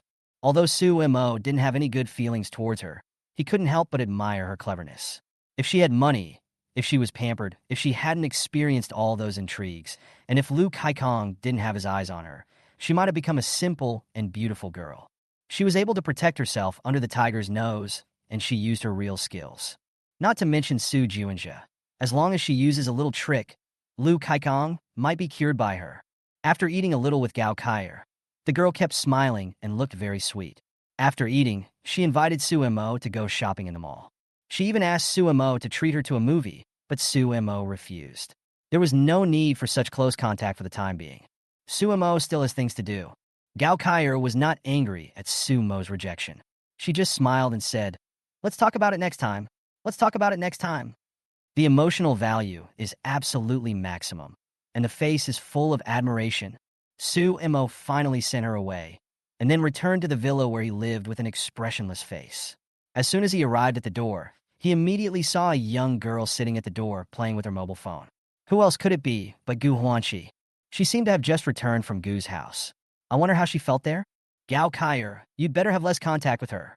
This is not good, Gu Huanqi said when she saw him come back and put away her phone. I know, Su Mo nodded. But some things still need to go through her. Gao Kaier is very smart and volunteered to be the flag. It might be even more terrifying if she volunteered to do it, Gu Huanqi muttered. Su Mo smiled, walked over, and pinched her right cheek intimately, then said with a smile, Don't worry, I know what I'm doing. How was your visit to Gu's house? How did you feel? Not bad. Gu Huanqi looked at him with complaints and grievance in her eyes. I heard that the Gu family is very big, one of the spokespersons of the Navy. It's not an ordinary family. Maybe we will be able to use it one day. Suemo sat down on the chair next to her, looked at the sky, and smiled. The moon is so beautiful today. Is Banzwang sick? Gu Huanqi tilted her head. Yes, she's sick. Suemo nodded. She is resting in the room. This girl is still too weak. She needs to be taken good care of. Banzwang has been too tiring during this period. She has matured a lot. Gu Huanqi thought for a while and said, Yeah. Suemo sighed softly and sat with her. Something happened to Su Pundi. Xie Bingyan, Su Deming, Su Shuhui, and Su Shuang received the news first. Because of hit and run, Su Pundi was directly arrested by the traffic police and detained in the police station. Xie Bingyan hurried back to see Su Pundi. The police collected some videos and showed them to Xie Bingyan. After watching them, Xie Bingyan felt cold all over. Drunk driving, hitting people, 3 people dead, also hit and run, waiting for follow-up processing. As the matter was serious, the police spoke bluntly. The accident was very serious. In addition to the 3 deaths, several others were seriously injured. At this time, the news has already fermented on the internet. The behavior and short videos about the Ferrari girl, the rich girl driving a sports car and hitting people and fleeing, and the rich girl drunk driving and hitting more than a dozen people have appeared on the internet. Xie Bingyan did not expect Su Pandai to cause such a big trouble, and for a moment, she was furious. She rushed directly into the detention center, wishing she could slap Su Pundi a few times. Su Pundi was sober by now, and when she saw her coming over, she immediately started crying. Mom, save me out. When Xie Bingyan saw her daughter's haggard face, she immediately suppressed her anger and asked, What's going on? I don't know either. When I was going home, I was thinking about Pin Cece and Suemo. As I was thinking, someone rushed over. I didn't bump into them on purpose. Su Pundi cried loudly, with a look of fear on her face. Then you should stay in there for a few days. Xie Bingyan was annoyed, but she didn't blame her. She just felt upset. Su Wanning hasn't figured it out yet, and now Su Pandai has problems again. Xie Bingyan suspects that Su Mo is behind it. It's definitely him. Therefore, Xie Bingyan immediately said to Su Shuhui and Su Shuang, Notify your father. The 4th child is in jail. It was Su Mo who did it. It must be him. Su Shuang was surprised when she heard this. Mom, this matter hasn't been confirmed yet. How do you know it's Su Mo? Who else could it be except him? He has long said that he would deal with the 4th brother. I suspect that he had someone touch the 4th brother's sports car. It must be him. Xie Bingyan looked ferocious. Su Shuhui and Su Shuang were silent. Su Mo did say that he would deal with Su Pundi, but the two of them also watched the video of the car crash just now. It was obvious that Su Pundi was driving under the influence and accidentally stepped on the accelerator instead of the brake. Can this be blamed on Su Mo? Yes, it must be Su Mo. If it wasn't Su Mo, I definitely wouldn't have hit anyone. Whoa, Mom, save me. When Su Pundi heard Xie Bingyan mention Su Mo, it seemed that her intelligence and talent came into play all at once. She reacted and instantly blamed the mistake on Su Mo. Xie Bingyan looked back, clenched her fists, and felt extremely annoyed. Notify the police. I want to inspect the car. I want to check if there is any problem with the brakes of the sports car. Is the sports car malfunctioning? Xie Bingyan gritted her teeth and said, Once I find the evidence, he will go in. When Su Shuhui heard this, she felt a chill in her heart. Can human nature be so evil? Do you really want to kill each other? I don't believe Su Mo did it. This matter. Second sister, you still want to speak for him? If it wasn't him, how could I have hit someone? He must have tampered with the sports car. When Su Pundi heard Su Shuhui trying to defend Su Mo, she immediately cried and said, Wow, he framed me. He must have framed me. It was all Su Mo's doing. Su Shuehui and Su Shuang were choked. They opened their mouths and wanted to say something, but in the end, they couldn't utter a word. Things have not been confirmed yet, and we need to check the information first. Su Deming came over quickly. When Xie Bingyan saw Su Deming coming over, she immediately mocked him in a sarcastic tone. When Su Deming heard that it was Su Mo who framed Su Pundi, his expression changed drastically. Dad, it's all Sumo's fault. It's all his. He wanted to put me in jail. I didn't want to hit anyone, and I didn't run away. It's all because of him. Su Pundi was so frightened that she wanted to continue to clear herself of the crime. Chapter 175 Su Juinja takes action. Go all out. Su Deming's face looked solemn. He didn't know whether it was Su Mo who did it, but he felt that if it was Su Mo, it would be really hard to accept. Su Wanning has been in the detention center for nearly a month. If something happens to the fourth child now, how should he respond? Let's check first. Let the police check if there is any problem with the car. Su Deming was upset. Why do we need to investigate? It must be him. Xie Bingyan shouted. Oldfor has always been very well behaved. If it wasn't her, how could she have drunk alcohol? It's even more impossible for her to have drunkenly driven and hit someone. It must have been him who did it all. Let the police investigate first. It's no use for you to shout here now. Everything must be based on evidence. Su Deming couldn't help but emphasize. I knew he was an evil ghost collecting debts. I knew he had a cruel heart. Su Deming, you can no longer protect him this time. Xie Bingyan roared. Su Deming didn't bother to pay attention to him. He turned to the military and said, Can you please help me check if there is any problem with the car? I need to know the answer as soon as possible. Okay, the traffic police are already checking. Fourth brother, you stay in there for a while? If it's just a hit on someone, then it's not a big problem. Su Deming knew very well that Su Pundi's matter looked serious, but for a family like theirs, it was not a big problem and could be solved with money. Hundreds of thousands, millions, or even tens of millions are just a drop in the bucket. What Su Deming is worried about now is not Su Pundi, but Su Mo. He is afraid that it was really Su Mo who did it. If that is the case, it would be too sad. He walked outside and sat waiting. Su Deming hadn't slept well these past few days and was distraught. He couldn't bear the fact that he didn't love the child at all. Perhaps Su Mo did nothing wrong at all.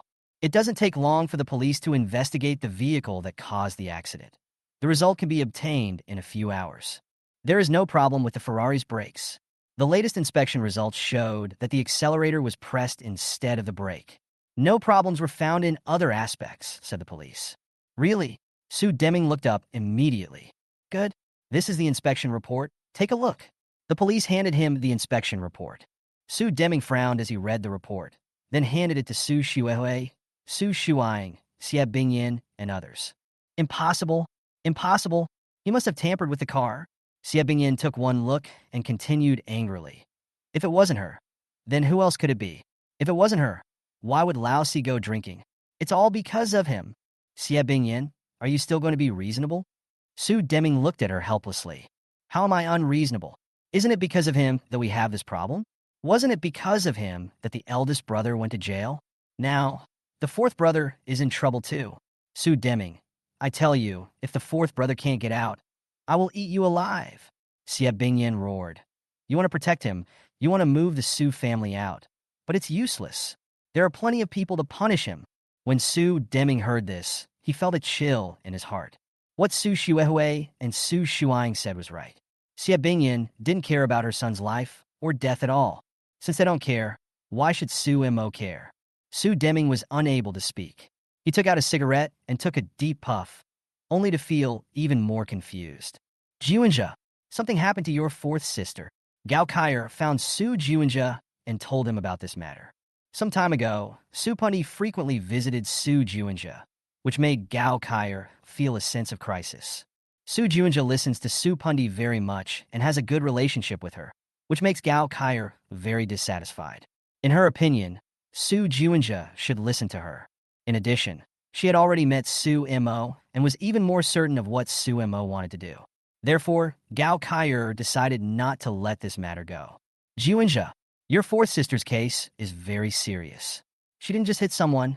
There are many videos on the internet now saying that your fourth sister refused to repent after hitting someone, shouting that her uncle is Siejin. So what if she killed someone? Her attitude is very arrogant. The onlookers are very angry. Juinja, what are you thinking about? You need to gain control of Fengxiang jewelry. You have already sent Su wanting to prison, and there is no reconciliation between you and the Su family. As far as I know, Su Deming likes Su Mo very much. If you don't let the Xie family deal with Su Mo, you can only try your best to get what you want. Fengxiang jewelry and other properties of the Su family should all be yours and ours. Gao Kaier whispered in his ear. But fourth sister, we won't let her die. We just want her to calm down.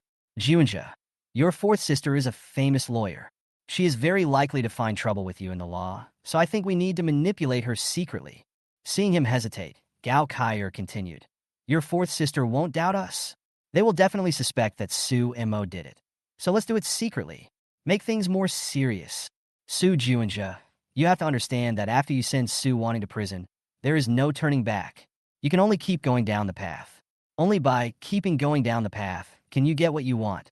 The Su family is no longer your home. Your biological parents are waiting for you to come back. Su Juanja was upset by what she said, but when she talked about her biological parents, his eyes suddenly became firmer. Although Xie Bingyan doted on him and gave him a lot of support during this period, Su Deming and Su Xuehui's attitudes were still changing. Because Su Mo was too successful, Su Deming and others saw it, and Su Juanja developed a strong sense of crisis, fearing that Xie Bingyan's attitude would also change. Su Juanja knew that once Xie Bingyan's attitude changed, he would no longer have a place in the Su family. After all, Su Mo is their biological son. Even when the dispute is intense, blood is thicker than water. If it were any other time, how could the Xie family tolerate Su Mo's behavior? They didn't do anything because Su Mo was their biological son. What are you going to do? Su Juanja asked. We can do something about it, Gao Kaier suggested. Let's make the news even more exciting. Don't worry, they won't doubt you. They will definitely think that Su Mo is hyping it up. This will destroy the Su family's impression of Su Mo and make them more dependent on you. Your fourth sister won't be hurt either. She will just stay in there for a few years at most. When she comes out, she will definitely hate Su Mo even more. Su Juanja took a look and hesitated. He trusts Gao Kaier very much. On the one hand, it is because Gao Kaier is his wife. And on the other hand, Gao Kaier is indeed amazing.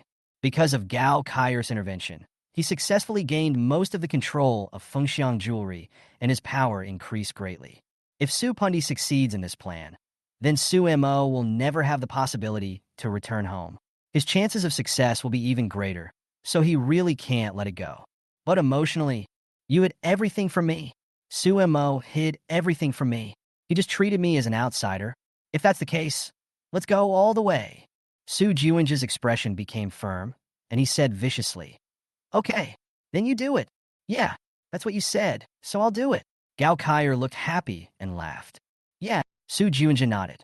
Chapter 176, Let the Bullets Fly for a While. Su Juanja also went home to see Xie Bingyan and Su Pandiai's attitudes. The result was the same as he expected, and he had to admire Gao Kaier's prediction. It was almost the same as Gao Kaier expected. Both Xie Bingyan and Su Pundi felt that Su Mo had framed them. Especially Su Pundi. She burst into tears, trying to shirk her responsibility and put all the blame on Su Mo. She hated Su Mo so much that she didn't hesitate to frame her a few more times. After seeing this result, Su Juanja could not help but feel relieved.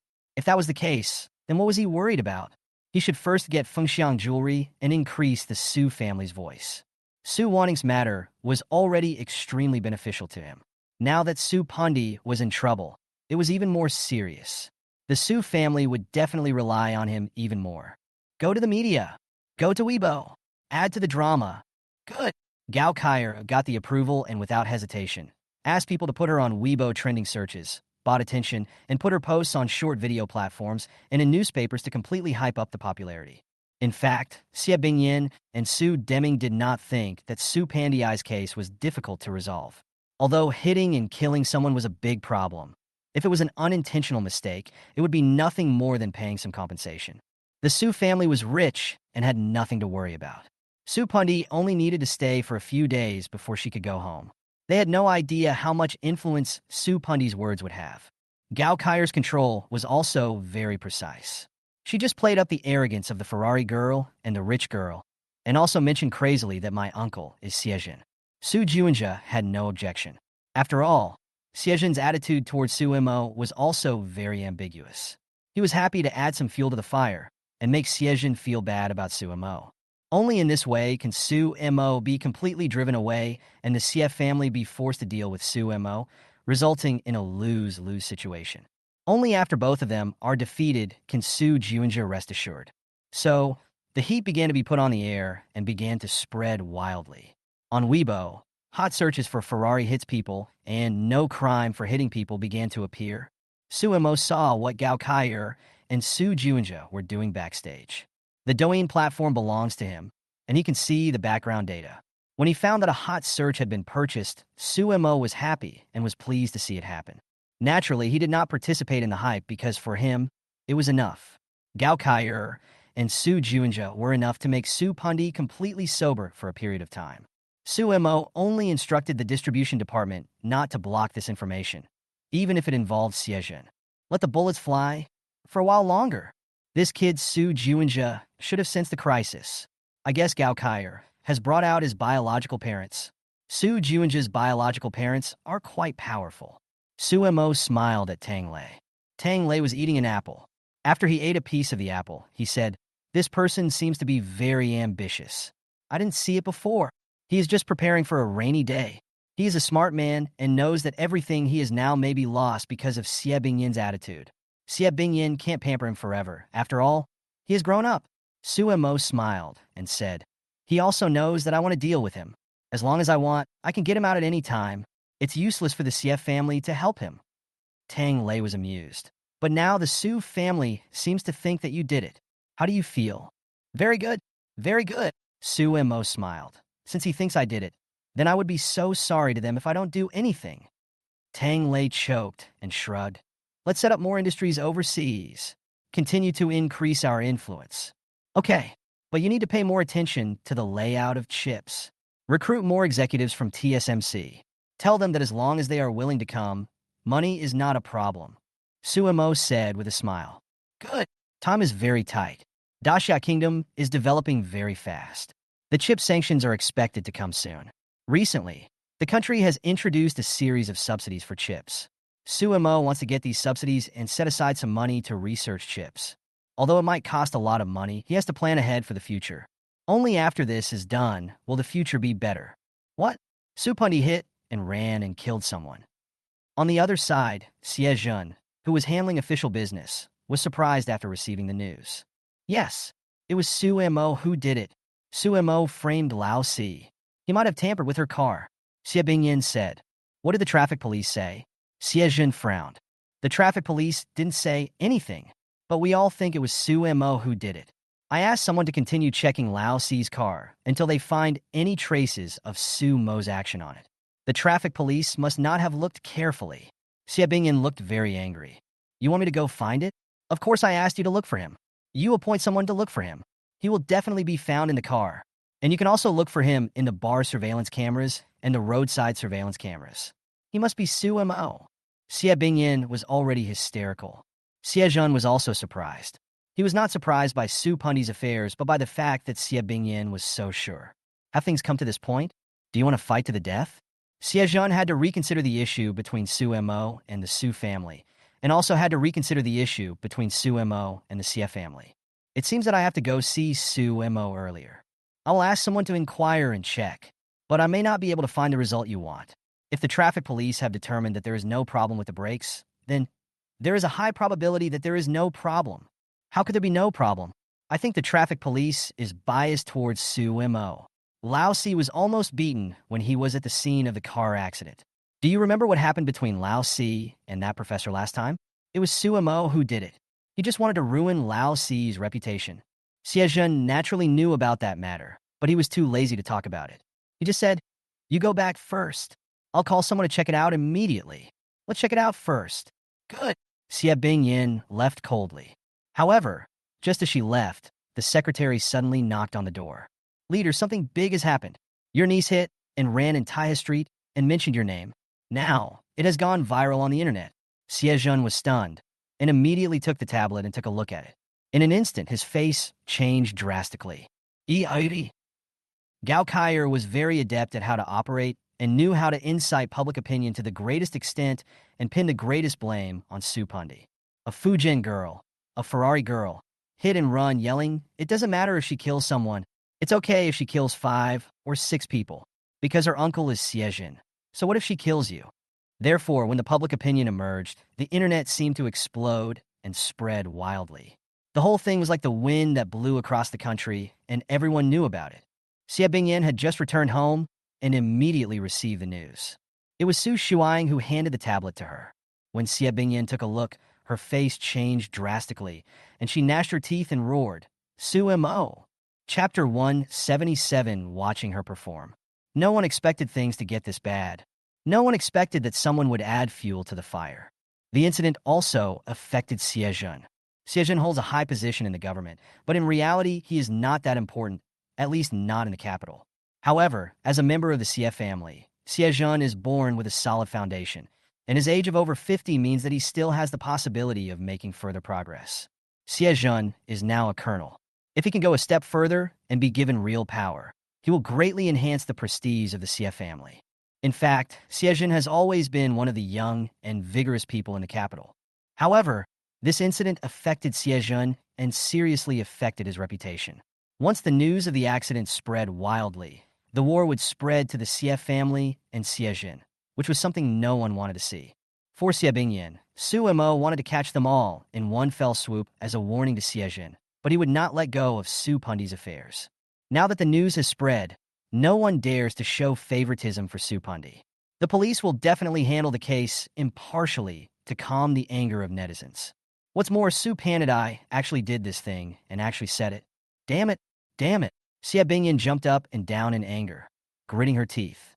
Su Xuehui and Su Shuang hurriedly checked Weibo and other platforms and found that the news was also spreading wildly on other platforms.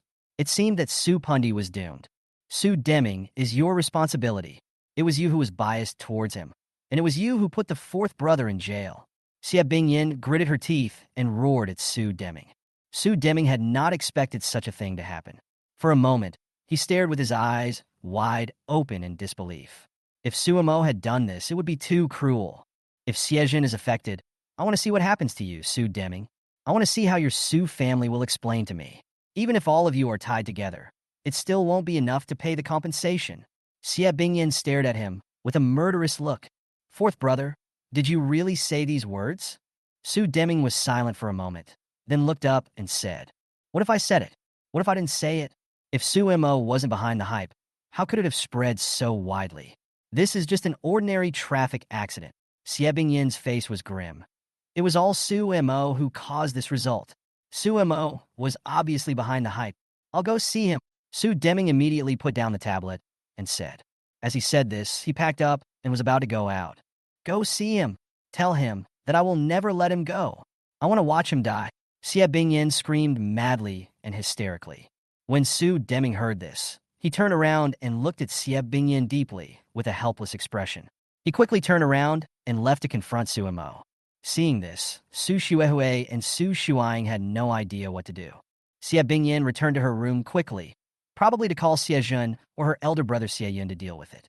The matter had already been exposed, and she could only find someone to suppress it as soon as possible. Perhaps Siejun could do it. The more troublesome thing now is that Douyin is controlled by Su Mo. Most of the information is spread on Douyin. Su Mo controls a very large mouthpiece. If he cannot interfere, then Su Mo can spread it however he wants. Perhaps Siejun cannot do that either. Xie Bingyan can only find a way to ban the existence of this software or make Su Mo bankrupt. Seeing Xie Bingyan excitedly go back to the room to make a phone call, Su Xuehui and Su Shuang sat weakly on the sofa. Su Yuechan also came out of the room with a pale face. After graduating from university, Su Yuechan went to study in Chou country. He has not been in Daxia country recently and only came back for a few days these days. Maybe it's a good thing that she is not in Daxia. Old 5, do you think Su Mo did it? Su Xuehui looked for a while and asked Su Shuang. Su Shuang sighed when she heard this. It wasn't such a big deal at the beginning. Now that it's so big, I'm afraid. She paused and finally said helplessly, Except for him, I'm afraid there is no one else. Yeah, apart from him, Maybe there is really no one else. Su Xuehue was stunned and couldn't help muttering to herself. Su Mo had previously expressed his intention to deal with Su Pundi. Now that Su Pundi is in trouble, it is only normal for Su Mo to add insult to injury. However, what Su Xuehue was worried about was that this matter was no longer just Su Pundi's business, but it spread to the Xie family and was affecting Xiejun. Whether it was to give Xiejun a warning or to drag Xiejun into the water, Su Mo's methods were indeed fierce and cruel enough. I think we should all understand. Su Mo hates all of us, Su Xuehue continued. Whether it's big sister Yumi, Manny, and Lao Lu, he hates everyone. Su Shuang stopped talking and couldn't help but recall the little boy she saw during the free medical consultation at the orphanage. He looked timid and didn't dare to approach her. He was thin, wearing tattered clothes with very long sleeves that didn't fit him well, and his nose was full of snot. The way he looked at her was full of envy and admiration. Who turned him into a demon? Su Shuang was sad, extremely sad in her heart, and wanted to cry. Why did things turn out like this? Su Wanting saw Su Pundi in the detention center. Due to the relationship with the Xie family, the two sisters were locked up together, unable to speak to each other. Some time ago, Su Mo came to see her and mentioned Su Pundi's matter to her, but Su Wanting didn't expect it to happen so soon. Now, Su Pundi's situation has become serious.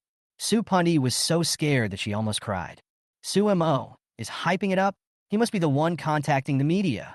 How can he be so abominable? Sister, Su Mo is framing me. He wants me to go to jail. Wow. Sister, save me. Looking at Su Pundi crying, Su Wanting didn't know what to say. She already knew what had happened, and Su Pundi was probably doomed this time. Mom said that my second uncle is already investigating whether it was Su Mo who did it. He must have tampered with my car. If it wasn't for that, I wouldn't have hit anyone.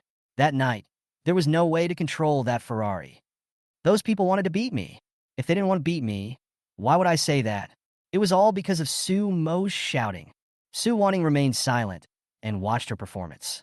During the time in prison, Su Wanting thought through many issues and saw things more clearly. Although many people think that Su Mo was involved, Su Wanting feels that this might not have been done by Su Mo. His business is so big that he wouldn't resort to such despicable means to frame others, including herself. In fact, many problems were internal problems of Davina and Fengxiang jewelry. It was just that Su Mo brought them up and caused them to explode. Su Mo did not exaggerate the seriousness of the matter. It was also very obvious what happened to Su Pundi. She stepped on the accelerator by mistake and hit someone. In panic, she shouted something. No matter how Su Pundi denies or explains, she cannot change this fact. Su Wanting only feels sad now. Now, Xie Bingyan or Su Deming will probably tear it up again, but what good will it do? They will only make things worse. Chapter 178, She's Your Sister After All. The video of the Ferrari woman hitting someone continued to ferment on the internet, going viral and causing public outrage. Many netizens cursed and demanded that the police investigate the matter thoroughly. Some people even threatened to investigate Xiejun and ask who Xiejun was. How dare they be so arrogant? The anger of netizens has been ignited, and no one dares to ignore the existence of this anger. What Gao Kaier and Su Juanja have to do is to add fuel to the fire. In addition, Su Juanja had some selfish motives. He ran back to see Xie Bingyan, Su Shuang, and others, saying that he had also found out that it was Su Mo who did it, and he wanted to put all the responsibility on Su Mo. Su Juanja was very clear about the consequences of doing so, and he was very proud of it. Fortunately, Gao Kaier gave him advice. Otherwise, it would not be so easy for him to get the power of the Su family. It was also not so easy to destroy Su Mo's position in the Su family and make Xie Bingyan break up with Su Mo completely. Now, they had no choice but to break up. Su Wanting and Su Pundi were already in jail, and Xie Bingyan would definitely not give in. Speed up. Keep speeding up. Fight to the death. Only in this way can I completely get the family property. Fengxiang jewelry will completely belong to me. Su Juanja was so excited watching all this. I was so happy that I could hardly sleep. When Xie Bingyan and Su Shuang heard him say this, they were as angry as they had expected. The Xie family really wanted to punish Su Mo. This time, Xiejun probably couldn't hold it in anymore. When Su Juanja heard that Su Deming had gone to talk to Su Mo, he was stunned, but soon a sneer appeared at the corner of his mouth. As expected, Su Deming still wanted to stand on Su Mo's side, but unfortunately, Suemo was almost the same as him and wanted to mess with the Su family. If Su Deming went there would probably be no result. To be honest, the whole thing seemed like a joke.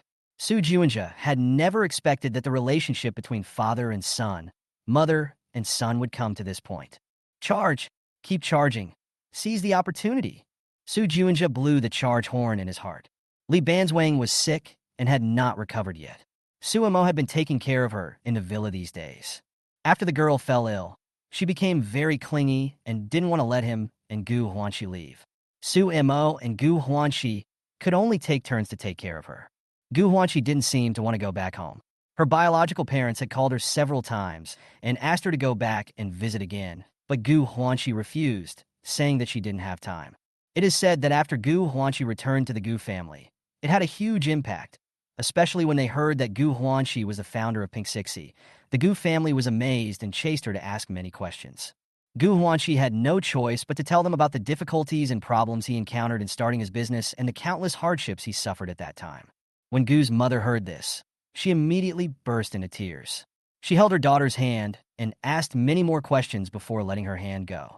Gu Huanxi had never encountered such a thing before and felt a little disgusted. Suemo, right? His name is Suemo, right? Su family in Shu. Yes. Growing up in an orphanage, this is a bit strange. But he has such ability, which is indeed extraordinary. After hearing about Su Mo's story, Gu's parents were amazed. Gu Huanxi raised the corner of his mouth slightly and said modestly, it's okay. That's not all. This Pin CC is not simple.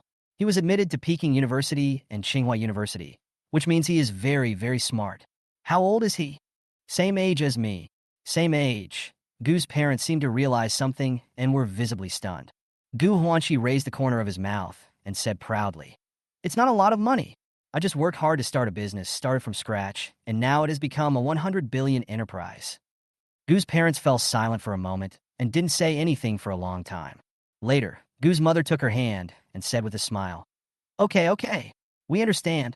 When you have time, bring it back to us? Okay. Actually, when saying this, Gu Huanxi was happy and proud in her heart, but she didn't dare to show it. She just hoped that the Gu family, a wealthy and powerful family, would not look down on them. The reason why she didn't go back was because Gu's mother was too enthusiastic and kind, which made her feel a little panic, and she didn't know how to deal with it. Suemo didn't force her to go back, just let her accept it slowly. Here, eat an orange. Li Banzwang was sick and confused and wanted to eat an orange, so Suemo peeled one for her. Mouth! Li Banzwang didn't want to move and opened his mouth. Suemo was happy, broke off a piece and stuffed it into her mouth. Sour, so sour. This is not sweet. Then change one. Suemo was just about to peel the second one for her when his secretary suddenly called. Suemo took a look, frowned after answering the call. What's the matter? Li Banzwang opened her eyes tiredly. Nothing. I'm going back to the company. Su Deming is here. Suemo quickly peeled an orange, tried it to see if it was sweet, and then broke off a few slices and stuffed them into her mouth. Eat it yourself. Go to sleep after you're full.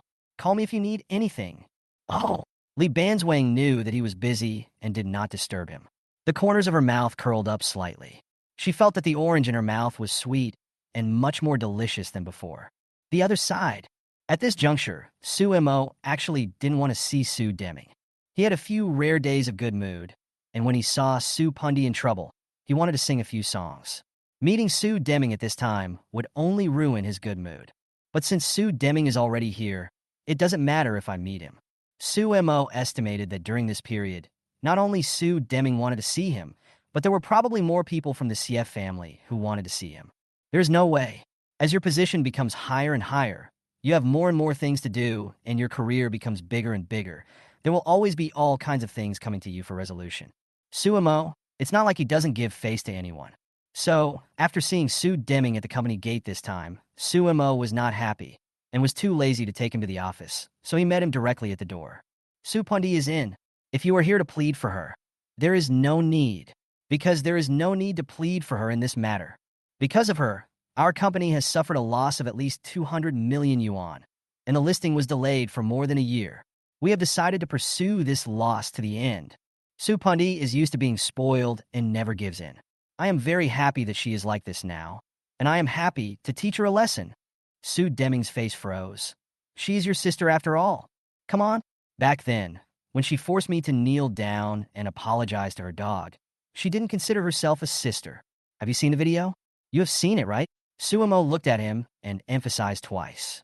Su Deming was completely choked. I didn't really want to see you today, but after thinking about it, I decided to come and see you, including Su Wanning. The Su sisters have been completely spoiled. Each one is more stupid and more arrogant than the other. Compared to them, I think Hongwan is an angel. I think if you have time, you might as well focus on Hongwan. Hongwan is what we call well-behaved. Chapter 179. Turns out he's just spoiled. Hongwan is very well behaved now. That's for sure, Suemo said. You bear the greatest responsibility for the current situation of the Su family. I can see clearly that your relationship with Xie Bingyan is irreparable. I think you should think about your way out. Back off? What back off? Su Deming frowned. For example, reorganizing the family. Suemo shrugged. That's not a bad idea. I understand that you wanted to get control of Fengxiang jewelry through the Xie family before. But now, Fengxiang jewelry seems to have no need for this. Compared with the 20 billion of Fengxiang jewelry, you still have more things to do. Su Deming was stunned for a moment and opened his mouth. Think about it. Come to Aunt Lu Xiangru. The Su family is now hopeless. It looks great on the outside, but it's ruined inside. Think it through quickly and reduce the losses. Suemo spoke calmly, took out a piece of chewing gum, peeled it open, and chewed it in his mouth. Gu Huanqi and Li Banzwang didn't allow him to smoke. Otherwise, he would have learned it long ago. Su Deming tilted his head and thought for a while, then sighed. Suemo, your business is very big. We received news that you also have a short video platform and an investment company. The investment company in particular is very big. Suemo immediately laughed. So you already knew it. So you don't have to care about the drizzle of Fengxiang jewelry. A market value of 20 billion is not enough for me. You have to understand that we are still in the growth stage. Whether it is Pink Sixy, a short-term platform, or an investment company, we are growing rapidly. In the future, we may become a giant like the Ali Group and the QQ Group. If you want to get Fengxiang jewelry, just acquire it. Speaking of this, Su Deming was indeed a little excited. After all, the intelligence and information were real and tangible. Now hearing Suemo admit it, it became a little more accurate. To be honest, Su Deming had to be proud. Back then, he was mediocre and was beaten by Su Bohan and lost his right to inherit the position of head of the family. His parents looked down on him and not only loved him, but also didn't care about him. It was because of Xie Bingyan that he got Fengxiang jewelry from his family. However, now his own son has achieved such an achievement, which not only overwhelms Su Bohan, but also overwhelms all young people in the country and even the world. After a lifetime of frustration, Su Deming finally felt proud. This child is so outstanding that he can hardly imagine. But, suddenly thinking of Xie Bingyan, he couldn't help feeling embarrassed and reluctant to let go. He and Xie Bingyan had been in a relationship for decades and had 6 daughters together. They had supported each other through the years, but now it was about to end. He was undecided. Besides, Xie Bingyan probably wouldn't let him go easily. She wanted to make his life miserable by dragging on and refusing to divorce. The Xie family also pressured him not to divorce, so he had no choice. Xiaomo, you are very outstanding. Dad knows it, but your mom might. Su Deming paused.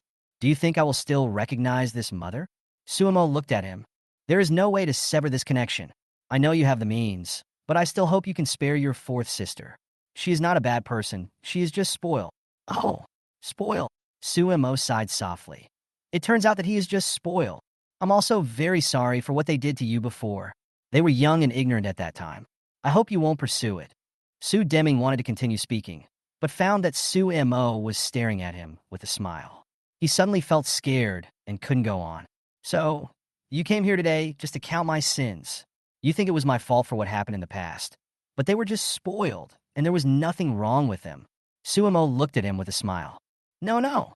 How could I think so? It's definitely not like that. Su Deming was frightened when he heard it and shouted hurriedly. Come on, I understand what you mean. I'm the bad guy. I'm also the evil one. Your precious daughters and adopted sons did nothing wrong. Suemo chewed his gum and said nonchalantly. They're just young and ignorant. Xiaomo, I don't want you to understand it this way. I just hope. What do you hope for? Having said that, What else do you have to hope for? Sue Deming, I understand what you and your wife mean, and I'm not surprised at all. No matter what they do, they can be forgiven. And no matter what I do, it's unforgivable. Suemo shrugged and laughed again. Just like when I was dragged out of bed and beaten up. In fact, you also understand that Su Pundi framed me, right? No, don't talk first, Suemo said with a smile. It seems that there is no need for me to come to see you today.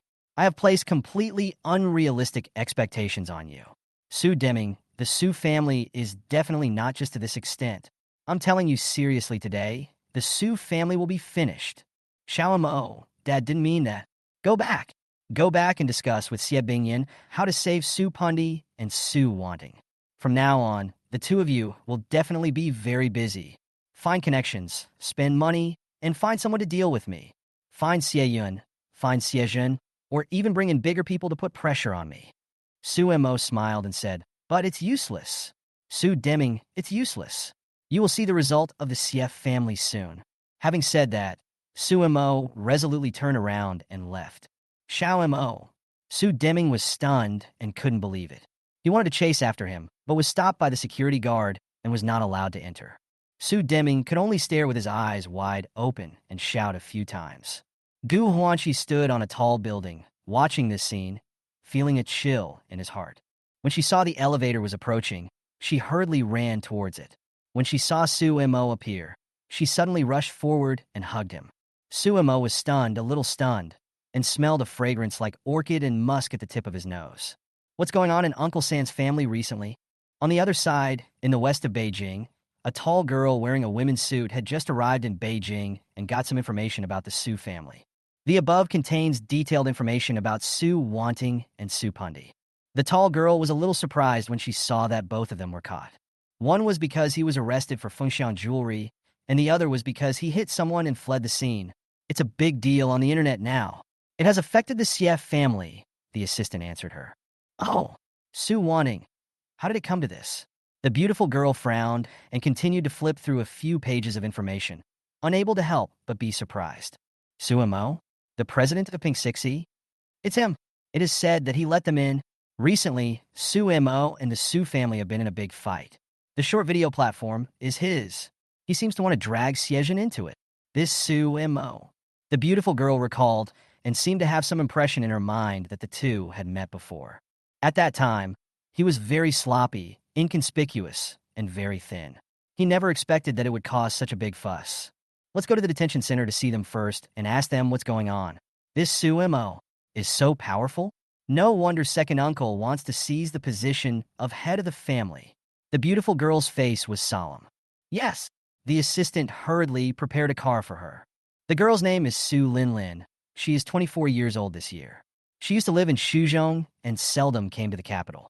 This time she came mainly to study and inspect Fengxiang jewelry and the Su family. The last time Su Deming mentioned family issues to Su Bohan felt a little wary. So when he saw that his daughter was going to study in the capital, he gave her a few special instructions. Chapter 180. Su Wanting is disheartened. The matter of Su Wanting is about to come to a conclusion. When Su Pundi went in, Xie Bingyan was very angry, just as Su Mo expected, and she kept looking for someone. The Xie family still used some of their connections, and that day several people from the police station came to Su Mo's branch to inquire and investigate, attempting to give Su Mo a warning. Su Mo knew what they meant, so he simply flew directly to Shanghai City and didn't return to Beijing in the short term. Xiejin sent him a message, asking for a meeting. Su Mo replied that they were willing to meet and fly to Shanghai City. It is still unknown whether Xiejin will go there. We need to wait and see. In addition, Gu Huanqi has not left the capital for the time being. At the invitation of her parents, she returned home again. It will take her a few days to fly to Shanghai City to reunite with Su Mo. Naturally, the CF family could not do whatever it wanted in the capital. Once the relationships were established, there were people who helped Su Mo solve his problems. This time, the people from the CF family came here just to show their power. So, when Xie Bingyan received the news that Su Mo was no longer in Beijing, but had flown to Shanghai City and was preparing to go abroad, she was furious. The matter about Su Pundi is still spreading and brewing outside, and is determined to drag Xiejin into the water. Xie Bingyan can't save Su Pundi at all, and now the police have been ordered to investigate. Su Pundi killed 3 people and fled the scene of the accident. She needs to be held criminally responsible. Compared with Su Pundi, Su Wanning's case has seen some improvement. She can now be released on bail and await further trial. Su Wanning has been in prison for nearly 2 months since she was arrested. During this period, both the Su family and the Xie family mobilized many people, and Xie Bingyan spent some money to let her go home. So the police acted very quickly. When Su Pundi learned that Su Wanning was leaving the detention center, she was frightened and burst into tears again, shouting, "Sister, save me. You must save me. Tell Mom." Su Wanning looked at her with an extremely complicated expression. On this day, someone came to the Su family in Shuzhou. Her name was cousin Su Linlin. She seemed surprised by what happened to Su Wanting and Su Pandai, but she didn't talk about anything. She just said that the Su family felt that there was something wrong with their family tradition. Su Wanting felt very uncomfortable after hearing this. However, she could not refute Su Linlin's opinion. The Su family in Shu had always been strict in running the family and protecting their reputation. They strictly disciplined their disciples and did not allow them to do anything out of line. Their going to prison will definitely have a very serious impact on the Su family's family tradition. After Su Linlin reports back, her grandparents might even fly over. Xie Bingyan, Su Deming, and others came to pick her up. Su Wanning got in the car and listened to Xie Bingyan chattering about Su Mo's crimes.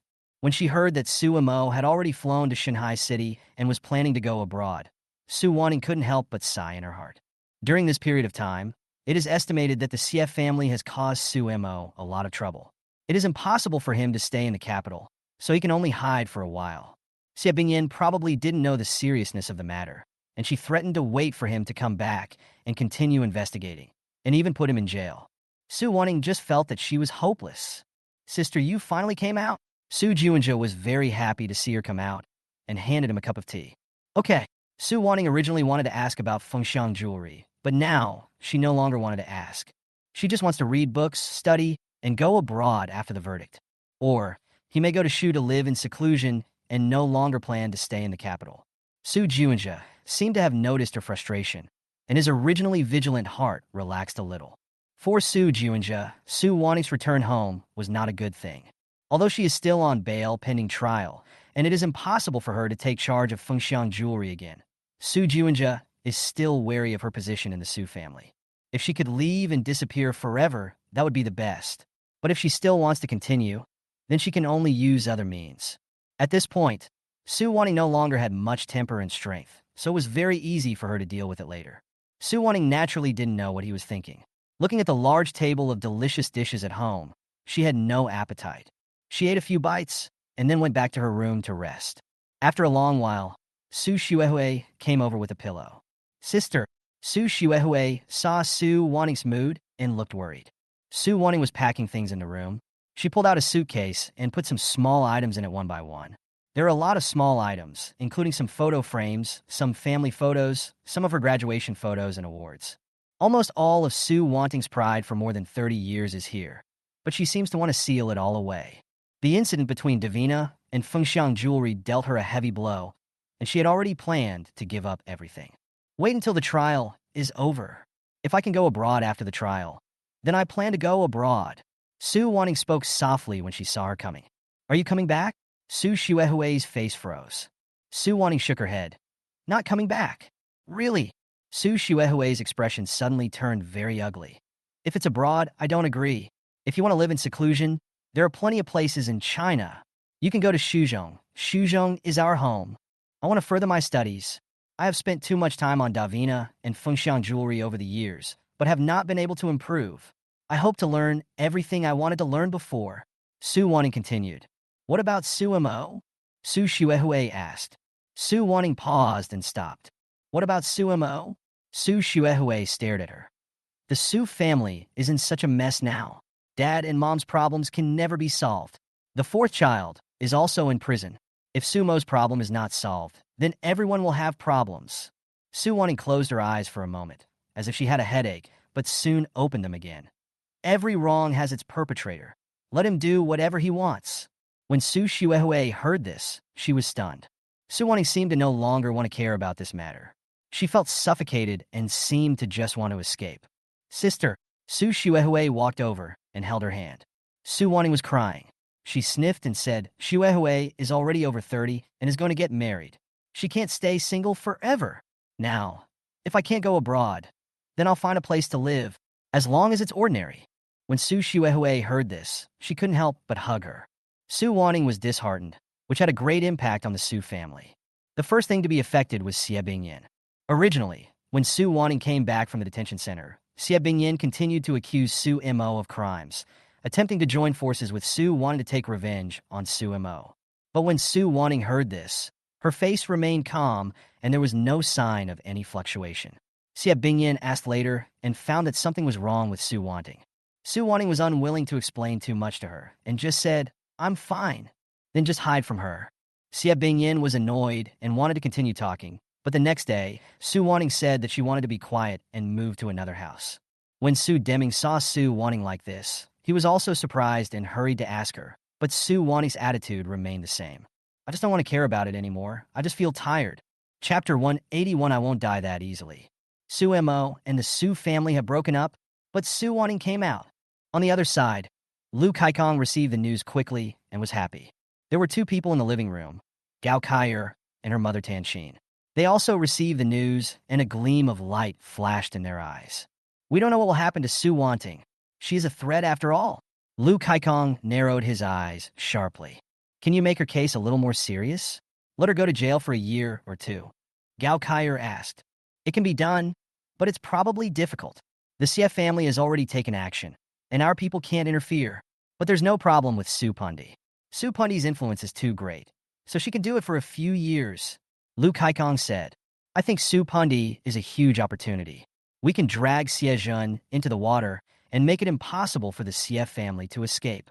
As long as Xie Zhen gets into trouble, it will be difficult for Su Mo to return to the Su family. By then, the Su family will fall into our hands. Greed also flashed in Tanxin's eyes. Lu Kaikong nodded when he heard it, but he turned to look at Gao Kai. How long will it take for Su Juanjia to make a decision? How long will it take for Fengxiang jewelry to be in his hands? Almost. Recently, Su Deming has handed over most of the power to him, and he basically doesn't care about anything anymore. It will only take 3 to 5 months for Su Juanjia to be promoted to the chairman and actual controller of Fengxiang Jewelry. Gao Kaier said, Very good. I've been waiting for this day. The only problem now is Su Bohan and Su Kong. But this part is also easy to handle. Su Kong is in Shanghai City. Su Wanting's affairs have seriously affected the reputation of Fengxiang Jewelry. Su Kong is not having a good time either. I can find a few people to smash a few of their stores. Originally, Lu Kaikong meant to kill Su Kong if possible, but considering the huge impact and Su Mo was also watching them, he didn't dare to move.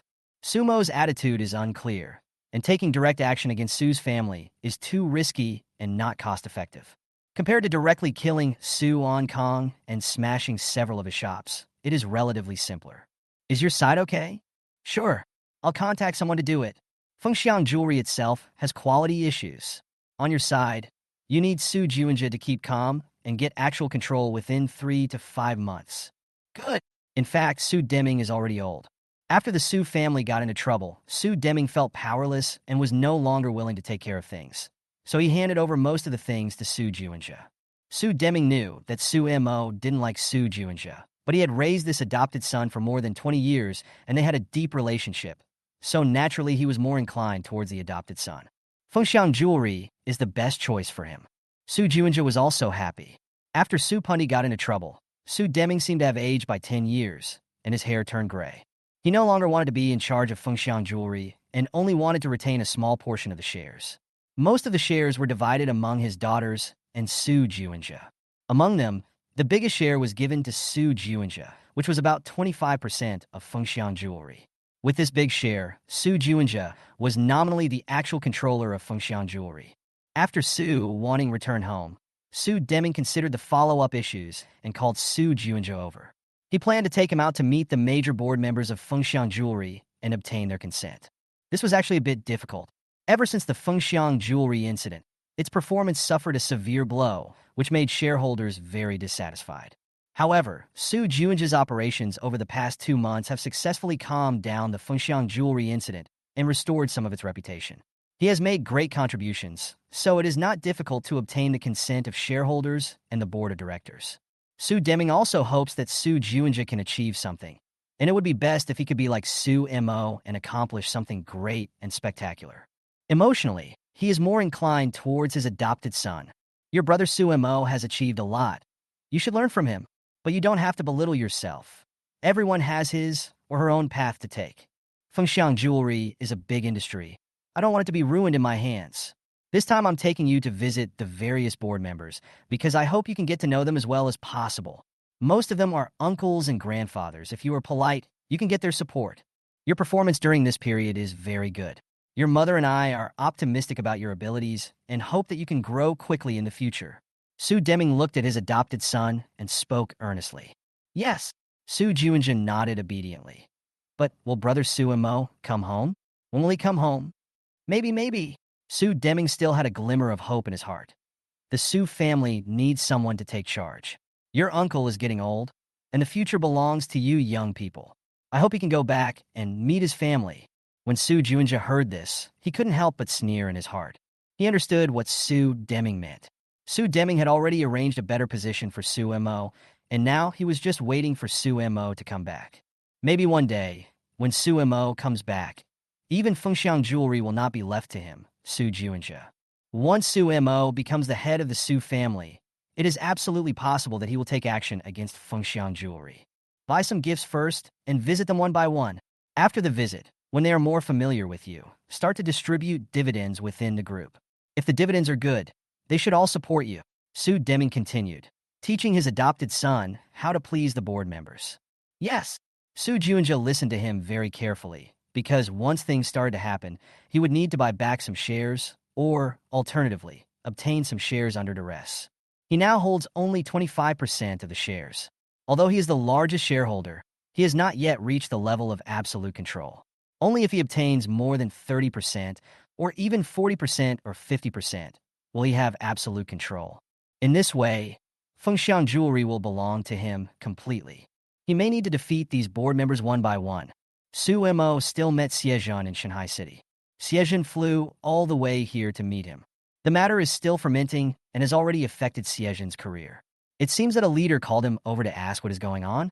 Xiezhen attached great importance to this. After leaving the house, he immediately flew to Shanghai City. The reason he came here was naturally because he hoped Su Mo could stop everything and not affect him. So, as soon as he saw Su Mo, he threatened and warned him angrily. Su Mo naturally understood what he meant. He was afraid that his career would be affected and was quite anxious. So Su Mo also said, "Don't interfere in Su Pundi's affairs. I want her to stay in prison for a few years. You stop interfering, and I will stop my actions too. Are you threatening me?" Xiezhen was a little annoyed. Su Mo shrugged. "You can regard this as a threat. In fact, I can make this matter even bigger. I don't know who it will affect. I just want Su Pundi to go in and calm down. Do you still have the Su family in your eyes? She's your own sister." Xiezhen's face was full of anger. "Huh." Su Mo laughed immediately. "If you are not afraid, then just save her. Anyway, even if she can't rise, it won't affect you much. I know your CF family's attitude towards me. I am happy to continue to promote it. If you deal with the CF family, nothing good will happen to you. Su Mo, you must understand that nothing good will happen to you." Xiezhen was really annoyed. He had been the boss all his life. Who dared to threaten him? Now that he was threatened, he was very dissatisfied and used his power. You can rest assured, I won't die so easily." Su Mo laughed sarcastically. "I will watch them die." Chapter 182. Why? Do you still want to poison him to death? Are you really unwilling to stop? Xiezhen stared at him. "Look at the internet now. How can it be stopped? I think you might as well go to Su Pundi instead of coming to me. You might as well make a statement and sever your ties with Su Pundi." Su Mo smiled and said, "Maybe this will be good." During this period, Xie Bingyin has frequently come to me to talk about you. She said that you are heartless, cruel, violent, and vicious. I originally thought that she was just talking, but now it seems to be true. You even dare to treat your family like this. What else are you afraid to do? Xiezhen's eyes flashed coldly, full of severity. Is that how she describes me? Su Mo said with a smile. That's right. Xie Bingyin already knows that you have stepped into the abyss, and there is no way you can turn back. Your methods are indeed vicious. Siejun was not polite at all. He was already very dissatisfied with Su Mo and was happy to teach him a lesson. Especially when he saw his smiling and nonchalant look, he became even more angry. Then she is right. Su Mo laughed and clapped his hands. She was very impressed with me. She has sincerely realized how vicious I am. I think this is a good thing. I was too lenient because I thought you were a member of the Su family. Siejun stared at him. Then you don't have to be like this now. Suemo looked at him and continued to smile. You can be a little more ruthless. In fact, I don't have any good feelings towards your CF family. I always feel that if your CF family is not there, things will be much easier. You dare. Siejun was furious. What am I afraid of? Suemo still had a playful smile on his face. It has come to this. What else am I afraid of? You don't think it has only come to this, do you? Siejun stared at him. He didn't expect Suemo to say that. He seemed unwilling to look back. It seemed that because of this, he was even more excited and happier. Even though he already knew what had happened to Su Mo under the eyes of the Su family and Xie Bingyan, Siejun still didn't expect that the scars in Su Mo's heart had reached an irreparable point. It can be seen that he is determined not only to deal with the Su family, but also to spare the Xie family. Siejun, you need to rethink how to deal with him. He didn't want his career to be affected, and he definitely didn't want the Xie family to suffer a blow, but Suemo now had the ability to do so. The Xie family began to prepare, and Suemo also became excited. He knew very well that by doing this, the company would be hit by the Xie family, but it didn't matter, he had already started planning. Pinduoduo is such a huge industry that it cannot be brought down by the Xie family just because of what they say. Suemo is no longer panicking at all. What's more, he has other industrial layouts and doesn't have to worry about a broken capital chain. For this matter, there is no problem for him to take out 100 billion to fight him to the death. Of course, in order to do this better, Su Mo decided to promote Gu Huanxi to the position of vice president. In this way, if he gets into trouble, the company will not be affected, and in the future, he will most likely be able to step away and deal with the Xie family. Su Juinja will act quickly. Su Deming has made up his mind to make him the CEO. After he becomes the CEO, he will make drastic reforms to Fengxiang Jewelry. He will introduce Lu Kaikang's capital, causing a huge impact on the old shareholders. Fengxiang Jewelry will completely fall into his hands. Next, we can begin. Su Juinja's goal now is actually similar to Su Mo's, which is to destroy the Su family. In fact, Su Juinja was very panicked and anxious, but he hid his thoughts and did not let the Su family see clearly. Su Mo did not interfere with him and was happy to let him perform. Su Juinja seized this opportunity and got Fengxiang Jewelry. When he completes his reforms, he will confront the Su family. Even if he doesn't want to reveal his cards at that time, he will probably have to do so. For Su Juinja, the Su family has lost its meaning to him since his biological parents appeared, and it doesn't matter how much blood the Su family sucks. And in his heart, Su Mo and he may not be enemies. He did poison Su Mo, but Su Mo was not poisoned to death, and there were no signs of poisoning. The poison he used was very mild. Besides, the palladium was taken from the laboratory of the fifth sister, Su Shuang, and was given to him by the third sister, Su Mani. The milk used belonged to the eldest sister, Su Wanting, and Su Shuehui was also involved. No one can escape responsibility. He, Su Juinja, was just the smallest link, and he didn't think he had any hatred with Su Mo. In his mind, since Su Mo wanted to deal with the Su family, his purpose was similar, which was to get Fengxiang Jewelry through the Su family. So, after doing it, he was not afraid of Su Mo's revenge. As long as he gets control of Fengxiang Jewelry, coupled with the relationship between Gao Kaier and Lu Kaikong, he might have the ability to compete with Su Mo. It's nothing to reveal the truth later. His sin is not serious. Su Mo could naturally guess what Su Juinja was thinking and just found it ridiculous. There is no need to settle accounts with him now, because there is no need to do so for the time being. No one can escape later. Su Wanting was very calm after returning home. Very peaceful. In her spare time, she learned from Zhao Ma how to clean the room, tend to the flowers and trees, or cook by herself to make delicious food for herself and her family. She spent nearly 2 months in jail and seemed to appreciate her life more. Xie Bingyan was still angry and kept finding people to put pressure on Su Mo. After Siejun flew back from Shanghai City, he was also very angry. He had already informed Xie Bingyan that Su Mo was beyond saving and that he wanted to find problems with him and arrest him. Xie Bingyan would naturally be happy to see this happen. He can't run away. He definitely can't run away. Even if he runs to the ends of the earth, we must bring him back. We can arrest him even if he is innocent. Why not? We must arrest him. Hearing Xie Bingyin say this, Su Wanting felt sad. She did not interrupt to persuade Xie Bingyin. She just felt that she was hopeless, and perhaps she had wanted this to happen for a long time. Su Wanting calmed down again and returned to her room to read. Boss!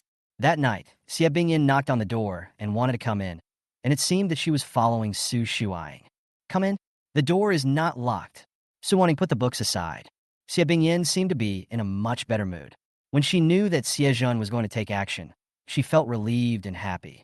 Su Wanting didn't know what they came for, so she could only pull out a chair and let them sit down first. Boss, you don't have to worry about the trial. I've already greeted them. It's not a big problem. Xie Bingyin came over to comfort Su Wanting and wanted to hold her hand. Su Wanting was startled, struggled slightly, and broke free. The trial. Just pay some money. We'll give you a suspended sentence. We won't let you go in. Xie Bingyin said, gritting her teeth. I get angry just talking about this. You've always been good and excellent. Suemo, how could you be so vicious? How could you be so cold-blooded? How did you offend him? Su Wanting listened to this. Her heart was cold.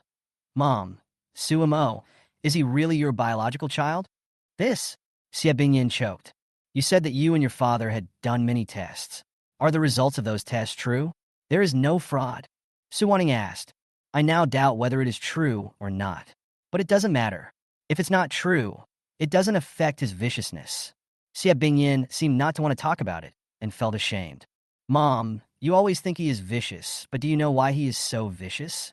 Why does he hate you so much? Su Wanting's eyes reddened. Why? No reason. He was born to come here to collect debts, Xie Bingyin said angrily. Yes, debt collector. You have always thought so, Su Wanting sniffed. I will not talk about the things you did when you were little, but Suemo was already 15 or 16 years old at that time. He was sensible. Why did you still want to poison him to death? Chapter 183 My mother's eyes are like stars. What? Xie Bingyin frowned. I know you want him to die. You wanted to do it before, and you still want to do it now. You wanted to kill him before and secretly dumped him in a stinky ditch. If you really don't want to see him, why don't you just not bring him back? Why do you still want to kill him after bringing him back? Xie Bingyin didn't know what she was talking about and couldn't help but get angry. Boss, shouldn't he die for what he's doing now? What he is doing now is damnable. But he didn't do anything before. At best, he just stole your clothes. If you don't like him, you can let him go. Su Wanting said, crying. Xie Bingyin frowned and said angrily. Su Wanting, you are bold now, right? You dare to roar at me, right? What kind of magic potion did Suemo give you? No one is trying to trick me. I just think it's unfair. Su Wanting sniffed. This time, I'm the last one to say it at home. I will never talk about this again. What I want to say is that everyone's problems are because of you. Bang! Upon hearing this, Xie Bingyin became furious and quickly slapped Su Wanting hard in the face. Su Wanting tilted her head for a moment and felt a burning pain on the right side of her face. I provided him with food and drink and raised him. I treated him well, but how did he treat me? Su Wanting, how did he deal with you and the fourth child? Xie Bingyin was very disappointed with Su Wanting. It has come to this, and you still dare to speak for him and stand on his side. Do you know that Sumo's goal is to destroy our Su family? Because of this, you want him to die, right? Su Wanting said, crying. I no longer have this son. I've already told you I no longer have this son. Xie Bingyin was furious. If he hadn't come back, there wouldn't be so many problems in the Su family. All of these things are because of him. Su Wanting felt desperate when she heard this. Don't think that what you did was right. In fact, you didn't do anything for him. In your heart, you just want him to die. I know that Dad hurt you deeply and you can't vent, but if you want to do it, you can do it when you were a child. Why do you still want him to die when you grow up? Xie Bingyin glared at Su Wanting. I almost died of dystocia because of giving birth to him. Isn't that enough? Enough? If you think this is enough, then it is enough. If you want to poison him, then poison him. Su Wanting was already heartbroken and no longer had any hope for Xie Bingyin. What do you mean by poisoning him? Xie Bingyin was angry and thought Su Wanting was talking nonsense. Su Wanting was unwilling to say more. She weakly picked up a document and handed it to her. When Su Mo came back, he had a lot of expectations in his heart. Everything he saw was completely different from what we saw. We didn't see his expectations at all at that time. I only remember that when you brought him back, the house was very peaceful, as if nothing had happened. Later we found out that you and Dad didn't care about his existence at all. So, everything became very cautious. What I want to say is that everything in the Su family now is caused by you. Everything is your fault. It's you who turned Su Mo into a demon. Su wanting. Xie Bingyan was furious and wanted to continue slapping him. Even if you beat me to death today, I will still tell you. His heart was so sunny, full of expectations and hope. He once thought that as long as he came back, he would have everything, but he didn't expect that everyone is a devil. Su Wanning's tears dripped down her pretty face. This is something he wrote before. I kept it hidden for a long time. After thinking about it, I decided to show it to you, although it may be of no use. But at least. Su Wanning took a deep breath and held back her tears. At least I know what Su Mo is doing. At least I know why Su Mo is doing this. At least I recognize him as my brother. Even though I have never done anything for him, I will still admit this. If I can see him again, I will tell him that I am sorry for him. I was wrong. From the beginning to the end, I was wrong. Xie Bingyan was stunned when she saw Su Wanting burst into tears. She took the information from her hand and took a look at it. There was only one sentence written on the first page of the information. My mother's eyes are like stars. That was what Su Mo posted when he was 15 years old. Xiejun's movements were fast and fierce. Su Mo never underestimated the capabilities of the Xie family. From the company's Beijing branch being investigated, to the police from the Shanghai City branch coming to inquire about telecommunications fraud, to the Shanghai City police coming with an arrest warrant to arrest Su Mo. It is said that Su Mo is suspected of telecommunications fraud. Very soon, just the day before, Su Mo, Gu Huanxi and Tang Lei convened a meeting of Pinduoduo's management to compile statistics on Pinduoduo's operating performance in the first quarter after its listing. The meeting examined the accounting department's calculations of Pink Sixy's first quarter expenses and profits. This was the first time Pink Sixy released an operating report after its listing, and it was very serious. After checking, it was found that there was no problem with the data, so Su Mo ordered it to be released to the public. After Pink Sixy Group went public, its revenue in the first quarter was 20.3 billion yuan, of which its profit was 6.5 billion yuan. Compared with last year, its net profit soared by 200%. There is no doubt that when this report was issued, it immediately caused a stir on the internet and the market, and countless people in the Great Xia Kingdom cheered. Even after the business report was issued, it quickly spread to the ugly country, causing a shock to the ugly country's stock market. Pinduoduo's market value skyrocketed, increasing by 50% in just one day. Now, Pinduoduo's market value has reached the 180 billion mark, and it is estimated that it will soon break through the 200 billion scale, which will amaze countless people. Pink Sixy's market value is still growing, and at a very fast pace. The group buying model has penetrated into people's hearts, and Pink Sixy provides a large number of cheap products. The future of Pink Sixy has really arrived. It will be the next giant. At the same time, yesterday afternoon, Zhang Yundong and other shareholders also sent a congratulatory message to Su Mo to celebrate Pink Sixy's first quarter revenue. This time, all shareholders can get huge returns. As for Xiejun, it was a case of law enforcement in a different place. The police from Beijing went straight to Su Mo's office, showed him an arrest warrant, and demanded that Su Mo be brought to Beijing. Su Mo expected Xiejun to do this, so he was not in a hurry. After making 2 phone calls, he turned to give a few instructions to Gu Huanxi and Tang Lei, and then went to the airport with them. Xiejun would not let Su Mo stay in Shanghai City for trial. He would only feel at ease if Su Mo was brought to the capital. So, when they saw Su Mo being taken away, Tang Lei, Gu Huanxi, and Li Banzwang all became panicked. Banzwang and I will go back to Shanghai City to find our godfather and godmother. Huanxi, you go to Gu's house.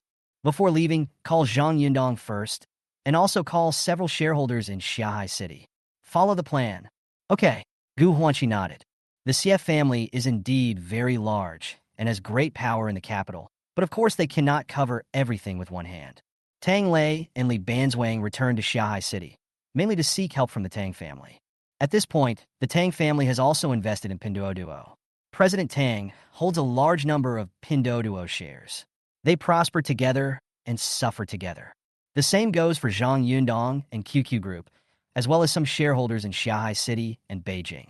No one wants to lose Su Mo, the god of wealth. In addition, the reason why Gu Huanxi wanted to go back to the Goof family was her own suggestion. Gu Huanxi was very clear about Su Mo's actions during this period and suggested that the Goof family could also help. She planned to go back and talk about it. The three people acted quickly, some making phone calls and some notifying others. At this critical juncture, no one wanted Pink Sixie's stock price to be hit. The people sent by Siejun were very fierce and seemed to be angry, and were not so polite to Su Mo. When Su Mo was taken to the capital, he had been beaten several times with a bruised face and nose, so much so that when he saw Siejun sitting outside, he burst into laughter. Chapter 184. You are not only afraid, but also guilty. Su Deming has not been in Beijing recently. Because he needed to support Su Juanjia, he took Su Juanjia to Shanghai City to visit members of various boards of directors, introduce them to some of his friends, and open up Su Juanjia's business connections. After the meeting in Shanghai City, he would need to fly to Shuzhou to meet some family members. Some of these members were Su Deming's uncles and were also shareholders of Fengshan Jewelry, and his support would need to be obtained. Only in this way can Su Juanjia have the possibility to control Fengshan Jewelry. Since there were so many people he needed to meet, Su Deming gave Su Juanjia guidance along the way, telling him what he needed to bring and how to shout when he met people. A while ago, Su Mo talked to him about Su Hongwan's issue, and Su Deming also had some thoughts about it. He wanted to assist Su Juanjia before making a decision. The Su family's business is so huge, it is impossible for him to give it up so easily. Today, he and Su Juanjia were waiting for the plane at the airport. When he saw the first quarter performance report released by Pinduoduo Group, he couldn't help but be amazed and called Su Juanjia over to watch it together. Pink Sixie, owned by your brother Su Mo, is gaining momentum. Its market value has now skyrocketed to 180 billion. His vision is extremely accurate, and he has opened up a huge gap in the online shopping platform market. Some time ago, he told me that Pink Sixie might become a giant like the Ali Group or the QQ Group. He has always been confident about this. You should learn from him. Su Juanjia took a look and was attracted by it, and a sneer came out of his heart. This model is really popular. I think it's not just a matter of model. Its internal management level is also very high. The Pink Sixie team is very willing to make concessions, which is to let consumers and merchants profit. It doesn't have many fancy things. It only does one thing, that is low prices, Su Deming praised. Although you can't use his method to run Fengshan Jewelry, I have to say that his method is still worth learning. I understand. I will study hard, Su Juanjia said, snorting in his heart. Now Su Deming's attitude is very clear. He is also very anxious and must take control of everything. As Su Mo's career grows bigger, the attitudes of other members of the Su family are also likely to change. Only when he gets everything can he prepare for a rainy day. Su Wanting has obviously turned to Su Mo's side. Seeing his adopted son like this, Su Deming was satisfied, so he continued to tell him some things and try to find ways to help him grow up as quickly as possible. Su Mo met Siejun in the detention center. He was punched several times, his face was bruised and swollen, and he was in a bad mood, but when he saw Siejun, he smiled happily. The cross-provincial pursuit of Siejun was illegal, and the arrest warrant was also illegal. Sending him directly to the capital and privately applying the criminal law was even more illegal. If Su Mo was an ordinary person, then it would be nothing, Siejun could deal with it, but Su Mo happened to be not an ordinary person, so this would affect the entire body. What are you laughing at? Siejun stared at him. Su Mo smiled and said, I am still happy to see you again. After all, I am very familiar with the capital. I know what you're thinking. You're thinking about how to deal with me. But unfortunately, you don't have that much ability. Siejun had already guessed Su Mo's thoughts and said sarcastically, Later, I'll have someone lock you up with Su Pundi so that you two siblings can have a good meeting. Every wrong has its perpetrator. You should settle it yourselves. Su Mo immediately laughed again.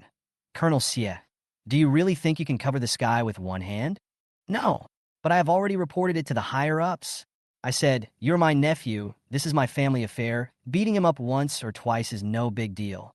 The higher-ups will not stop me from maintaining the family tradition and teaching the younger generation a lesson.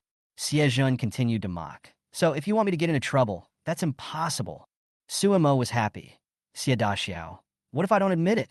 It doesn't matter if you don't admit it. Anyway, other people will know about our relationship. Your identity is clear, and it's not a secret. Siejin looked very proud. Besides, this time, I really want to teach you a lesson. It has nothing to do with lynching. So, you have already planned what to do? Suemo looked at him and said, more than that. Siejin had someone bring a chair, sat down, and said jokingly, I ordered you to be locked up in there. But this is at best just a small abuse of power, a small abuse of public resources for personal gain. Even if the higher-ups investigate, it won't be a big deal, but I can beat you up. I really can. Suemo laughed immediately. Come to think of it, I don't mind being hit by 2 punches. I'm not afraid to tell you that when I was at home, I was often beaten by Su Deming and Xie Bingyan in mixed doubles. Moreover, sometimes I was put in solitary confinement and couldn't go out for 2 or 3 days. The number of times I was punished by standing or solitary confinement was countless. This is nothing at all. If you feel angry, you can hit me a few more times. It's okay, I can bear it. Suemo looked at him, smiled mischievously, and said with a playful expression, but, you must not let me out. Siejun immediately frowned, his eyes cold. Suemo, you really won't repent. Don't use your status as an elder to pressure me. You are nothing in front of me. Suemo laughed and said, I don't care about the punches I took today, because I'm afraid that when the time comes, I won't be the one who's afraid. Siejun was immediately annoyed when he heard this. Suemo, I brought you to the capital this time to teach you how to respect your elders and how to cherish your family. If you refuse to repent, don't blame me for being rude. Suemo continued to laugh and said, I told you a long time ago, Colonel Xie, come on. Damn it. Siejun was furious and immediately drew his baton and tried to come in. But fortunately his subordinates stopped him. Siejun looked at Suemo's grinning face, took a deep breath, and said, I was almost irritated by you. Suemo, you can guess what I'm going to do next, right? Seeing him sitting back down, Suemo shook his head and said with a smile, I can't guess, but I can see that you are scared. I'm afraid. Siejun stared at him fiercely. You are not only afraid, but also guilty. Suemo laughed. I will not give up. I will continue to do things. Colonel Xie, I am not an ordinary person, nor someone you can easily control. You can't scare me. Siejun stared at him instantly, shaking with anger. So, I told you, I have experienced countless mixed doubles, and a few more times doesn't matter. If you have investigated my experience, you should know that I grew up in an orphanage. The things I experienced back then were much more cruel than now. You, Siejun, are nothing at all. Suemo wanted to provoke him and continued to laugh at him. I'll ask your mother to come over. Siejun said angrily. Okay, let Xie Bingyan come over. Suemo smiled. Then let her come over and take a good look. Siejun really could do nothing with Suemo. He could punch him a few times, but beating him all the time was not a good idea. Suemo is the president of Pink Sixie, the CEO of a multi-billion-dollar enterprise. A single move by him can affect the entire company. Now that he is in trouble, trouble is probably coming his way. Although Siejun could tell his superiors that he was enforcing family rules to evade the leader's questions. However, this is not a reason for him to resort to lynching. Once Suemo really believes it, the consequences will be very serious. Siejun couldn't help but feel that this nephew was difficult to deal with and wouldn't listen to any tricks or threats. Just wait. I'll find someone to deal with you. Sooner or later someone will be able to deal with you. Siejun said angrily and turned away. Ha! Suemo continued to laugh. Chapter 185, He Must Be Brought to Heel. Seeing that he was laughing all the time, Siejun became more and more angry and annoyed the more he looked at him. He has always been high and mighty, with all the means at his disposal. No matter who they are, they have to give him some face. How many people dare to disrespect him? As for Suemo, he claimed that he could also control him. As long as he showed his means and power a little, the other party might surrender. After all, power is no joke. Even if it is a company worth hundreds of billions, once a policy comes down, it has to kneel down and make concessions. Although Siejun has not yet reached the level of policy making, with his power, it is easy for him to bring down a company. Even if it is a bigger company, it only takes a little effort. In the past, people like the CEO of Baidu, the presidents of the Ali Group, and the CEO of Weibo, who wouldn't be respectful when they saw him. Even politicians from places like Shanghai City and Shanghai City had to give him face when they came to see him and did not dare to offend him easily. However, Suemo, this troublemaker, actually dared to touch his power, which Siejun could not tolerate in any way. Beating him up was part of the plan, and various risk avoidance measures had been taken. Siejun's original plan was to beat him up, make him submit, and then let him go. Now seeing that he was laughing all the time, with a joking look on his face and a fearless look, Siejun suddenly felt that his actions had been seriously challenged. Hey Siebingyan, Sumo has been captured and is being held in the detention center. Come over here. Bring more people here.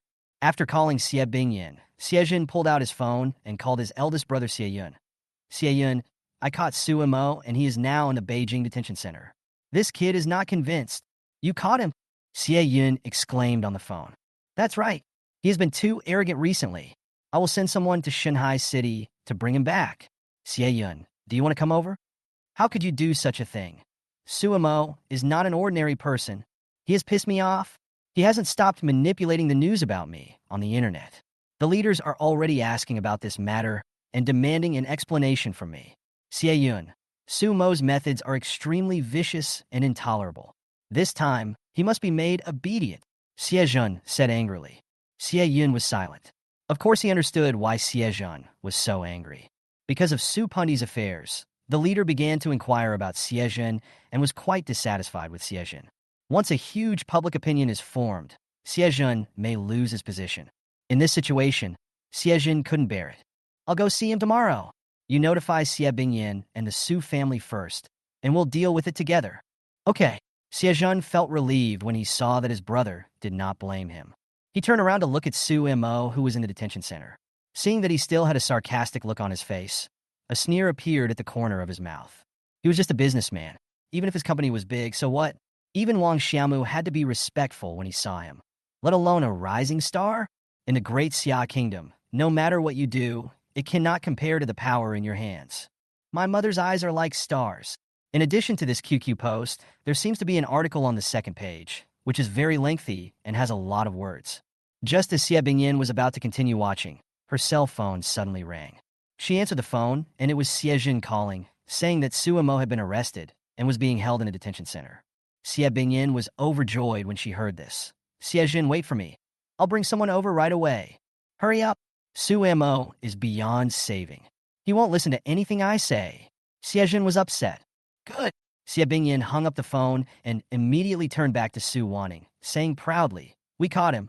So what if he ran to Shanghai City? If I want to catch him, I will definitely catch him. This rebellious son. I will beat him to death today. When Su Wanting heard this, she became a little panicked. Are you going over now? That's right. I'm going over there right now. I want to see how powerful he is in front of me, how arrogant he is. I want to see how he can still jump around. Siebingyan felt proud. Boss, just watch. His wings are not yet strong enough. As she spoke, Siebingyan threw the paper in her hand away like it was trash, then turned and left. Su Shuehui, who was standing next to her, was stunned when she saw this, then turned around to look at Su Wanting. Su Wanting stopped talking, looking desperate. Su Shuehui sighed, squatted down, collected the papers that Siebingyan had thrown away one by one, and took a look. There was indeed a lot of stuff written on it. My mother's eyes are like stars, her eyelashes are like the moon, and her hair is like a waterfall. Her heart trembled, and she handed the paper to Su Wanting. Su Wanting didn't answer, so Su Shuehui could only put it aside and said, I don't know what my second uncle did, but this is all we can do. I don't want to take sides. You're scared too, right? Su Wanting looked up at her. Su Shuehui's face froze, and she nodded. She was also afraid. She was afraid that Sumo would not let her go, and that Sumo would bully her in the same way. If it had nothing to do with her, she could just stay out of it. But now, her own interests are involved, and Su Shuehui has to think about herself. But I will try my best to stop my second uncle and mother from hurting him. If you are worried, you can come with me. Maybe this will be better. Su Wanting didn't say anything. She looked at the paper scattered by Siebingyan and murmured. She only took a look at this thing. The second time, she felt that it dirtied her eyes. When Su Shuehui heard this, she nodded and agreed. Perhaps Siebingyan didn't believe that what was written on the paper was written by Sumo, and she didn't even want to look at it. I'll go over first. I want to see him too, Su Shuehui said dejectedly. Su Wanting ignored her and remained silent until Su Shuehui walked out of the room without any further reaction. Siebingyan acted quickly, immediately packed up her things, and took her people to the detention center. She brought bodyguards, servants, Su Shuehui, and Su Shuang with her. Su Manny was away filming a movie and was not at home, and Su Yue-chan went abroad to study again. She gathered a large group of people and soon saw Siejin. I sent someone to escort him here personally. He probably thought someone would save him, so he still refuses to repent. I have already called my eldest brother Siejun. Do whatever you want to do as soon as possible. Otherwise, the pressure will soon be on me. Siejin said. Xie Bingyin certainly didn't come here unarmed. She was holding a lot of things in her hands. When she saw Siejun, she angrily said, "Give me the baton. You want this? This won't work. You can use other things, but you can't use the police's stuff." Siejun refused. "Why doesn't this work? This one is more convenient." Xie Bingyin was angry. Siejun shook his head and said, "I don't know what you think, but this really won't work. This isn't a problem that can be solved by just beating him up. Maybe beating him up will make the situation worse? It has come to this point, what else can be bad? If you don't make him obedient, you will definitely be affected." Xie Bingyin knew that Siejun was worried about his position, and her face was full of anger. Siejun also said angrily, "I asked you to persuade him. You can teach him a lesson, but you can't use the police's stuff. This is the rule." What a broken rule! Xie Bingyin felt dissatisfied when she heard it. But he was too lazy to argue with Siejun, so he turned around and walked inside. Chapter 186. It's time to get serious. It's finally time to get serious. Sumo's handcuffs had been removed, but his cell phone was taken away and he was punched several times. His face was bruised and swollen, and he looked quite miserable. He saw Xie Bingyin coming and looked up slightly. Xie Bingyin stood outside and saw this. Her eyes were filled with ridicule, and she looked smug. "What's the matter? Don't you always think you are very capable? Don't you always think you can escape? Why were you caught?" Su Mo. Su Xuehue couldn't help but worry when she saw Su Mo's miserable condition. Su Mo shrugged and said, "In fact, I didn't expect to defeat you all at once at the beginning. Things have to be done step by step, and meals have to be eaten bite by bite. Su Mo, you are really hopeless." Xie Bingyin was furious when she heard this. She turned around and said to Siejin, "Open the door." Siejin frowned and said, "Talk outside first. Don't rush in. Open the door. I'm going to beat him up. I've been enduring this for a long time. If I don't beat him up today, I'm not going to be named Xie." Xie Bingyin roared with gritted teeth. "You think going in and beating him up will solve the problem? What I want now is to solve the problem." Siejin also said angrily, turning back to Suemo. "Suemo, as long as you promise to calm things down, I will let you go. Otherwise, you can't leave today. You're scared. You feel guilty. You're afraid of losing the power in your hands." Suemo looked at him sarcastically and laughed. "That's why you hurriedly brought me here, trying to force me to give orders. If something happens to me, it won't be good for anyone." Siejun was a little angry and said, "You and Xie Bingyin can solve the problem internally, but if it involves me, that's not allowed. Then I'll discuss this with you." Suemo smiled and said, "Use your power to get Su Pundi to stay in there for a few years. If she agrees, I can remove her." "You." Siejun widened his eyes. "Suemo, you deserve to die. I'll tear your mouth apart."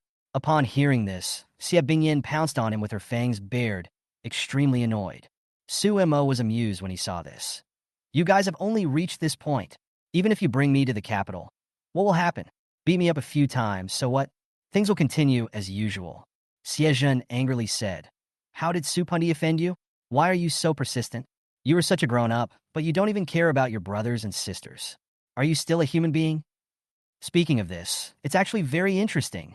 There are many things to talk about, but I don't have time now and don't want to talk about it. Suemo said, "Open the door. I'm going in to beat him up." Xie Bingyin said angrily, "If I don't beat him up today, I won't be able to vent this anger." In this situation, Siejun didn't dare to open the door. He could only turn around and angrily said, "Can't you talk to him properly? I didn't call you here today to let you beat him up. Then you can fight yourself." Xie Bingyin said angrily. Siejun was choked, his face turned pale, and he could only bite the bullet and speak. "No matter what, the things on the internet need to be resolved. Now the leader is asking about it. You need to handle it for me." Siejun was a little anxious because he knew that at daybreak, more people would come to ask questions. The boss of a trillion-dollar group being arrested was definitely not something that could be solved easily. He needs to resolve the issue quickly. "I will handle it, but you have to open the door for me.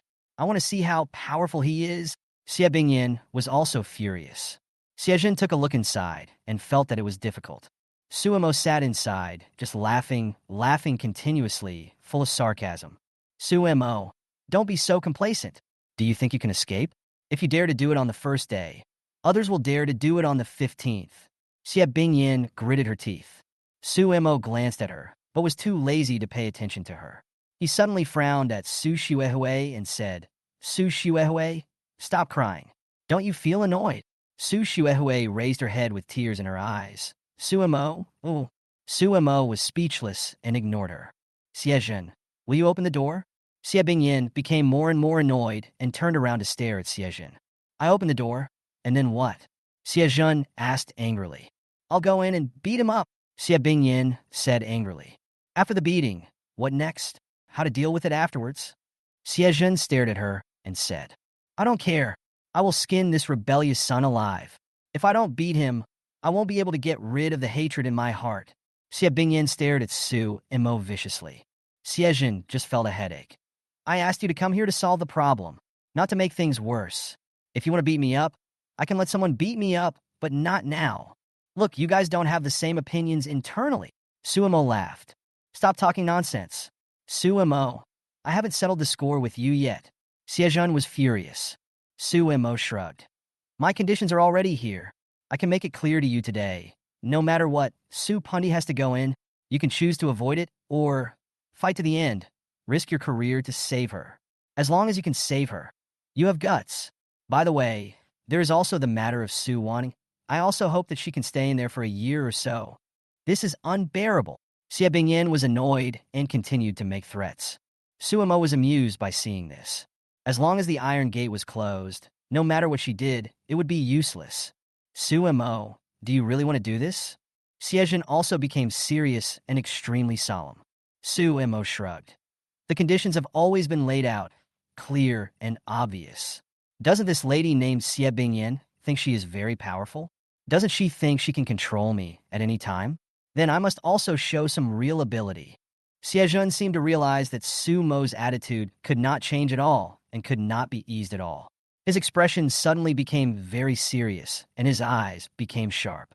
The majesty of the superior was clearly revealed in him at this time, and he began to think seriously about Sumo's matter. Xiezhen. Xie Bingyin turned around and glared at Xiezhen. Xiezhen glanced at her with extremely deep eyes, then turned back to stare at Sumo, and saw that Sumo had a calm look on his face. Quiet, dead still, silent. The scene suddenly became depressing.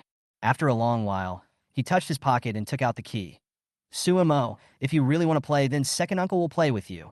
Even if Second Uncle's career ends here, it doesn't matter. But when the time comes, just don't cry. Pa pa pa. Sumo clapped his hands and said happily, It's time to get serious. We're finally getting serious. Xiezhen was annoyed, and his mind was no longer calm. He took out the key and opened the iron door. When Xie Bingyin saw it, she immediately rushed forward, holding a bag, and smashed it hard at Sumo. Sumo, I'll tear your mouth apart. She was furious and shouted for killing. Who's beating people? Sumo, where are you? Xie Bingyin was about to continue smashing things when suddenly, several loud voices came out and rushed towards the detention center. Then there was a series of hurried footsteps. When everyone looked back, they saw a group of people rushing towards them in anger. The leaders were wearing military uniforms. Xiezhen was stunned and frowned. Who are you? How did you get here? Don't you recognize me? Xiezhen, one of the old men in military uniforms, said with a frown. You are? Xiezhen took a look, was stunned for a moment, and his eyes widened. Gu, I mean a Navy man. Chapter 187. Beijing Gu family, a third-tier family. Xiezhen naturally knew Gu I mean, as he had met him several times at meetings before. Mr. Gu from the Navy is a technical person and a top expert in radar warships. He holds a high position of power and is the chief designer of Dian Shipyard. He has participated in the design of a large number of warships. He is also the head of the Gu family in Beijing. He is on the verge of retirement, but he has a wide network of contacts. Xiezhen couldn't help but be surprised and hurriedly greeted him with a flattering smile. Mr. Gu, why are you here? What brought you here? If you wanted to come, you should have informed me earlier, and I would have picked you up in person. Huh? What's that? I came here to see my grandson-in-law. I heard that you kidnapped my grandson-in-law. Guamin looked at him unceremoniously. This old man has a weird temper. He insists on design and ideals. In the past, if he encountered something wrong, he would even dare to criticize his leaders. Upon hearing this, Siejun hurriedly said, "Your grandson-in-law? When did I kidnap your grandson-in-law? Old Gu, stop joking. I don't have the guts to do that. Isn't it you? I heard that you traveled thousands of miles to arrest someone across provinces on trumped-up charges, and even flew to Shanghai City to blatantly kidnap him back. You broke the law knowingly." Gu stared at him and asked, "Is that right?" This. Siejun was surprised and widened his eyes slightly. "Sumo." At this time, a scream came from the side, and a young girl walked out and rushed inside quickly. Siejun saw it and wanted to stop it. But Gu stared at him and said, "Second son of the CF family, you still dare to stop me? Why don't you let me go in and take a look? You are in big trouble this time." Siejun hesitated for a moment, but did not move. The pretty girl rushed in. "Sumo, how are you? Are you okay?" "I'm fine." Sumo spoke and smiled. The girl was naturally Gu Huanqi. She rushed into the cell and took a look, only to see Sumo with a bruised face and nose, and he didn't know how many punches he had received. His expression froze. Just now, Xie Bingyin seemed to be hitting him.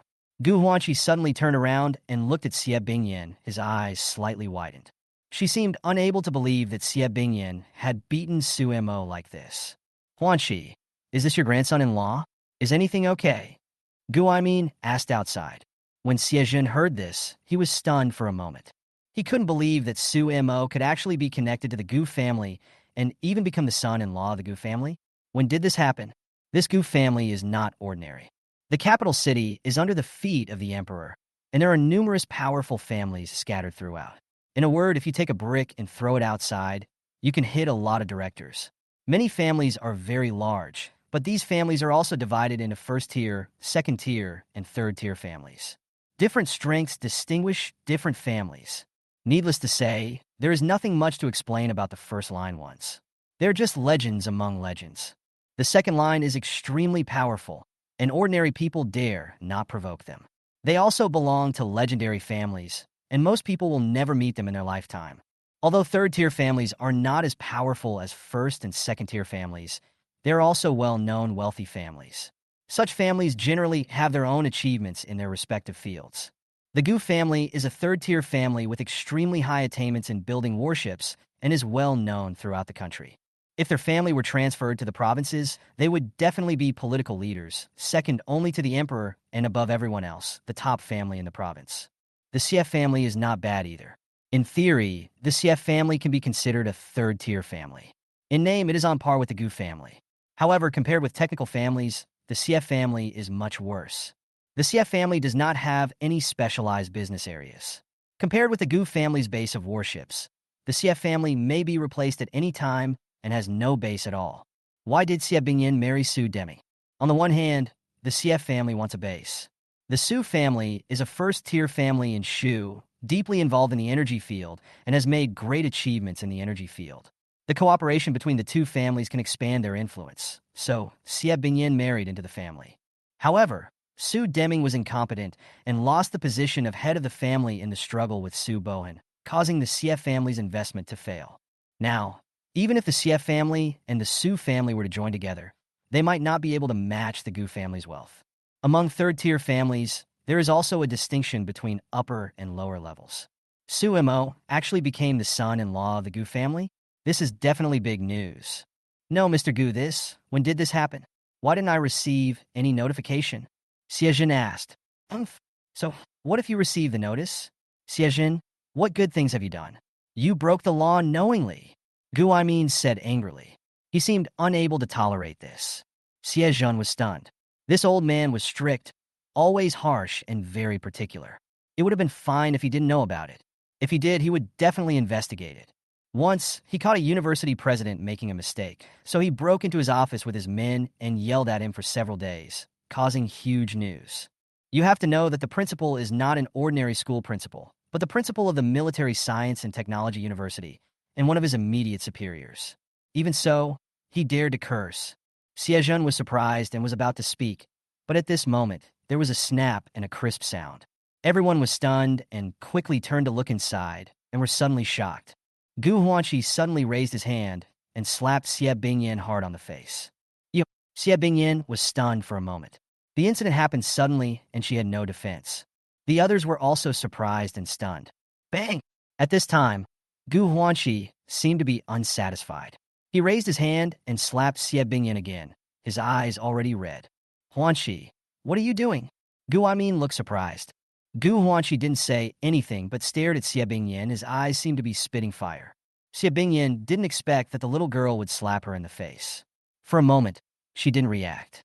When she reacted, she became furious and pounced on Gu Huanqi with her teeth and claws. You, what are you doing? She screamed. Mom! Seeing Xie Bingyan about to rush to Gu Huanqi, Su Xuehui also reacted and hurriedly grabbed her and started crying. Mom, let's go back first. Let's go back first. This won't work. This won't work. Who are you? How dare you slap me? Xie Bingyan was pulled by Su Xuehui. She was furious, with a murderous look in her eyes. Gu Huanqi took a look and wanted to take action, but Su Mo suddenly pulled her back. Gu Huanqi turned her head suddenly, and tears quickly forced out of her eyes, cutting her delicate face. It's okay, it's okay. What are you doing? I'm fine, Su Mo said with a smile. He didn't expect that Gu Huanqi would dare to beat Xie Bingyan. These two slaps are quite satisfying. Su Mo, you rebellious son. You were the one who ordered this, right? Xie Bingyan roared angrily. That's enough. Xiejun looked at it and shouted angrily. Xie Bingyan, that's enough. Get out of here first. What do you mean by enough?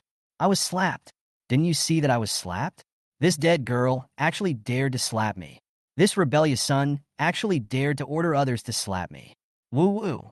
Xie Bingyan's face was full of hatred, and she wanted to continue to pounce on him. Su Xuehui and Su Shuiying hurriedly stopped her. Mom, it's over. Woohoo, it's over for now. Don't move. Suemo looked at it and suddenly wanted to laugh. He saw some tears on Gu Huanqi's pretty face and anger in her eyes. He raised his hand and touched her head and said with a smile, It's okay. Go aside. I'll take care of it. Gu Huanqi sniffed and saw that he had a bruised face and looked aggrieved. She clenched her fists slightly, as if she was still not satisfied. Suddenly hugged him. Okay. I'm fine, don't worry. Suemo was a little surprised by her actions. After thinking about it, he patted her on the back and signaled her to let go first. Chapter 188, CF Family's Second Son. You've sinned a serious sin this time. In fact, Gu Huanqi had been enduring for a long time and had never had an outburst. She didn't dare to do that before. This time, seeing Su Mo's miserable condition, she couldn't help but get angry. This girl has always been gentle and rarely gets angry. Her personality is somewhat cold and gentle. She seemed to realize what she had done. Her pretty face turned red, and she let go of Su Mo. Su Mo stood up and was about to speak when several noisy voices came from outside. Where is he being held? Suddenly, everyone looked back and saw another group of people led by the police rushing in. It's lawless. How dare they break the law knowingly? Who gave the order? Why are they so arrogant? The leader was an old woman who rushed in with a few people, looking angry. Following behind her, there were a few young people. Who else could it be but Li Banzwang and Tang Lei? In addition, there was also a petite girl. You are? Xiejun was surprised when he saw it. You are Xiejun, right? The second son of the CF family? How do you do things? The old woman became furious when she saw Xiejun. Dang Jingyi. Gu Aimin glanced at the old woman and was slightly stunned. This old woman is Tang Jingyi, the former director of the first affiliated hospital of Shanghai City. She is from the Tang family in Beijing. The Tang family is quite famous in the capital and is also a third-tier family. Gu Aimin, why are you here too? Dean Tang was surprised when he saw him. Why can't I be here? The second son of the CF family is so bold that he arrested someone across provinces. The person he arrested is my grandson-in-law, and I came here to ask him for punishment. Gu Aimin said angrily, blowing up his beard, and looked at her again. What about you? Why did you come here too? Of course I asked too. He's my godson. Dean Tang got angry when he mentioned this, and angrily said to Xiejun, Second brother Xie, what's wrong with you? You are the eldest daughter of the Tang family? Xiejun was surprised. What do you mean, young lady? You should call me teacher. Tang Jingyi was dissatisfied. Xie was stunned. This old Dean Tang is no ordinary person. She is a top surgical expert in the first affiliated hospital and one of the eldest daughters of the Tang family. She is quite famous. In fact, she is one of Xiejun's teachers. She used to teach in the school and taught many students. Her husband, Zhao Weigua, is also a top expert in the chip field.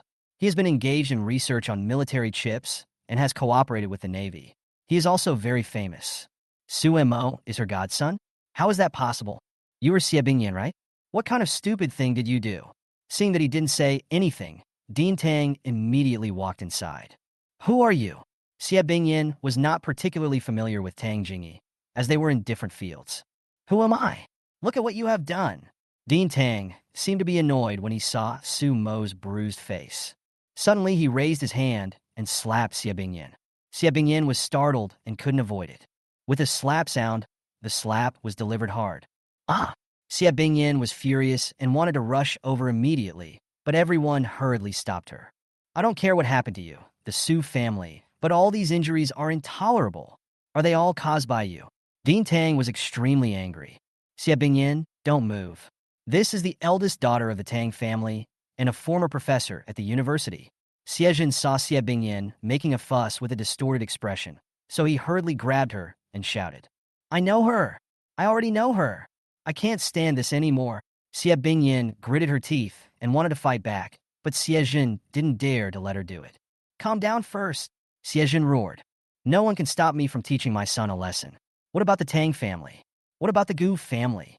Xie Bingyan shouted angrily. This is my family affair. Pa pa pa. As soon as she finished her words, a series of slaps were heard. Xie Bingyan immediately turned her head and stared at Su Mo. Her eyes seemed to be spewing flames. It seems that I don't have to do it myself. Someone will take care of it naturally. Su Mo smiled and said, That's all for you. Su Mo, are you okay? Tang Jingyi looked at him and asked. I'm fine. Thank you, Dean Tang. Su Mo smiled slightly. I'm glad you're okay. This matter is really lawless. It's hard to imagine that a person working in the military industry would break the law knowingly. Second son of the CF family. You've committed a serious crime this time. Tang Jingyi just felt relieved. She had already heard people talk about Su Mo's affairs in the Su family. Xiejun panicked for a moment and said hastily, Professor Tang, this is our family affair. We are enforcing our family rules. Family matter? Can you execute someone privately over a family matter? Can you be lawless over a family matter? Can you break the law knowingly over a family matter? Dean Tang said angrily, If I investigate this seriously, I'm afraid you'll be guilty of an even greater crime. That's right. Gu Aimin also spoke up. Whether it's a family matter or not, I won't tolerate your arrogance. Besides, if anything happens to my grandson-in-law, I won't tolerate it. Xiejun opened his mouth, wanting to continue arguing with them. At this moment, there was a sudden noise outside. Where? Where is he being held? No, knowing the law is breaking. Who gave Xiejun the courage to do this? Xiejun, get out. Xiejun turned his head and saw another group of people rushing in. His face froze, panic forming on his face. Where is Xiejun? What warrant? What pretext? Second son of the CF family. What do you want to do? Just as they were panicking, another large group of people rushed in to question them. Then another group and another. The narrow detention house was packed in an instant. Some lawyers, professors, and court workers also rushed over. Xiejun had also investigated the company Pink 60 before. In order to solve external problems, the company recruited a lot of people. These people include the retired leader of the Beijing Fire Department, a retired president of a court, and a retired old man who had worked in the Political and Legal Affairs Commission for many years. These elderly people don't have any big things to do in their daily lives, and they are living on Pinduoduo. Su Mo gave them generous salaries to support them in their old age. But now, these people became passive and all rushed to the police station. The ability of each of them is not necessarily worse than that of the CF family, the Tang family, and the Gu family. This is the foundation of a top tycoon with a net worth of hundreds of billions. To touch him is like stirring up a hornet's nest. In this kind of scene, not to mention Xiejun, even Xie Bingyan, Su Xuehui, and others were stunned and dared not move for a moment. Gu Aimin took a look, then turned back to look at Su Mo, was stunned for a moment, and then suddenly laughed. He turned around and said enthusiastically, Old Zhao, why are you here? And Wang Jingwei, why are you here too? Dean Yang, aren't you taking care of the elderly? Why are you here? You are researching chips? What chips? He invested $5 billion in your studio? That's great. Chips must be strongly supported. Gu asked a few questions and couldn't help but be secretly surprised. Chapter 189, There is no such thing as family affairs. Others were also surprised to see so many people coming. For some people, Sumo is not well known and has never mentioned his family background. He also never showed his family members around, saying that he started from scratch and achieved a wealth of hundreds of billions in just a few years, which amazed the world. Some people in the pension group even thought that Sumo really had no background and that he could only rely on talents like them to solve the problem. These people in the retirement group are usually not dispatched, and they usually don't take charge of things, but if they're dispatched, it must be when something big happens. This is a kind of exchange and bundling of interests. Many large companies have people like them. Without these monsters, many large companies will be unable to move forward. However, the people in their retirement group did not expect that Sumo himself was actually a wealthy and powerful family. He was not only related to the Su family in Shuzhong, but also to the Xie family in Beijing, the Tang family in Beijing, and the Goof family in Beijing. That grandson-in-law is really surprising. So, when the people in the retirement group saw so many people being mobilized, they were all surprised. How many people did Sumo mobilize this time? Dean Tang, Gu and others were naturally also surprised. Sumo is an amazing guy. He can actually bring together so many impressive people at once. It seems that each of these people has considerable power. Once they show their abilities, is there anything that cannot be solved? Gu didn't know much about Sumo. He just listened to Gu Huanxi's introduction. He just knew that this young man was extremely outstanding, but to be outstanding to this extent was still a little beyond his expectations. As expected, he is a man who started from scratch and earned hundreds of billions. Without any ability, he could not have achieved this. Sumo, are you okay? A white-haired old man shouted inside, a little anxious. He is Dean Yang in the chip field, an academician of the Chinese Academy of Sciences, and one of the world's top chip experts. I'm fine. Don't worry, President Yang. Sumo replied from inside. I'm glad you're okay. You made us worry for a while, so you came here in person. If something happened to you, I would definitely turn this police station upside down. Dean Yang felt relieved when he saw his answer. This person is the god of wealth of the studio. Chip research is extremely expensive, and you can't do it without money. Some time ago, Sumo gave 5 billion yuan, and he will probably give more in the future.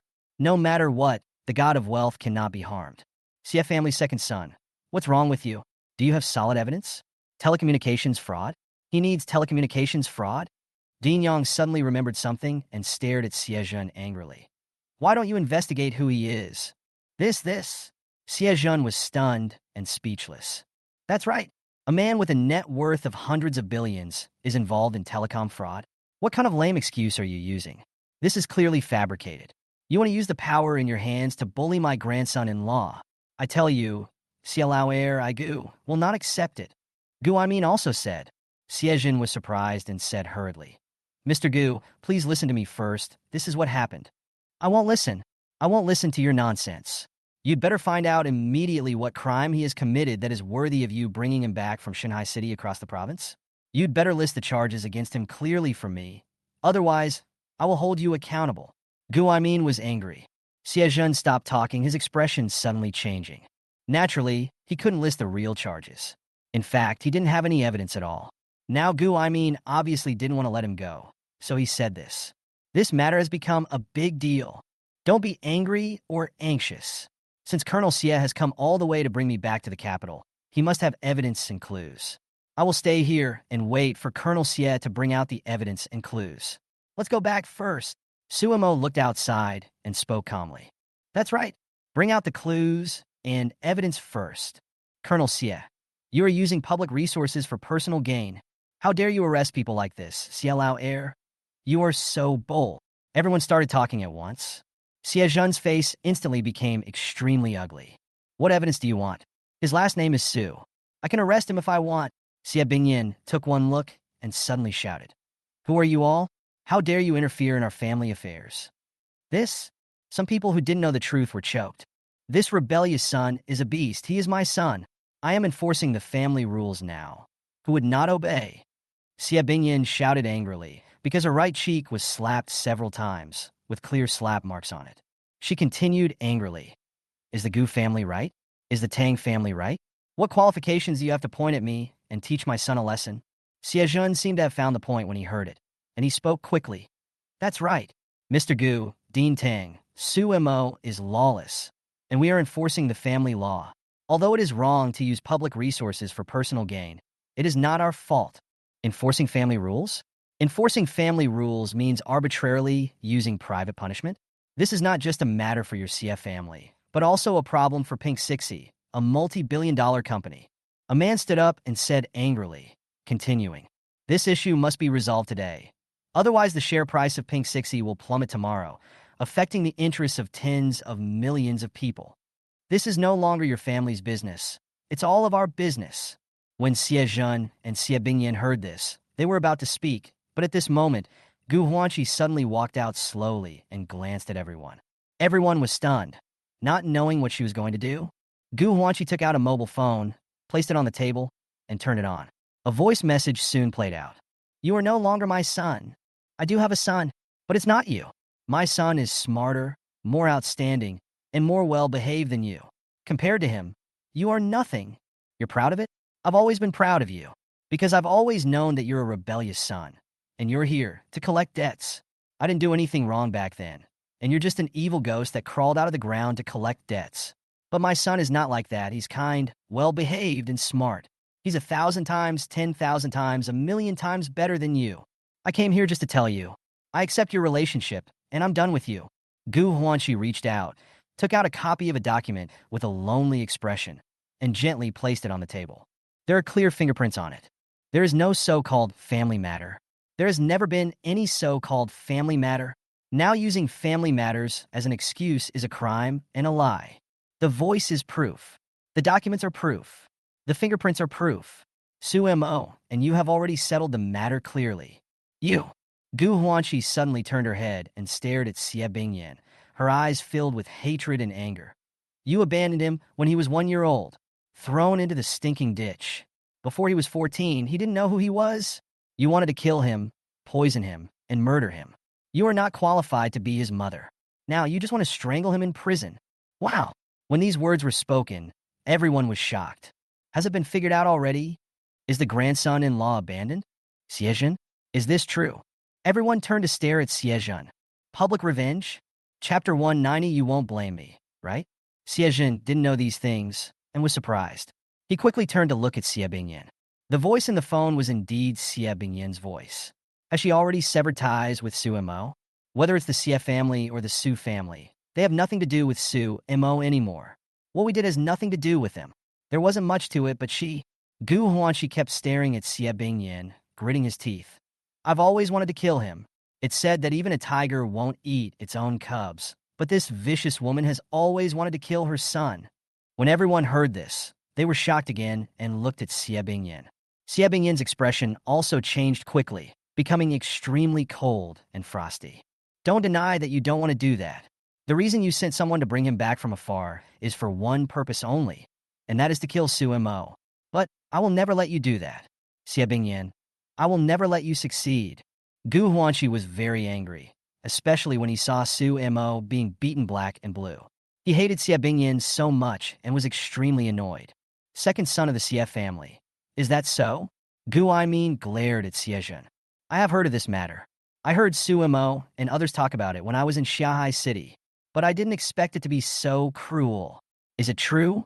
The third son of the Xie family. Old Dean Tang Jingyi also looked up. Xie Bingyan. Xiejun recalled the call Xie Bingyan had made and was very surprised, staring at her intently. He knew that Xie Bingyan had abandoned Su Mo and that Su Mo had been abused during the 4 years he spent at the Su family, but he had no idea that Xie Bingyan had such thoughts. In his mind, Xie Bingyan's revenge on Su Deming should have ended. Do you dare to admit it? Gu Huanqi stared at Xie Bingyan angrily. Mom, let's go back. Let's go home first. Su Xuehui and Su Shuang started crying and felt scared.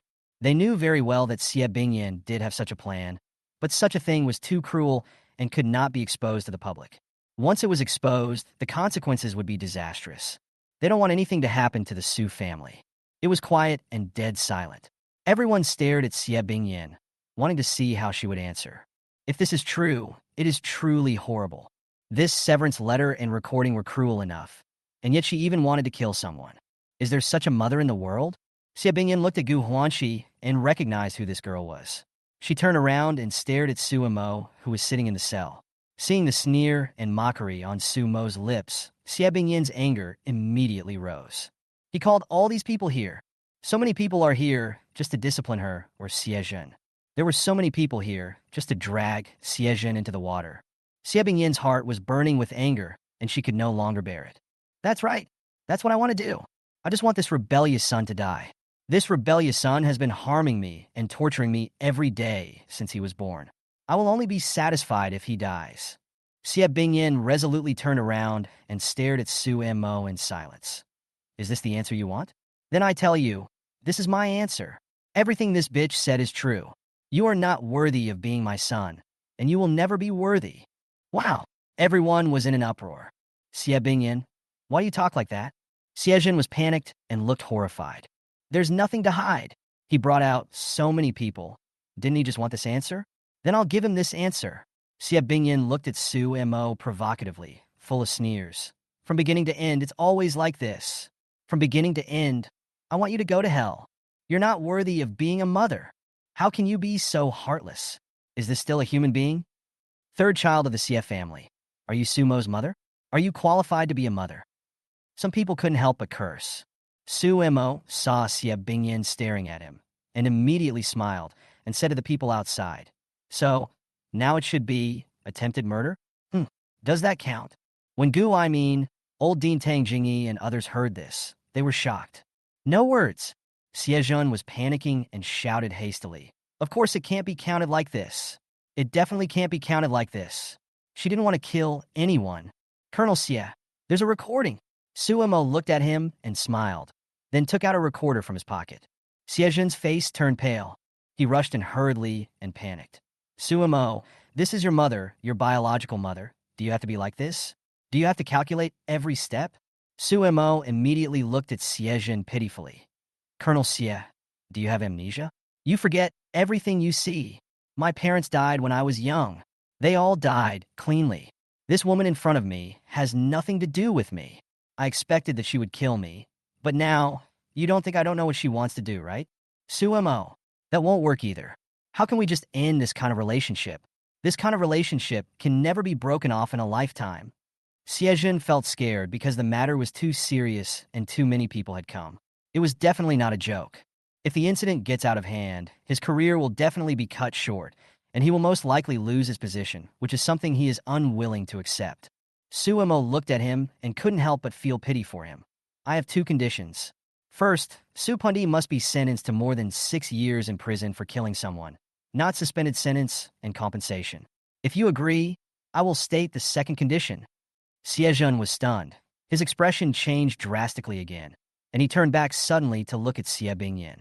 When Xie Bingyan heard this, her eyes were like spitting fire, and she stared at Su Mo intently, as if she wanted to eat him up. Su Mo turned a blind eye. Su Pundi's crime is very serious. I don't need to say more about this. Do you want to sacrifice the pawns to save the chariot? Or live and die together? It's up to you. Su Mo, that's your fourth sister. Xie Zhen tried to awaken Su Mo's family affection. Oh. Su Mo didn't say anything, just looked at him with a smile. A smiling face. Xie Zhen was stunned and felt a chill in his heart. What about the second condition? The second condition is that she thinks her adopted son is very good and outstanding. I will send you a message. I require that her adopted son stay in there for at least 15 days. Su Mo. This time, Su Xuehue and Su Shuang also exclaimed. Su Mo turned his head and looked at them, thought for a moment, and sighed. These are my two conditions at the moment. The matter regarding Fengshan jewelry is actually not over yet. Su Juanji's career is very big now, and I want to cause him a little trouble. You won't blame me, right? Su Xuehue, you don't blame me, do you? Su Shuang, you won't blame me either, do you? And this lady, you shouldn't blame me either, right? When Su Xuehue and Su Shuang heard this, they felt cold all over. You can't kill me. Your power isn't that great yet. If it was a dozen years ago, maybe there was still a possibility. But now, you don't have a single chance at all. Su Mo saw Xie Bingyan staring at him with eyes that looked like she was going to kill someone, and he couldn't help but laugh loudly. But I will never stop. I will never let you go, nor will I let anyone else go. Let's just wait and see. Chapter 191 You Shrew.